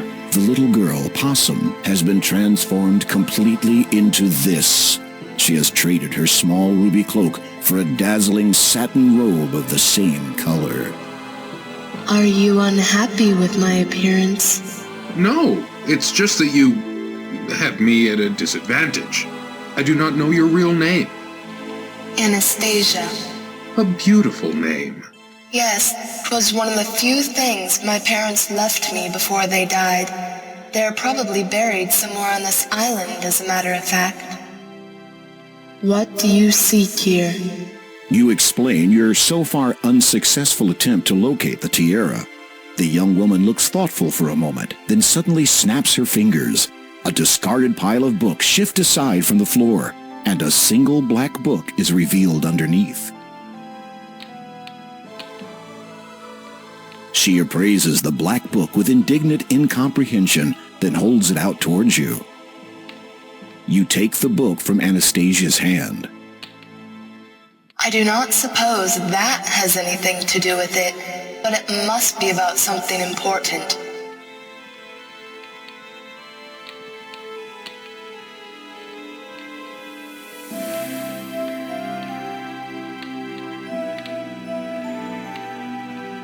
This black book is entitled Sleepy Hollow.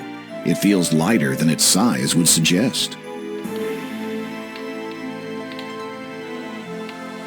You open the book and are surprised to discover not pages, but a hollowed-out section in which sits a silver key. The key's handle resembles the shape of a sleeping child. There also appears to be something written on the back cover of the book.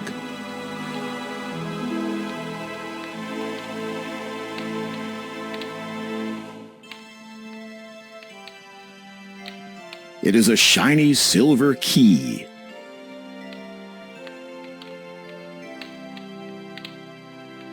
In the hollow, you can see that the inside back cover has been written on. Some words have been scrawled onto the paper. They are faded, but still mostly legible. The writing scrawled on the back cover reads, "If treasure you seek, dear to my heart, tales of fiction is where you must start. Find first the beauty with stepsisters too, then visit the huts that the big bad wolf blew. The girl with no flock will usher your way to the little old man who spins gold out of hay. Those two star-crossed lovers shall be your last guide. They'll lead you to riches that pirates did hide. What you earnestly seek shall now truly be yours, though get it part wrong, and you'll be greeted by maws."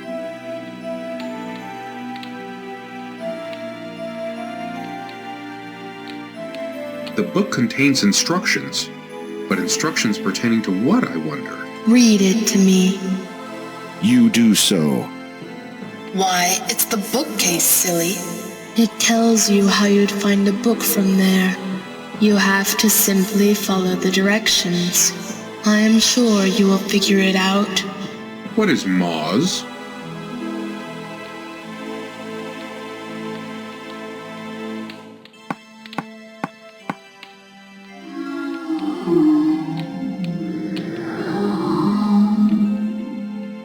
He will not bother me, seeing as how I am not at all appetizing to him. You, on the other hand, would be precisely his cup of tea. Anastasia's face lights up suddenly. If you want, I can make you like me. That way, you'd be safe. It would have sounded to you like a generous, innocent suggestion from a sweet girl, if it did not involve large losses of essential bodily fluids on your part. You politely decline the offer.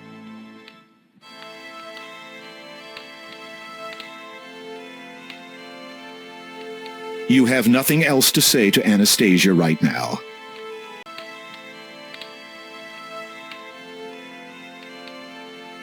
This would appear to be the classic fiction section.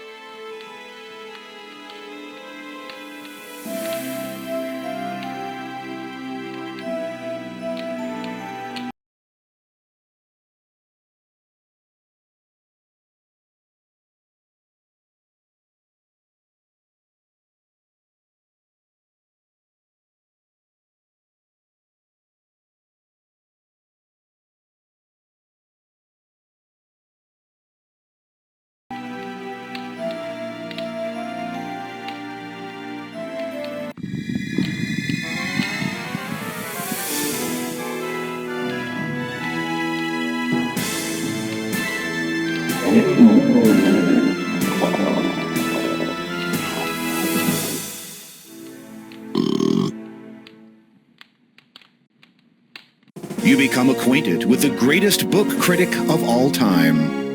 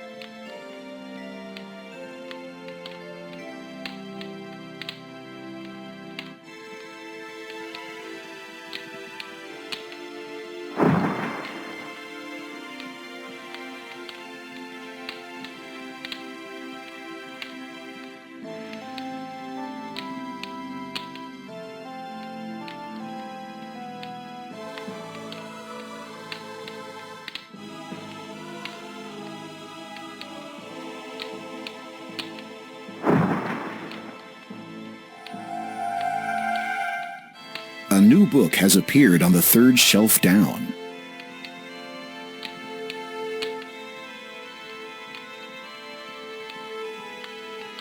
You've located the correct book. You pluck it from the shelf and read its title, Treasure Island. What is this? There seems to be a lock binding the cover shut. The keyhole requires a small, thin key.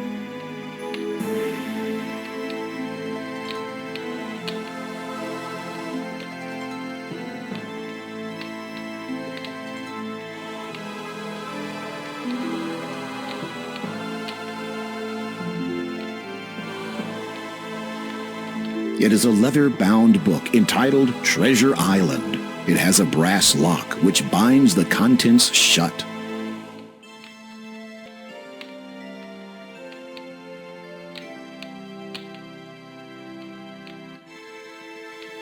The key fits perfectly into the lock. You turn it and hear a soft click. The book is now open.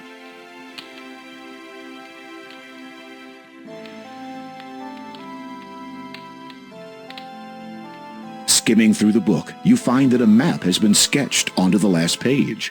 Close scrutiny reveals it is a top-down layout of the castle and its surrounding grounds. According to this, the tiara has been buried near one of the graves. You shudder, hoping that this is not going to be a case of digging all night while trying to avoid unearthed zombies. There is also a small piece of writing near the bottom. A date of fate can be found with a first, a second, and a double of nothing.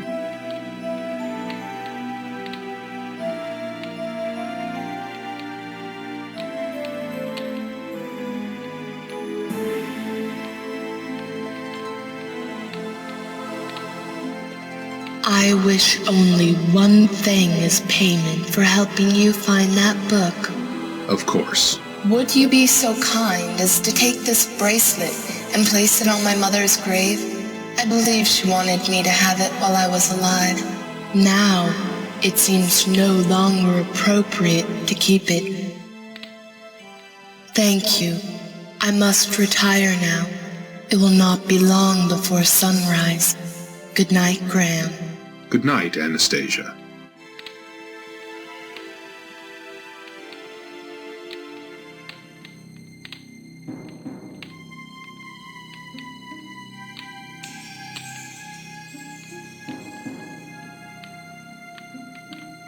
The bracelet looks like it would fit a small wrist. It is a circlet of diamonds surrounded by beautiful sapphires.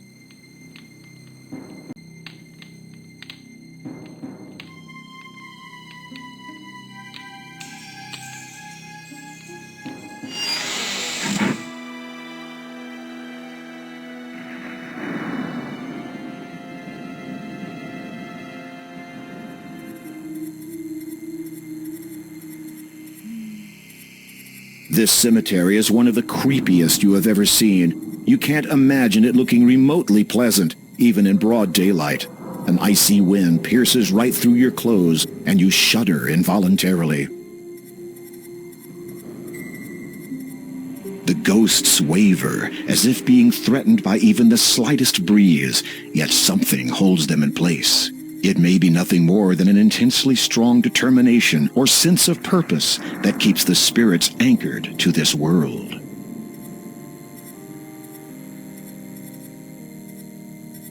As you step further into the cemetery, you can feel your life force slowly being sucked away by the disembodied spirits. You suddenly find yourself unable to move.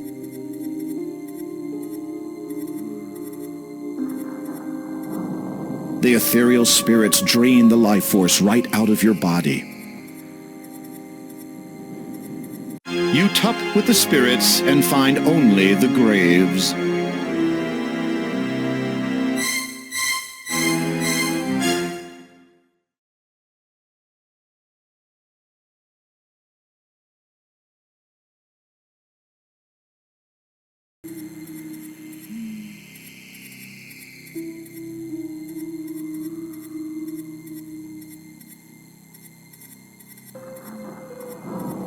As you hold up the bracelet, the ghosts seem to relax slightly. You wonder if it is now safe to approach them and enter the cemetery.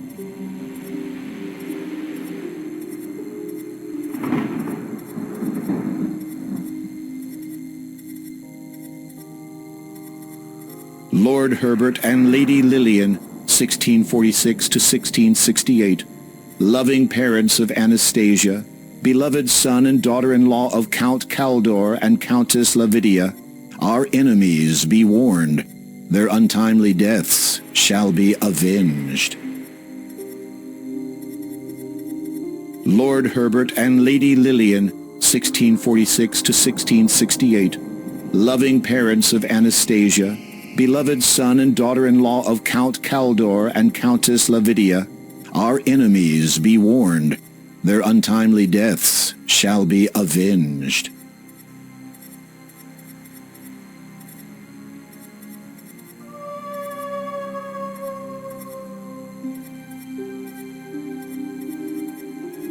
You place the bracelet on the grave. It immediately sinks down into the earth. The ghosts do not respond at first.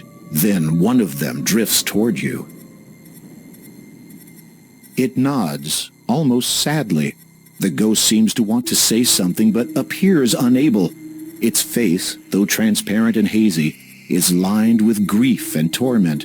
Its facial features waver into focus. The ghost is female. We understand that our daughter will never be joining us now. No longer do we need wait for her. Now we journey to the realm of the dead, where its lord waits to judge us. Farewell. You bow your head and cross your heart out of respect. While looking downward, you notice that a beautiful gold ring now lies at your feet.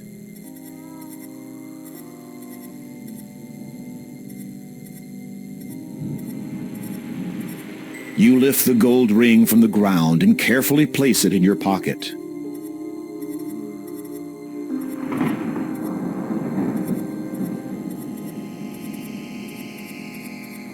It is a gold wedding band.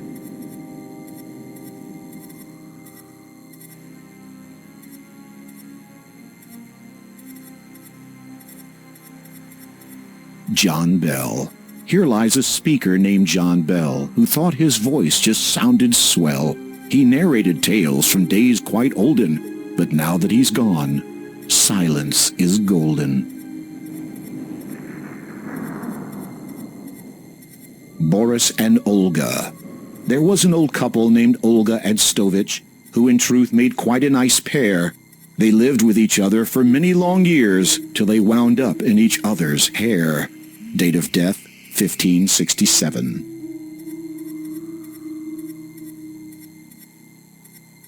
Alfred Chamberlain, 810 to 810. He'd not seen his first sunrise, felt not the warmth of dawn. All who saw him wept and cried. To this world he'd come stillborn.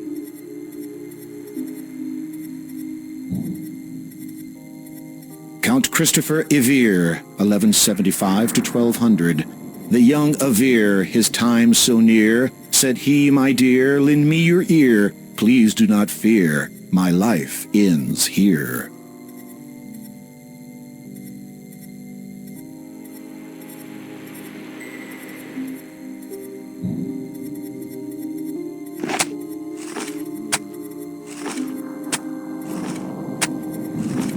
You stop digging when your shovel hits something hard.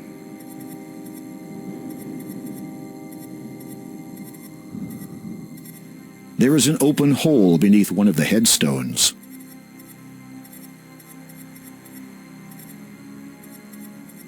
Nervously, you reach down, open the coffin, and look inside. These bones have been here for so long that most of them have crumbled to dust. There is a tin box here. It contains personal items that belong to the coffin's occupant in life. You search through the belongings of the deceased.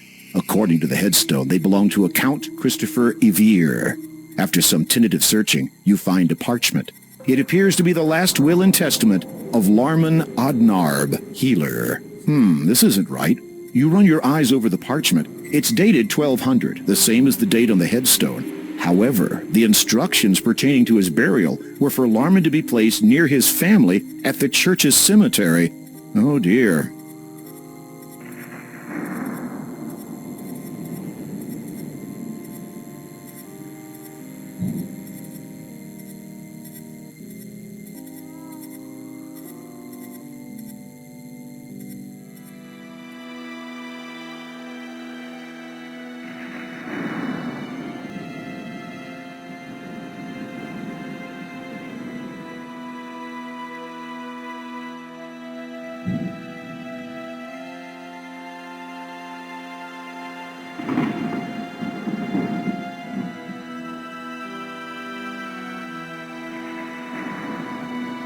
You climb back into the decrepit rowboat, and the shrouded ghoul ferries you back across the lake.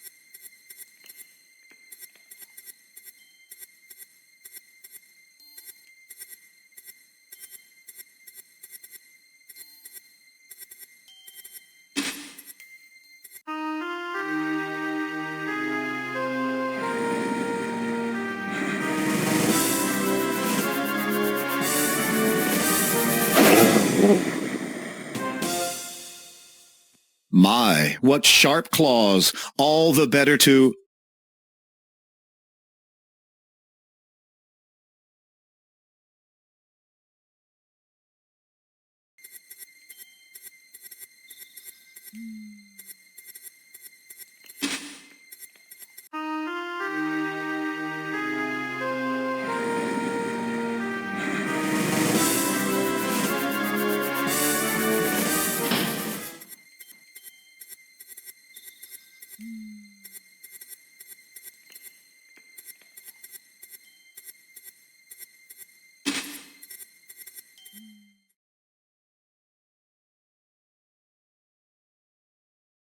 The house seems small and empty now that nobody lives here anymore. The pillow looks comfortable. You lift the pillow and look beneath it. To your surprise, you discover a small bottle of ointment. A label on the side reads, Wolfbane. Being very careful not to smash it, you take the ointment and put it in your pocket.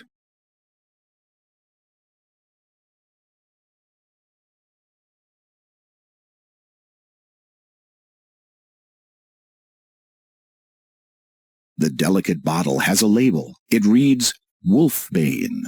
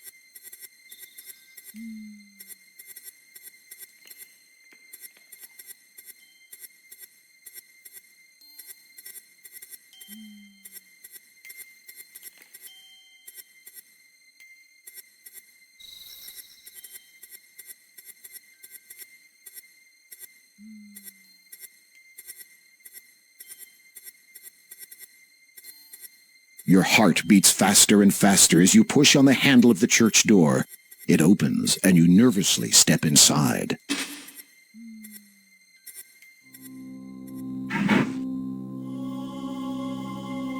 Evidently, someone stands at the center of the symbol, as you can see some hair on that part of the floor.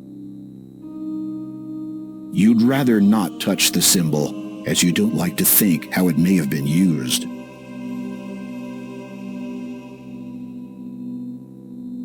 There are 8 candles placed evenly around the symbol on the floor. You do not know of their purpose, but you suspect they weren't used for carols practice. The crucifix has been removed from its original place of prominence and now leans at a careless angle against the wall. A large tapestry now adorns the wall behind the altar. The image on the tapestry bears a depiction of some kind of ceremony or ritual. It is somehow reminiscent of the room you are now standing in. You see a book sitting on the altar. It appears old and worn.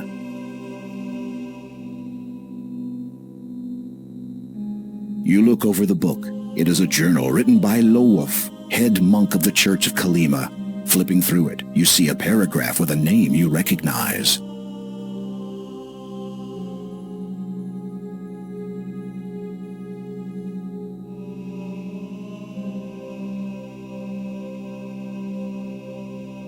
You turn a few more pages and choose another interesting-looking paragraph.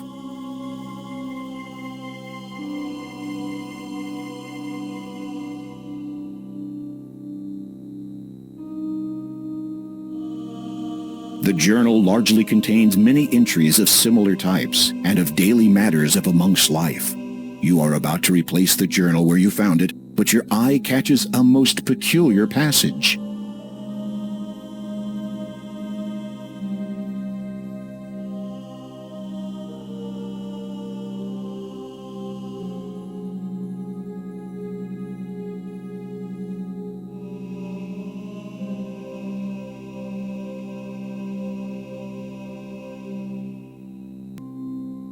The passage ends abruptly. Though there are many pages left to be written on, it is evident that the final passage was written a number of years ago. How strange. You replace the journal, putting it back where you found it.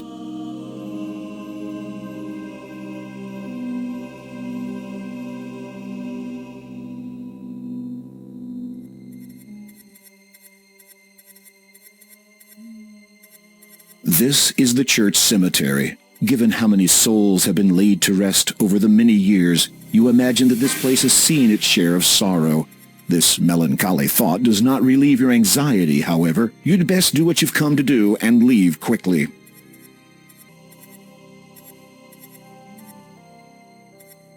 Lester Williamson, 1300 to 1345.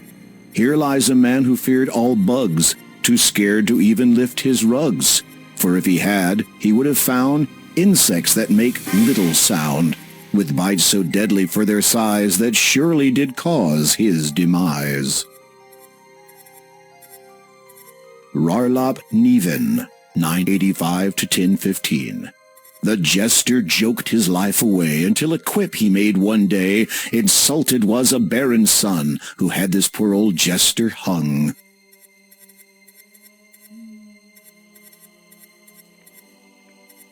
Liat O'Maleef, 1200 to 1256. She was a lady with strange habits, who as friends kept only rabbits. When time came her hunger due, her friends all wound up in her stew. The other creatures, also bunnies, found this not remotely funny, so their swift revenge they sought. The kitchen in her sleep they brought, heaved her into the large pot, which was, regretfully, much too hot.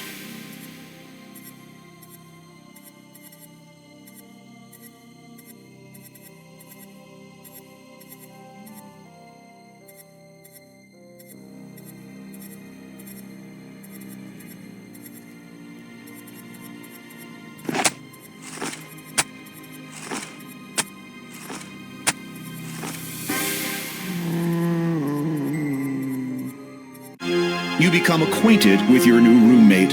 You will both be spending a lot of time together.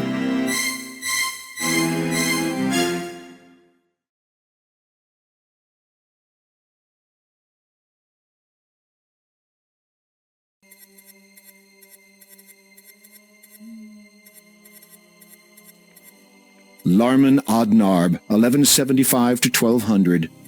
Dear old Larman was a healer, cured many a deadly fever. One he caught that bitter day, healed not himself and passed away.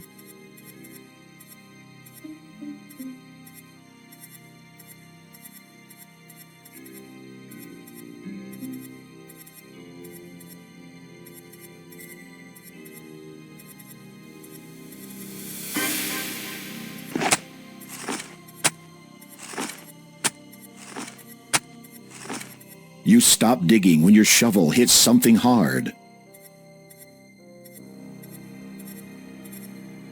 There is a freshly dug hole beneath one of the headstones.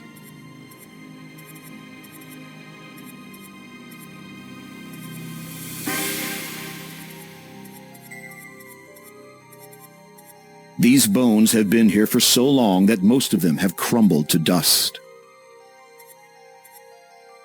There is a tin box here. It contains personal items that belong to the coffin's occupant in life. With bated breath, you open the box. There it is, the tiara. As you retrieve the tiara from its final resting place, you let out a loud, relieved sigh. You feel as if the coming sunrise will be the most glorious sight you will ever behold, considering how close you were to never seeing another again. Now don't delay, you still have to get it back to the castle.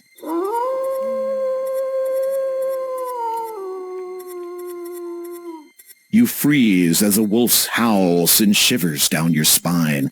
You force yourself to turn and face nothing. Your anxiety must be causing you to hear things.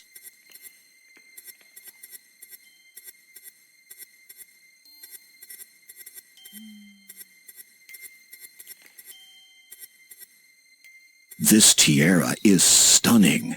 It is encrusted with diamonds from the back to the front, progressively getting larger. The center stone in the front is a dazzling sapphire.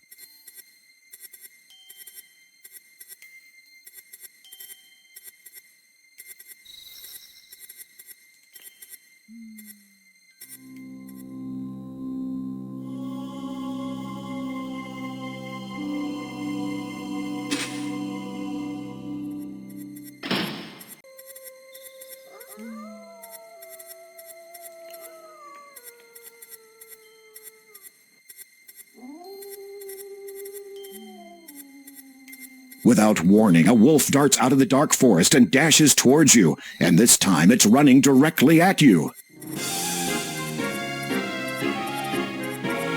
You were once the finest knight in all of Daventry. Just what have you been doing this past year?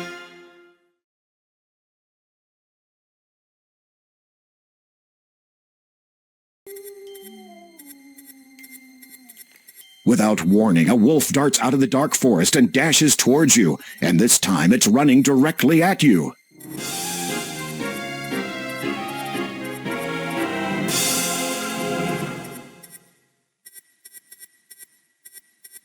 You rub the wolfbane ointment all over your skin. Sensing the wolfbane ointment on your skin, the wolf quickly turns and flees back into the forest.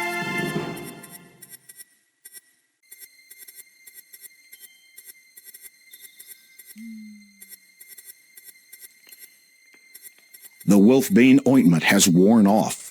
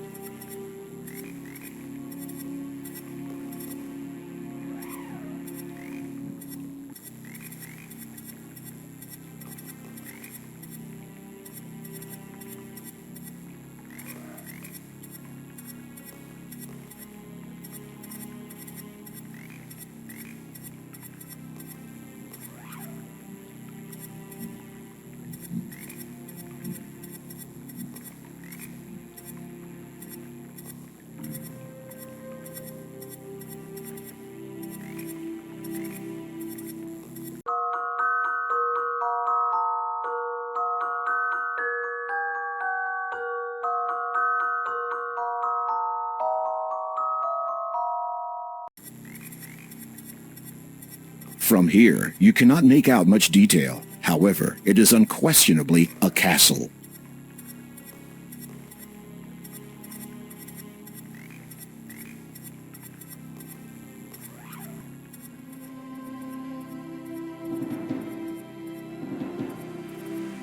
Something is wrong here.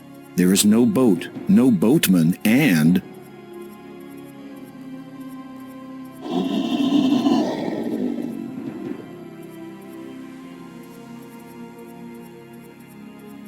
escape.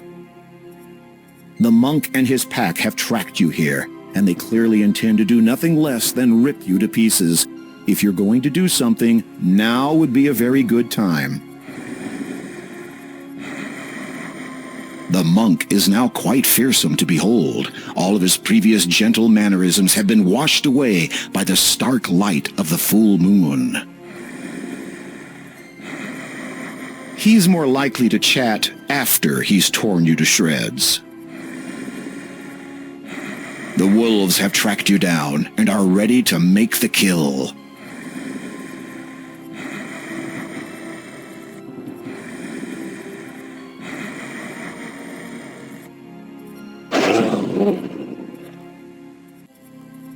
Oh, for howling out loud.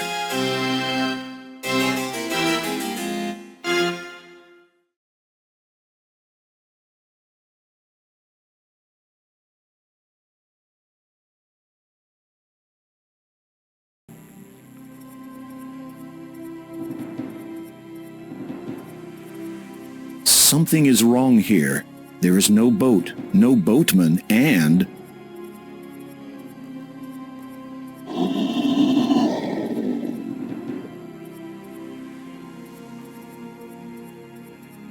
no escape. The monk and his pack have tracked you here, and they clearly intend to do nothing less than rip you to pieces. If you're going to do something, now would be a very good time. He's more likely to chat after he's torn you to shreds. Some hollow reeds grow here. That nature would otherwise forbid them life in such an environment is demonstrative of a strong magical energy which permeates this swamp.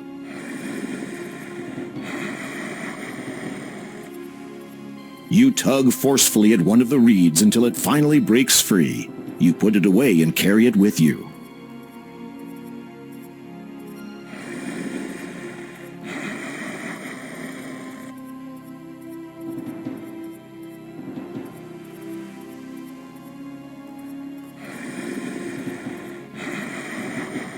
Very carefully, you bend down and soak the tip of the needle in the foul, toxic water.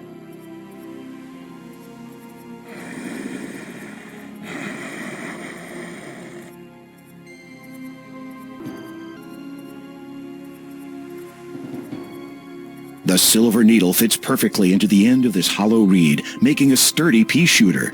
The coating of deadly poison makes the needle a lethal projectile.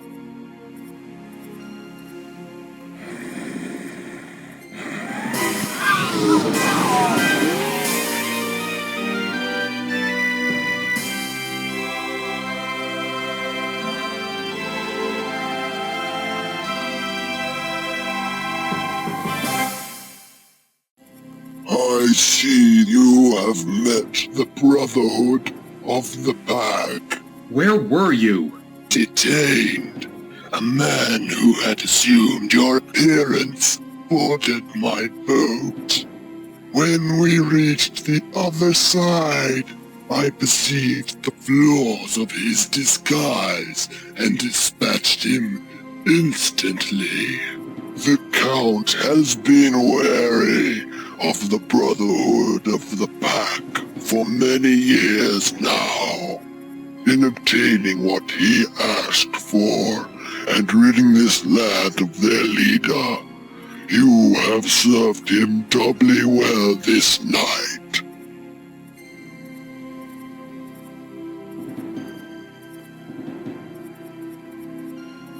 The shrouded ghoul paddles across the toxic lake to the shore on the other side. You re-enter the huge wooden doors and quickly make your way to the castle's main dining room. As expected, you find the Count and Countess awaiting you. You have performed admirably. Not only have you found the tiara I sought, you have rid me and this land of the deceptive and secretive Brotherhood of the Pack. They have committed many atrocities against my family, such as the deaths of our son and daughter-in-law. I have been forced to remain secluded all these years, unable to serve my homeland as I should, to evade the relentless pursuit of wiping out my entire family line. Is the Brotherhood really gone? Some of those wolves escaped. The rest of the pack followed the wolves that ambushed you. However, without their leader, they will find themselves as lost in mind as they are now in body. Whether human, wolf, or any other form. Their hastened passage through my swamp will not see a return to their den. Of that I can assure you. You have trapped them all in the swamp? The entire pack? An endless flight through the mire awaits them. Should my long-stilled heart ever feel pity again, perhaps one day I shall free them. As you listen to the Count's cold, unforgiving tone, you thank your lucky stars that he no longer sees you as a threat, at least not for the time being. I release you from my service, dear King. The nearing dawn no longer signifies an uncertain future for you.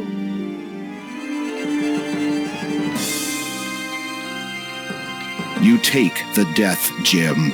Finally, you have all 3 stones in your possession. You feel a pang of anticipation as you realize that all you need to do now is take them to the door of destiny.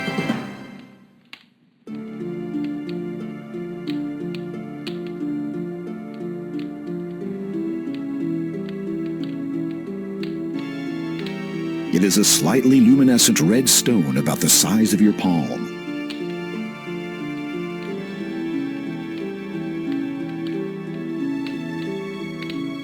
You said you were the former Lord of Kolyma?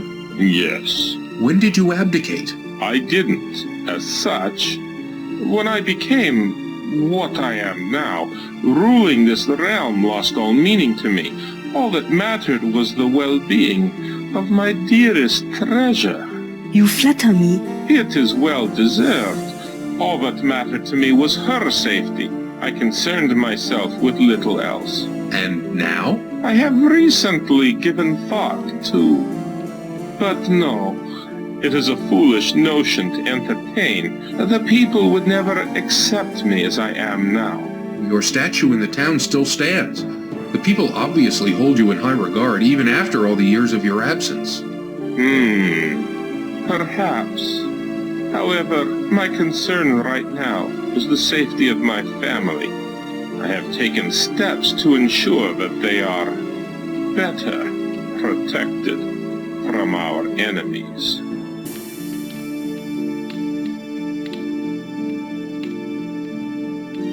The Count has nothing more to say to you at the moment. The Countess has nothing more to say to you at the moment.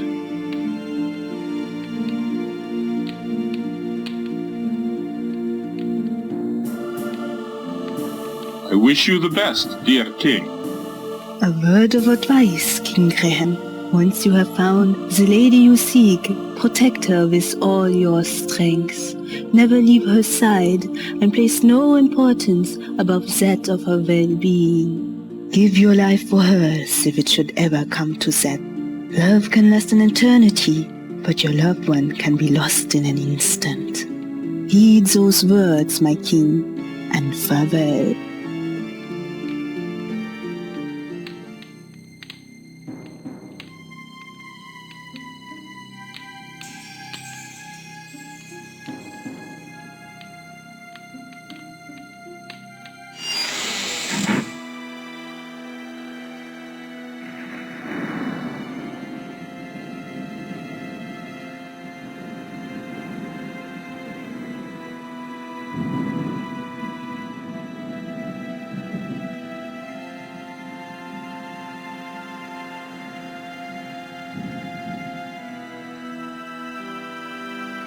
You climb back into the decrepit rowboat, and the shrouded ghoul ferries you back across the lake.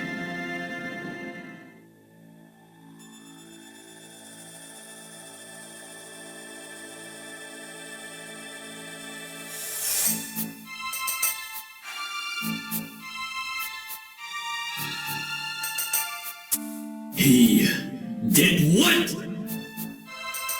Well, it would appear feared that our Count's loyalty was to be questioned after all. Keldor has decided to leave us, now that he again has his wife at his side. No one has ever left my service before. Yes, Father, it is most regrettable. It is unthinkable! Yes, Father, it is quite unthinkable. It is up to you then, Sister Agatha. Yes, Father, it is... pardon? You will have to deal with it yourself. If Graham dies abroad, the crown will pass to me. And with it, the item will be known to me at long last.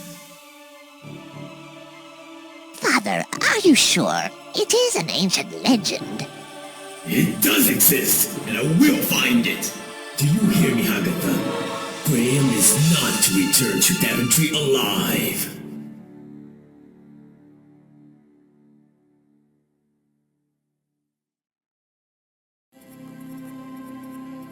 The swamp seems a bit lighter than the last time you were here, and some of the heavy mist has lifted. Day must be dawning.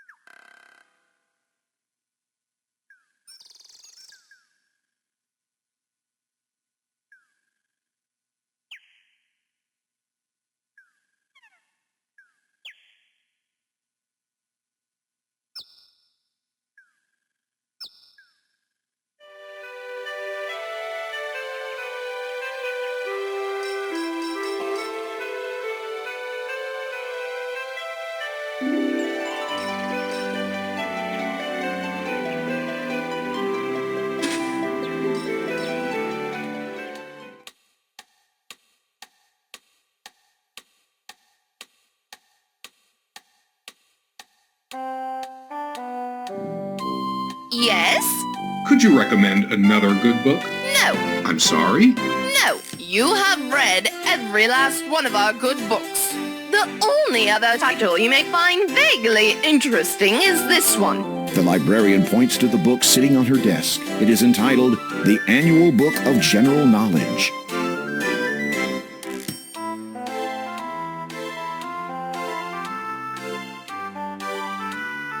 The librarian has placed the book on the desk for you to read. Thoughtful, isn't she? This book is entitled The Annual Book of General Knowledge. Browsing through it, you notice an interesting excerpt.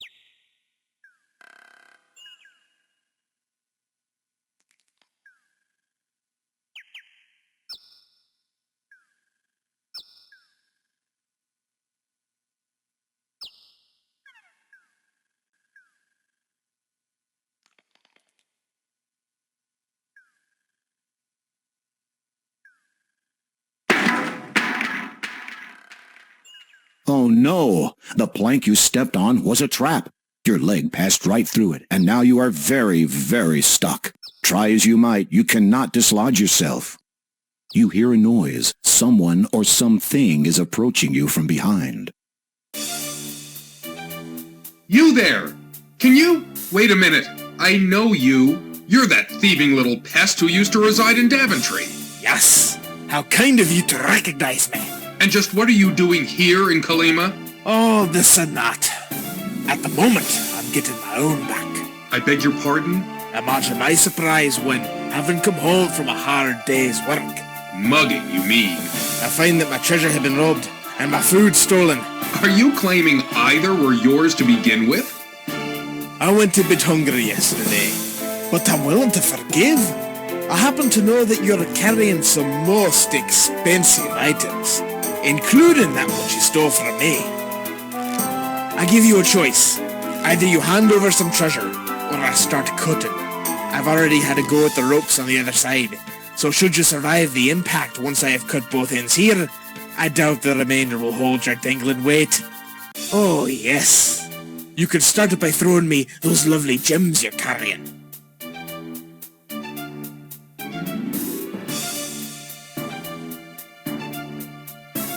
You wrap your gems up tight in the cloth. The gems of nature are safely wrapped in a cloth bag.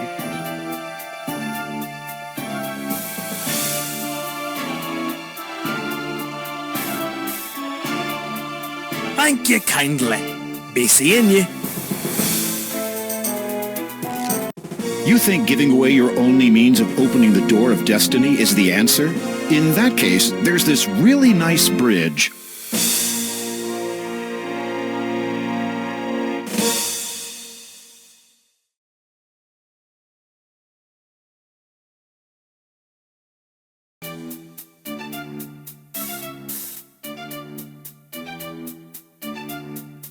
You wrap your gems up tight in the cloth.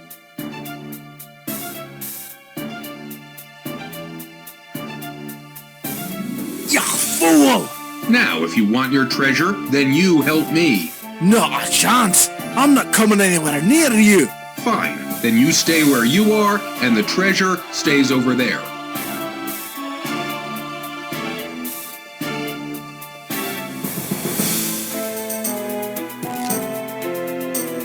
It seems that your ultimatum has caused a conflict of interest for the dwarf. While he does not want to help you, his greed is demanding to be immediately satisfied. Having nothing else to do at present, you muse that kleptomania might be an inherent quality in dwarves in general.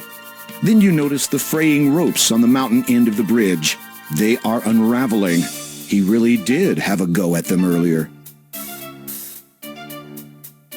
The rope is fraying. It seems barely strong enough to support your weight.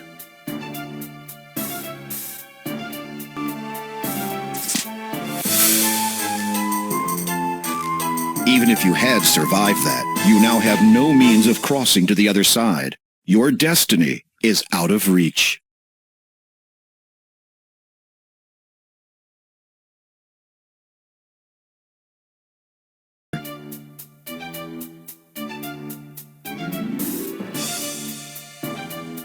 Well? I might just leave you there. Wait until you die, and then come back. You will not be a problem to me when you're dead. By which time the bridge will have fallen. You have done a good job on those ropes over there. While muttering something inaudible, the dwarf throws you his knife. You catch it deftly, realizing that whatever you're going to do, you'd better do it fast. You begin cutting the exposed support rope. What are you doing? You're crazy! As each rope gives way to your onslaught, you hold on tight and brace yourself for the inevitable. Upon impact, the collision shatters the plank that held your leg in place, and you are again free to move. You also discover that your entire body really hurts now.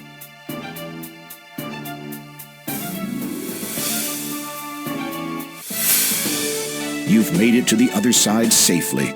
Of course, you have no way of getting back. Not that it concerns you at this point. you could at least give me back my knife. No! It serves you right for stealing from Daventry's magic chest.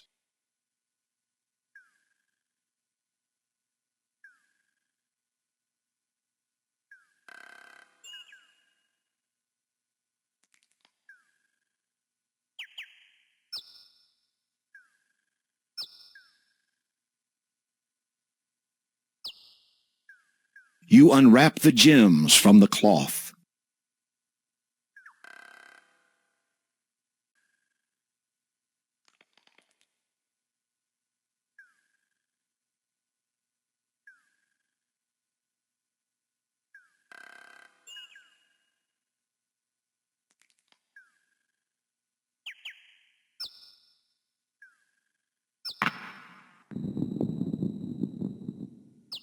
You push the gem firmly into the indentation.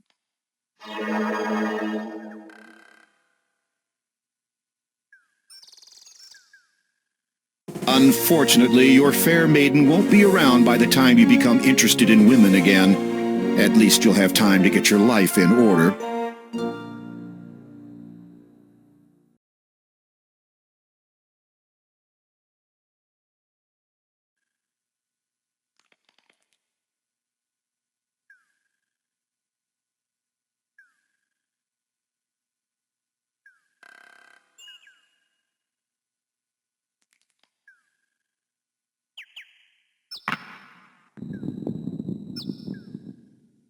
You push the gem firmly into the indentation.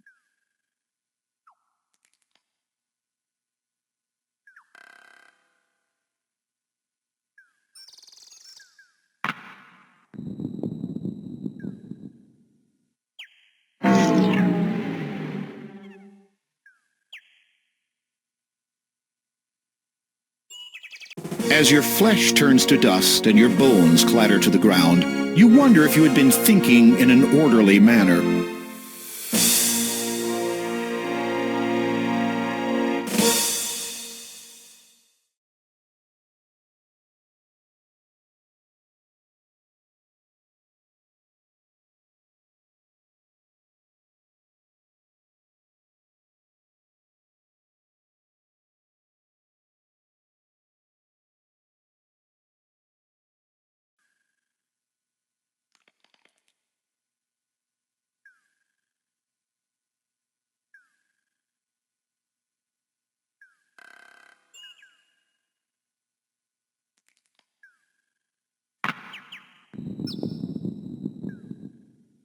You push the gem firmly into the indentation.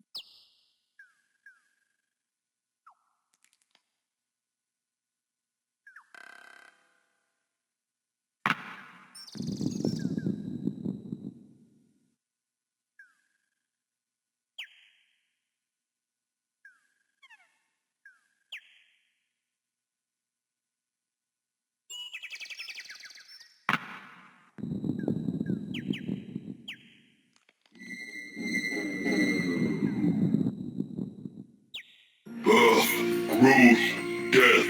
The cycle of this life is complete, now and forever. Speak, and my purpose is thus fulfilled. My passage to the next world may begin at long last. Then, if you please, I would bid thee open. As you wish, but a word of caution. As you enter, know in your heart which destiny you truly desire.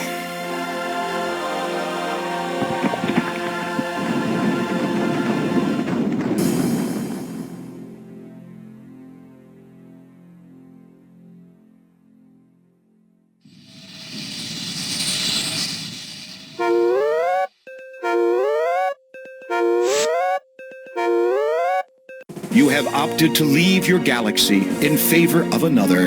Enjoy yourself, space jockey.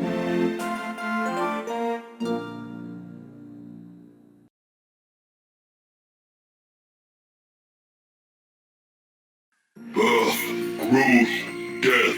The cycle of this life is complete, now and forever. Speak, and my purpose is thus fulfilled. My passage to the next world may begin at long last.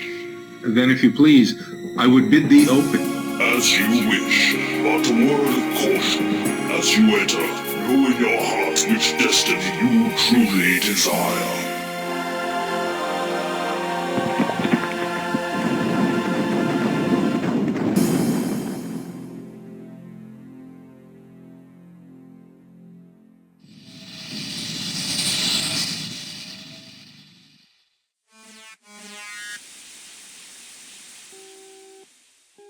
You have opted to spend the rest of your life in the most uncivilized world you can conceive.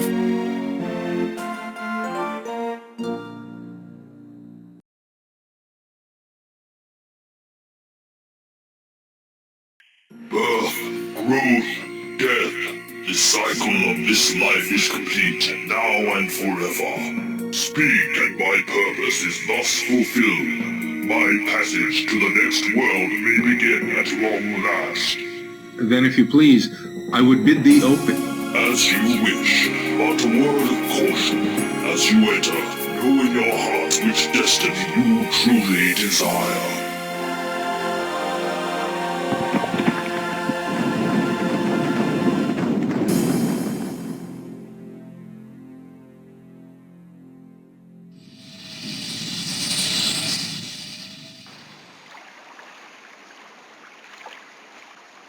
You have often wanted to go back into your past and try things differently. Enjoy the next year, Graham. You've lived it all before.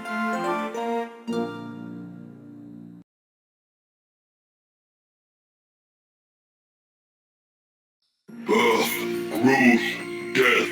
The cycle of this life is complete, now and forever. Speak, and my purpose is thus fulfilled. My passage to the next world may begin at long last. Then, if you please, I would bid thee open. As you wish, but a word of caution. As you enter, know in your heart which destiny you truly desire.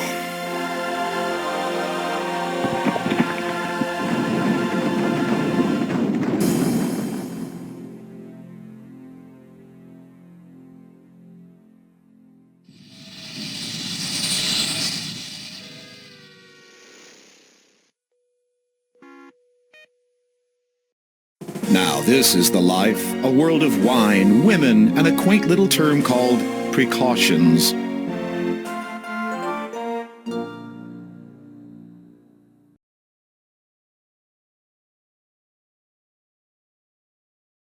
Birth, growth, death. The cycle of this life is complete, now and forever. Speak, and my purpose is thus fulfilled. My passage to the next world may begin at long last. Then, if you please, I would bid thee open. As you wish, but a word of caution. As you enter, know in your heart which destiny you truly desire.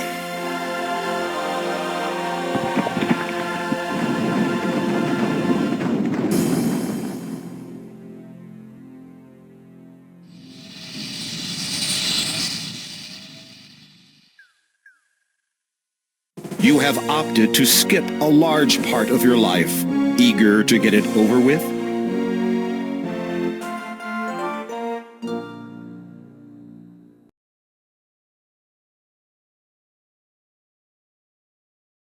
Birth, growth, death. The cycle of this life is complete, now and forever. Speak, and my purpose is thus fulfilled. My passage to the next world may begin at long last. Then, if you please, I would bid thee open. As you wish, but a word of caution. As you enter, know in your heart which destiny you truly desire.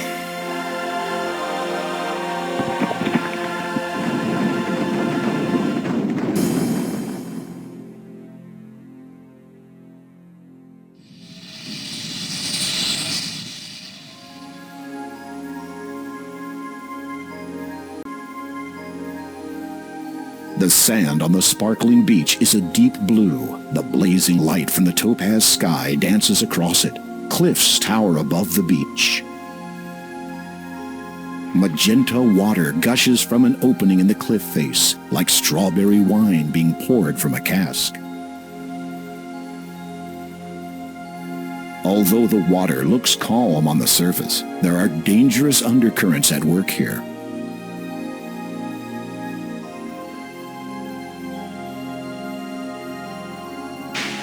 You attempt to remain afloat in the unusual water. However, due to its salt content and strong undercurrent, you sink, and sink, and sink.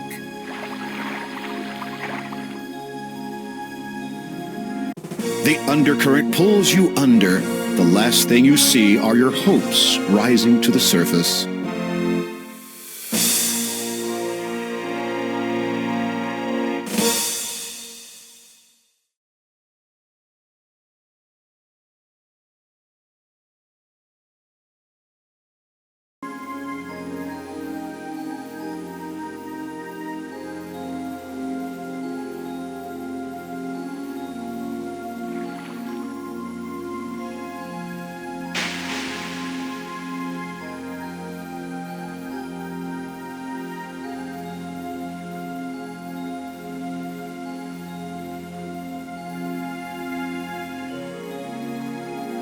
You cast the net into the tranquil sea.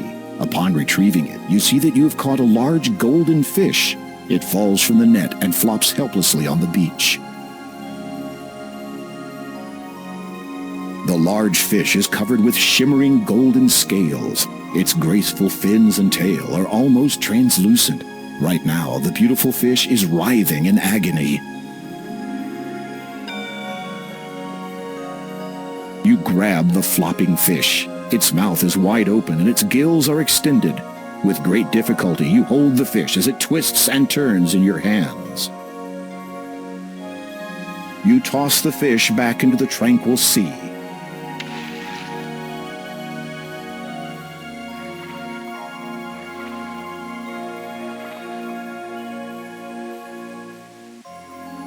Thank you for not killing me. For your kindness, I will gladly take you across to the other side of this vast sea.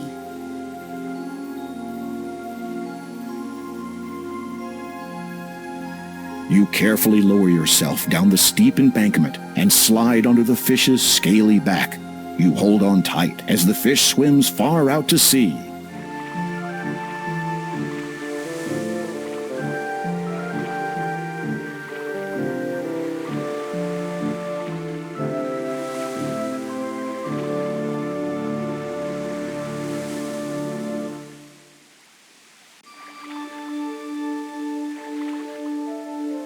You slide off the fish's back and clamber onto the sandy shore of a surreal little island.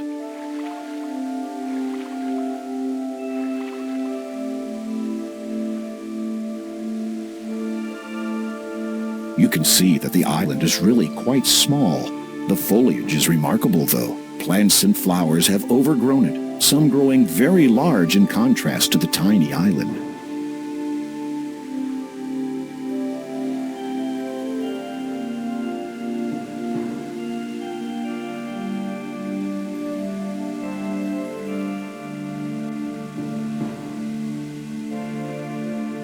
The topaz sand shimmers beneath your feet. This is it, the very same tower you saw in the magic mirror back in Daventry.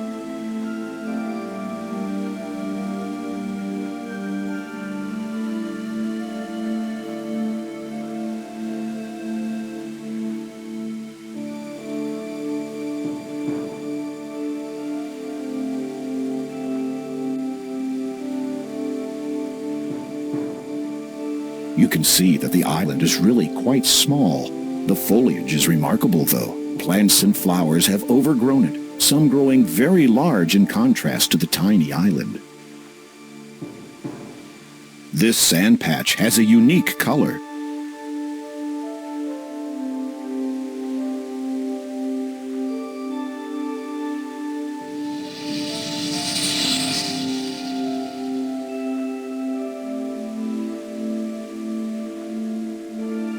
Some writing has appeared in the sand.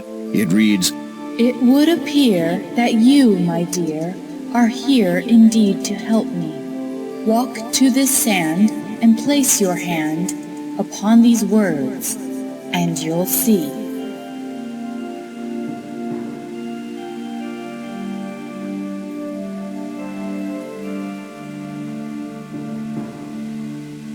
You place your palm upon the words in the sand.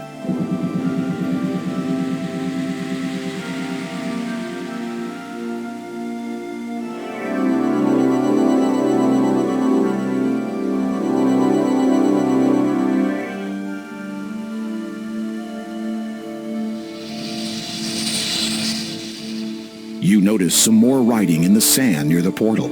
It reads, You may return, but pause to learn a way to flee this cursed place. My end draws near, so hurry, dear, and come swift to me in haste.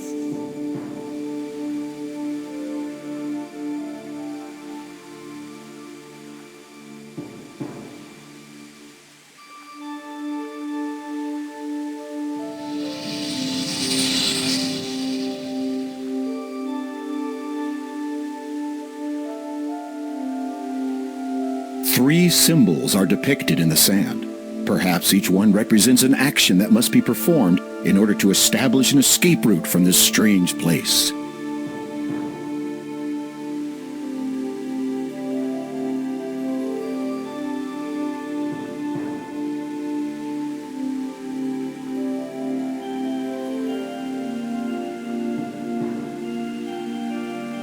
A tall palm tree stands on this small island.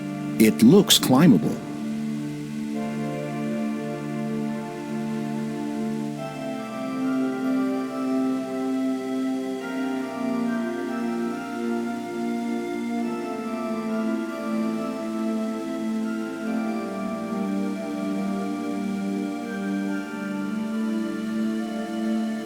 You see that some coconuts have grown at the top of the tree.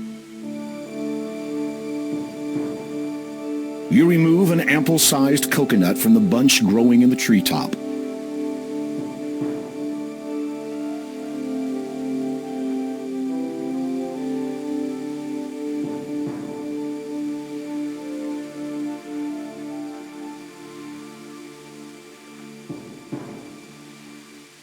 The coconut is a hairy ball.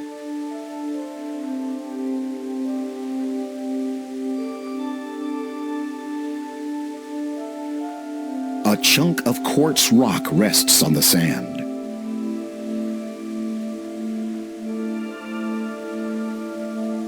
You pick up the beautiful stone of quartz.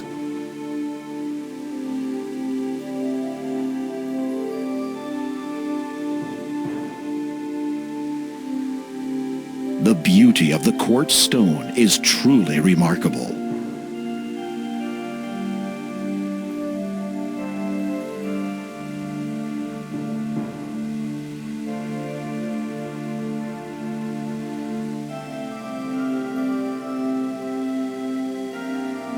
Using the sharp blade of your sword, you slice the coconut clean in half.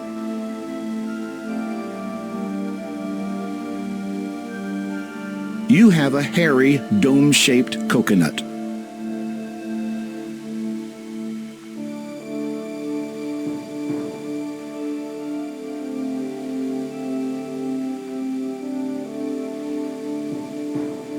You fill the half coconut with briny water from the magenta sea.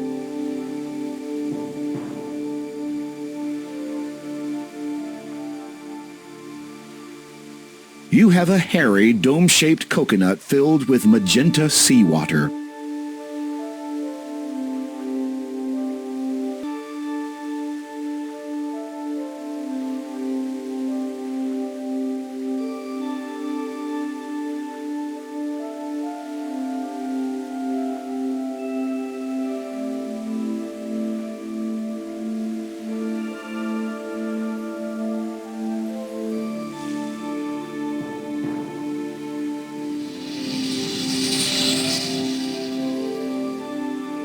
Some writing has appeared in the sand where the symbols used to be. It reads, Well done, my dear. You've come so near.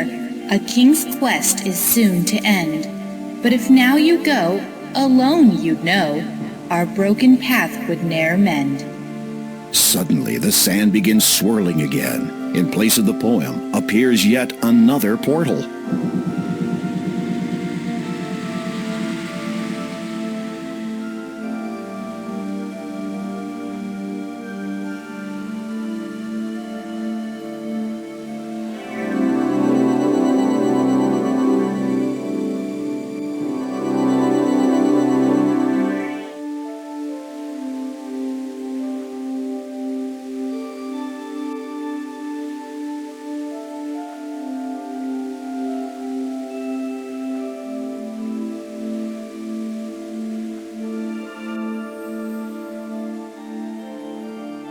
The tower is built of creamy, opaque quartz blocks. You see a large window near the top. The thick door is fashioned from a wood unknown to you. Twin lion statues are situated on either side of the door. It almost looks like they are guarding the entrance.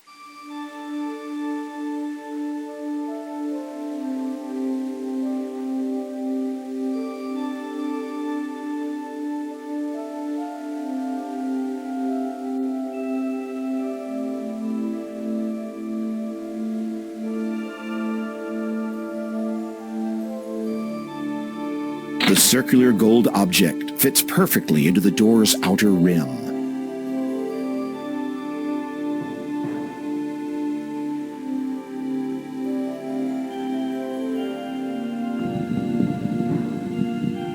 As you place the quartz stone into the shallow hole, you hear it lock into place.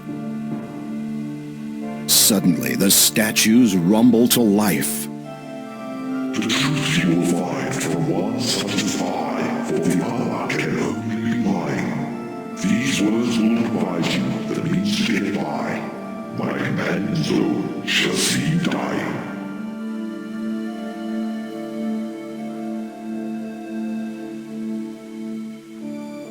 If you were to ask my companion if he knows the way through this door, he would answer, no. The first gave birth to all life. The second allows it to thrive. The third sustains all that wander it. The fourth will once a day hide.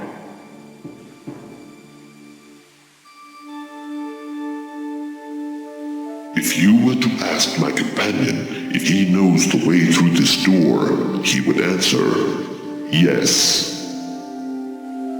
The first carries all manner of weather. The second gives cause to be burned. The third is shallow, as it can be deep. The fourth, to bear fruit, must be turned.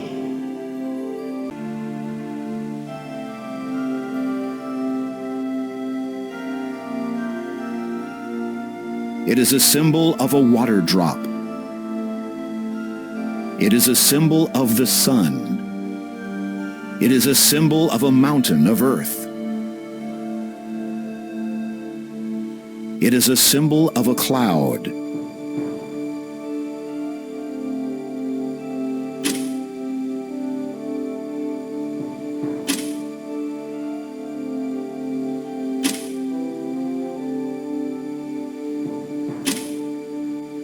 Uh-oh, you feel the sand beneath you starting to suck at your feet.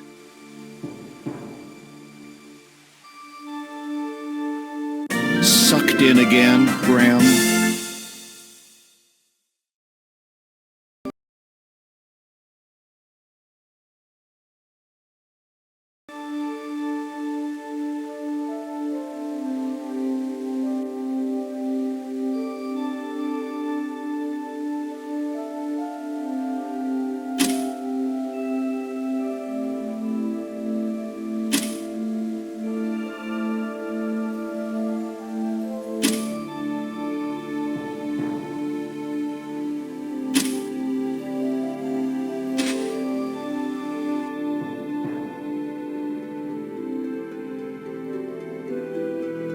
You are inside a dark and musty tower. Stairs spiral their way up to the top.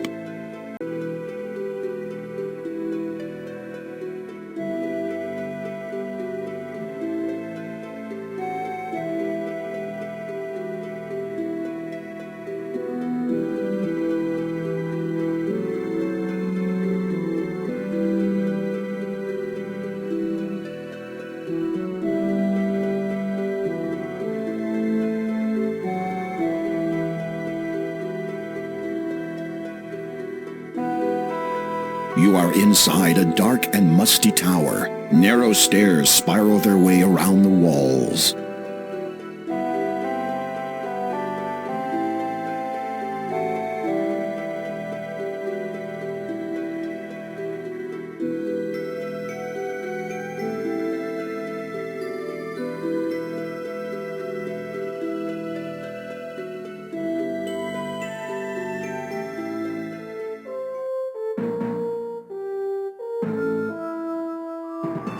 You are at the top of the wooden steps in the quartz tower. A door leads off to the north.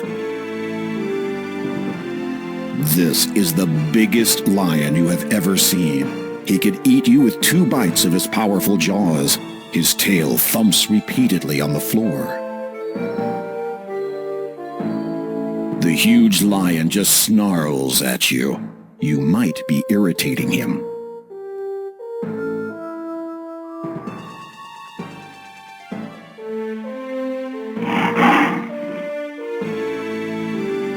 The lion was large, ferocious, and very hungry. You quite literally satisfied his appetite. Unfortunately, you are now very dead.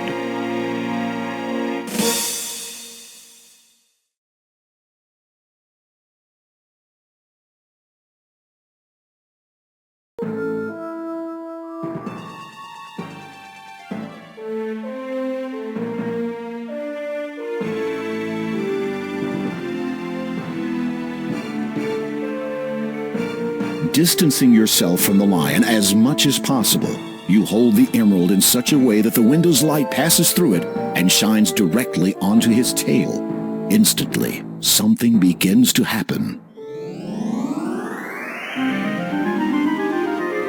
I cannot tell you how much I appreciate what you just did for me.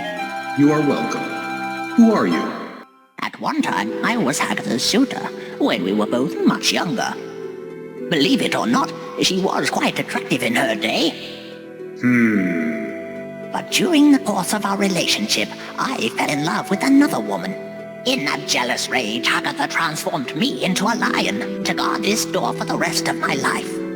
I have seen, or rather heard, many a pretty damsel spend the last of her days inside that room. Incidentally, I presume you have found the exit from this strange island? Yes, but... Then I shall bid you farewell. It is awfully drafty in here. Strange, I didn't notice that when I was covered in cat hair.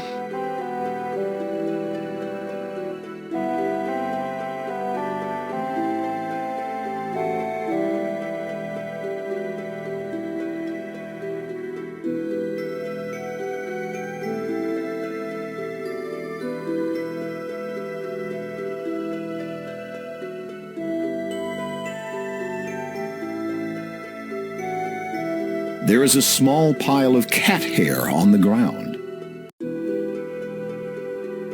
The quartz tower feels solid enough.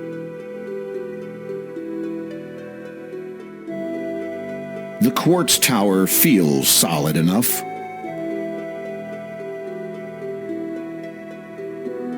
You scoop the tuft of orange fur into your hand.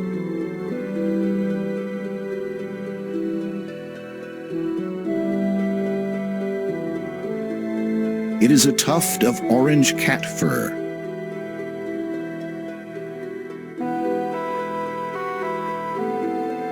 The heavy wooden door is closed.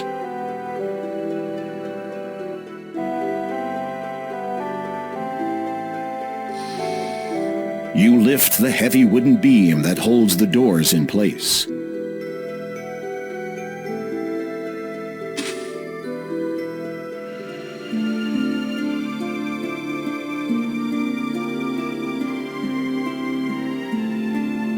The room at the top of this tower is bare. Its few furnishings are smashed and broken. You are angered by the thought that this fair maiden has been imprisoned in such a place. She is even more lovely than she appeared in the magic mirror. She sleeps soundly and shows no signs of stirring at your presence. You feel as if you could watch her like this for an eternity.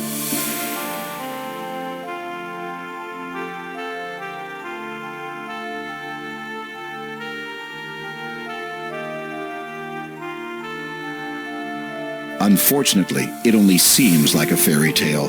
The maiden doesn't respond to your kiss. Her sleep appears to be somewhat deeper than usual. You suspect a magical influence.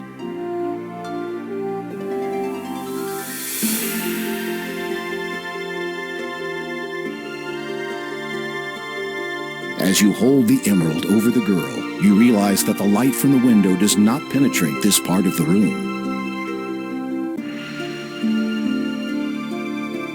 A battered dresser sits to one side of the room. Its once beautiful mirror is half shattered, and the frame is warped and covered with nicks and scratches.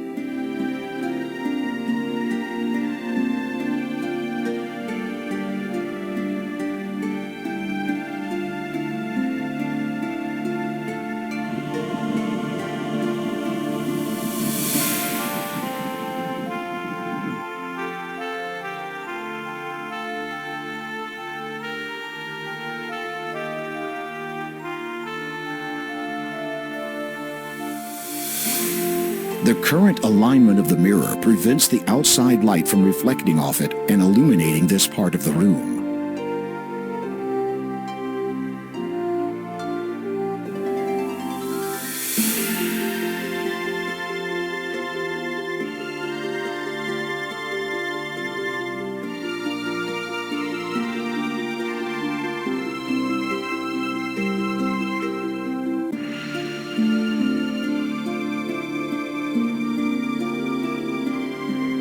You hold the emerald between the ray of light and the sleeping maiden. At first, nothing happens.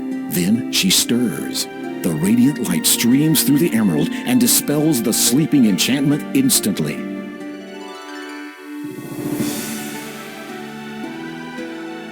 Hello, Graham. Hello. I think you have me at a disadvantage, my lady. Oh, of course. My name is Valenice. I've been watching you. Watching me? But how? In my sleep, from the moment you arrived in Kolyma. The lines in the sand. Those were your words? This is a strange place, filled with much strong magic. Once you arrived, I discovered a way to communicate to you from my sleep. I hope you found my words to be of some aid. Indeed I did, my lady. My heart was warmed greatly when you expressed your longing to see me. I have come to learn a great deal about you, Graham, of your nobility and bravery. I know why you came here, and how truly deep your feelings are for me. I want you to know that I have come to feel the same way for you. Something about the way she looks at you speaks 1,000 words. She loves you, Graham. She really loves you.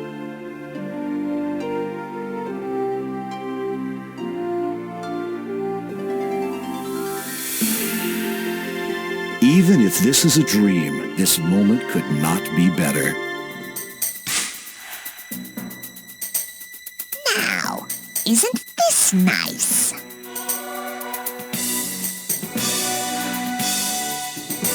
What a pretty pair. I hope you're enjoying each other's company, since you won't be doing a great deal else for much longer.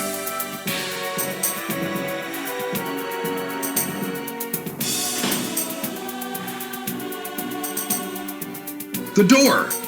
Why, you... Witch? I'm sure it would have rhymed. Silence. I will not be so spoken to by the likes of you. Why do you despise her? What has Valenice ever done to you? She has the attention of men all over the land. Attention that once had all been mine. I won't allow her to take it away from me. I think you should just allow the two of us to go. And why would I want to do that? We would leave your realm together, never to return. Then you would have all the attention you could ever want again. Nice try, my pretty fly. But you are caught in my web now. And besides, the father would not want you returning and interrupting his search. The father? Is he one of your male admirers? You think that the father is one of my admirers? You silly boy. How naive you are not to even realize that the man in charge of your own army is the man who wishes you destroyed.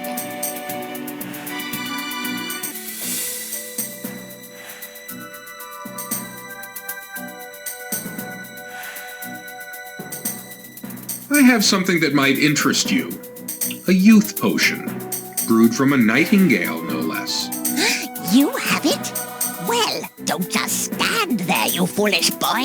Give it to me. Yes, this is it. I thought I'd never see it again. At last, I I have the finished youth potion in my hands.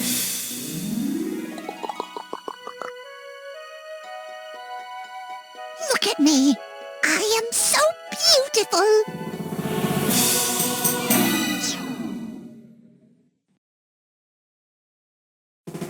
Guess the youth potion only works skin deep.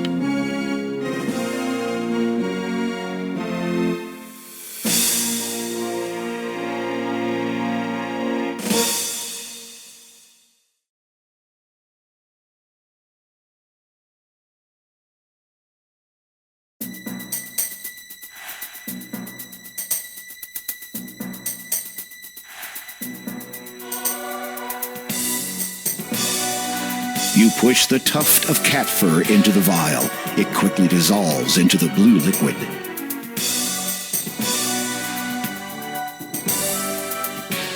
The tainted youth potion has strands of orange fur floating about in it.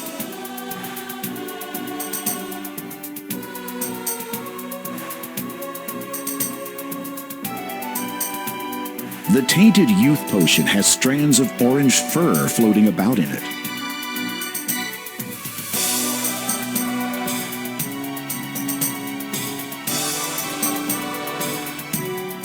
I have something that might interest you. A youth potion, brewed from a nightingale, no less.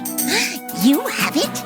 Well, don't just stand there, you foolish boy. Give it to me. Yes, this is it. I thought I'd never see it again. At last, I have the finished youth potion in my hands.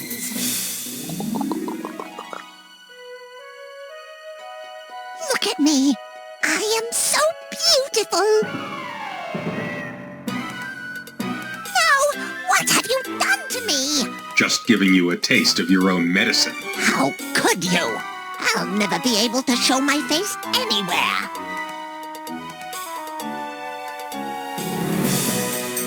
And I have fleas.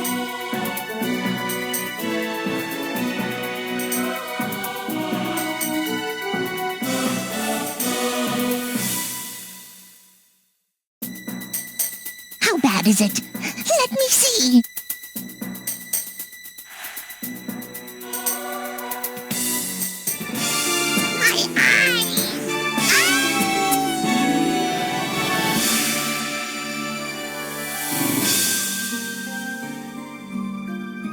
Agatha's body is nowhere to be seen. I wonder where she went. How odd.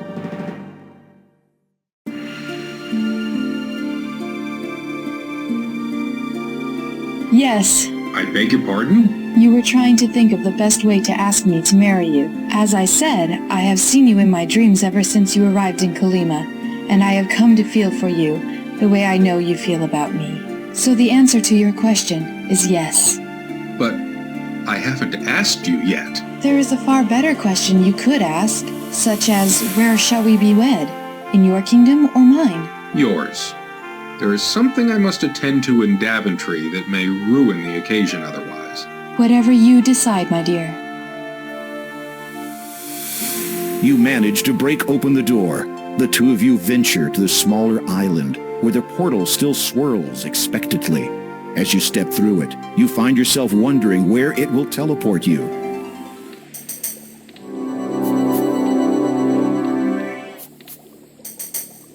We seem to be in Agatha's cave. How did we end up here? I've no idea.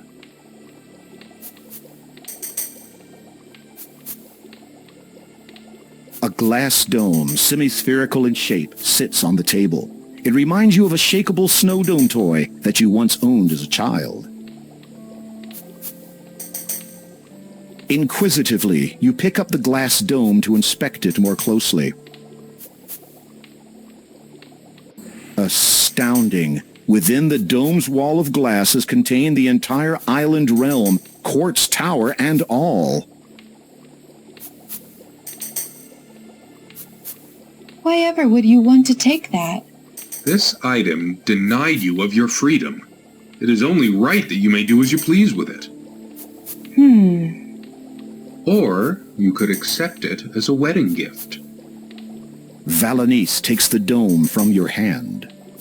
I shall keep it as a reminder that, regardless of what transpires from this point on, I have experienced worse.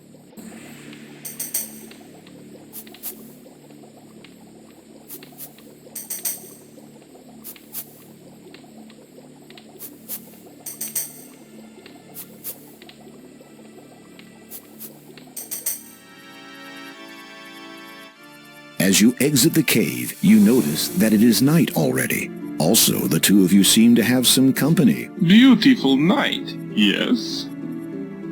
Yes, certainly. To what do we owe the, pleasure of your visit? Why, King Graham, surely you do not still think of me as the enemy? If I had wanted you destroyed, it would have been a simple enough thing to do. No, I have come only to ask a question of you, if I may.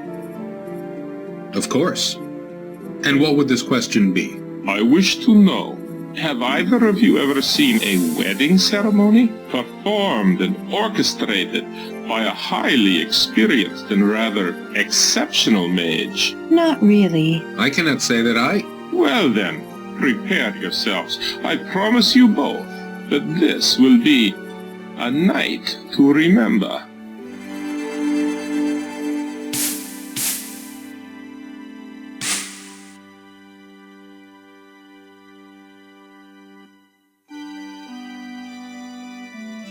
People of Kolyma, it is my desire to be reinstated as your custodian and protector, if you will still have me. The crowd is silent. Then a murmur. It grows until finally everybody cheers in agreement and support. Very well. Therefore, with the power and authority you have reinvested in me, I wish to conduct the ceremony of these two deserving people who have chosen to join together in marriage. Behold!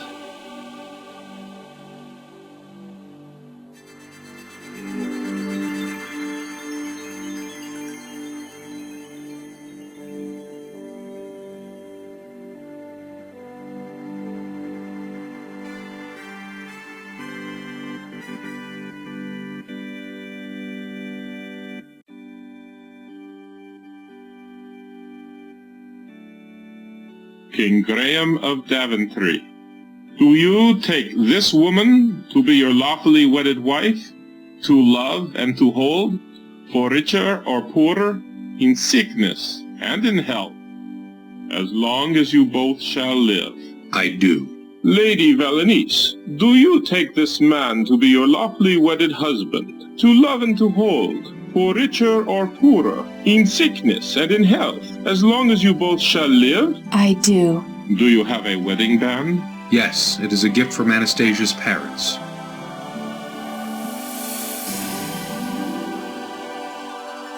I now pronounce you husband and wife. I think you know what comes next.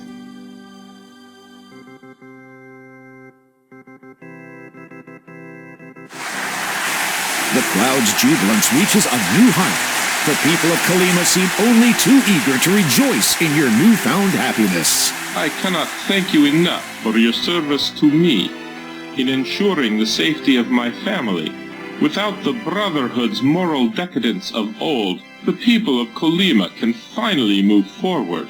And I will not forget the chance you have given my husband and I to spend an eternity together. Your kindness will always be remembered.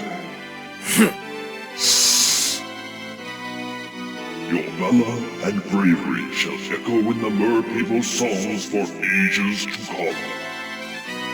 The legacy of your homeland lives on, due to your exemplary honor. Now, King Graham, it is time for you to take your bride to her new home. But my ship, my crew... I have sent them home already. By now, they will have notified everyone of your imminent arrival. Imminent arrival? Trust me.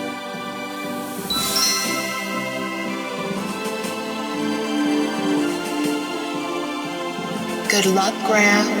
I wish you all the best, both of you. Give my regards to the father.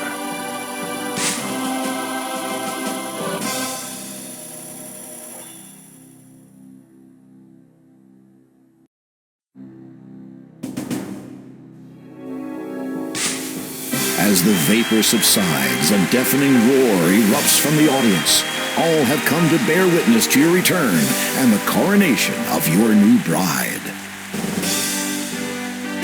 Welcome back, Your Majesty, and may I say, never have I seen a more beautiful and stunning bride than the one you have returned with. I trust you found your journey through Kolyma void of peril or incident. Hagatha told me of your treachery. Who are you? Why do you call yourself the father? What are you searching for? You need only know this. You would do best not to treat one like I in such a manner. I must, with much regret, inform you all of a great treachery in our fair land. This man, he who has sworn loyalty to Daventry and its crown, is a traitor. He has conspired to have me slain away from home with the intention of pursuing his own insidious ambitions here. Guards, seize him! You have made a terrible mistake, you know.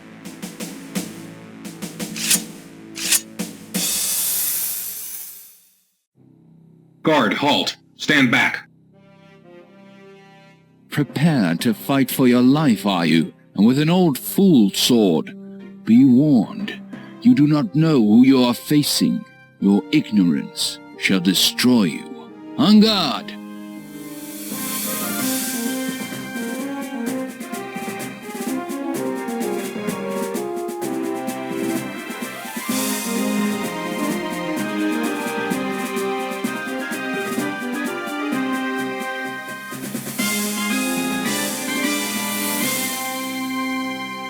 It is over. I think not.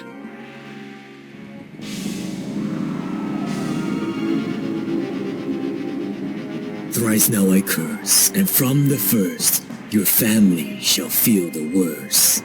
Soon shall you see they'll surely be in the most dire jeopardy. Then as your foe, 'tis I who will sow the spell to cause your heart to slow. And for my shame, for you the same, over Daventry your heirs shall reign.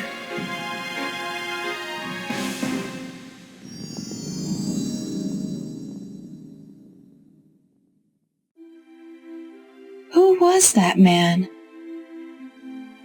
I don't know, but I will find out someday. I swear it.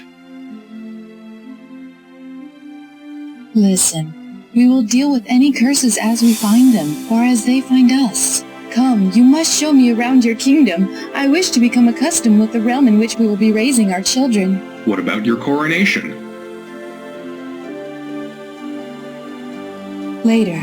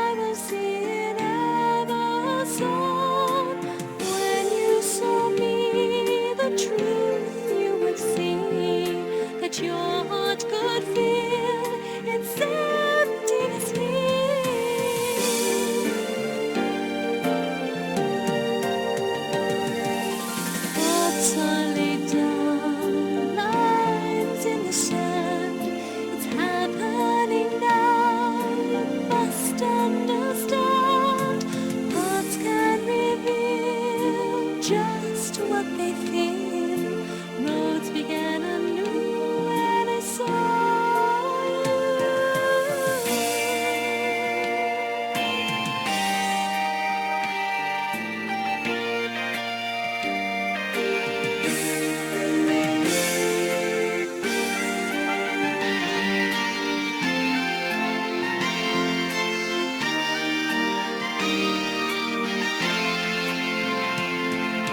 Soon we shall pair our lives true and fair.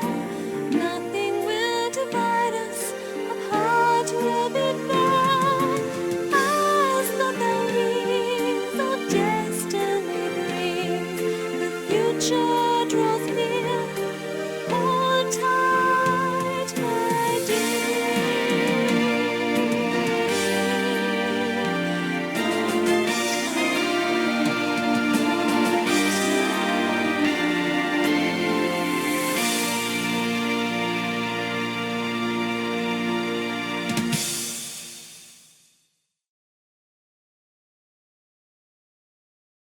Congratulations! You scored the full 185 points. Thanks for playing. We hope you enjoyed King's Quest II, Romancing the Stones.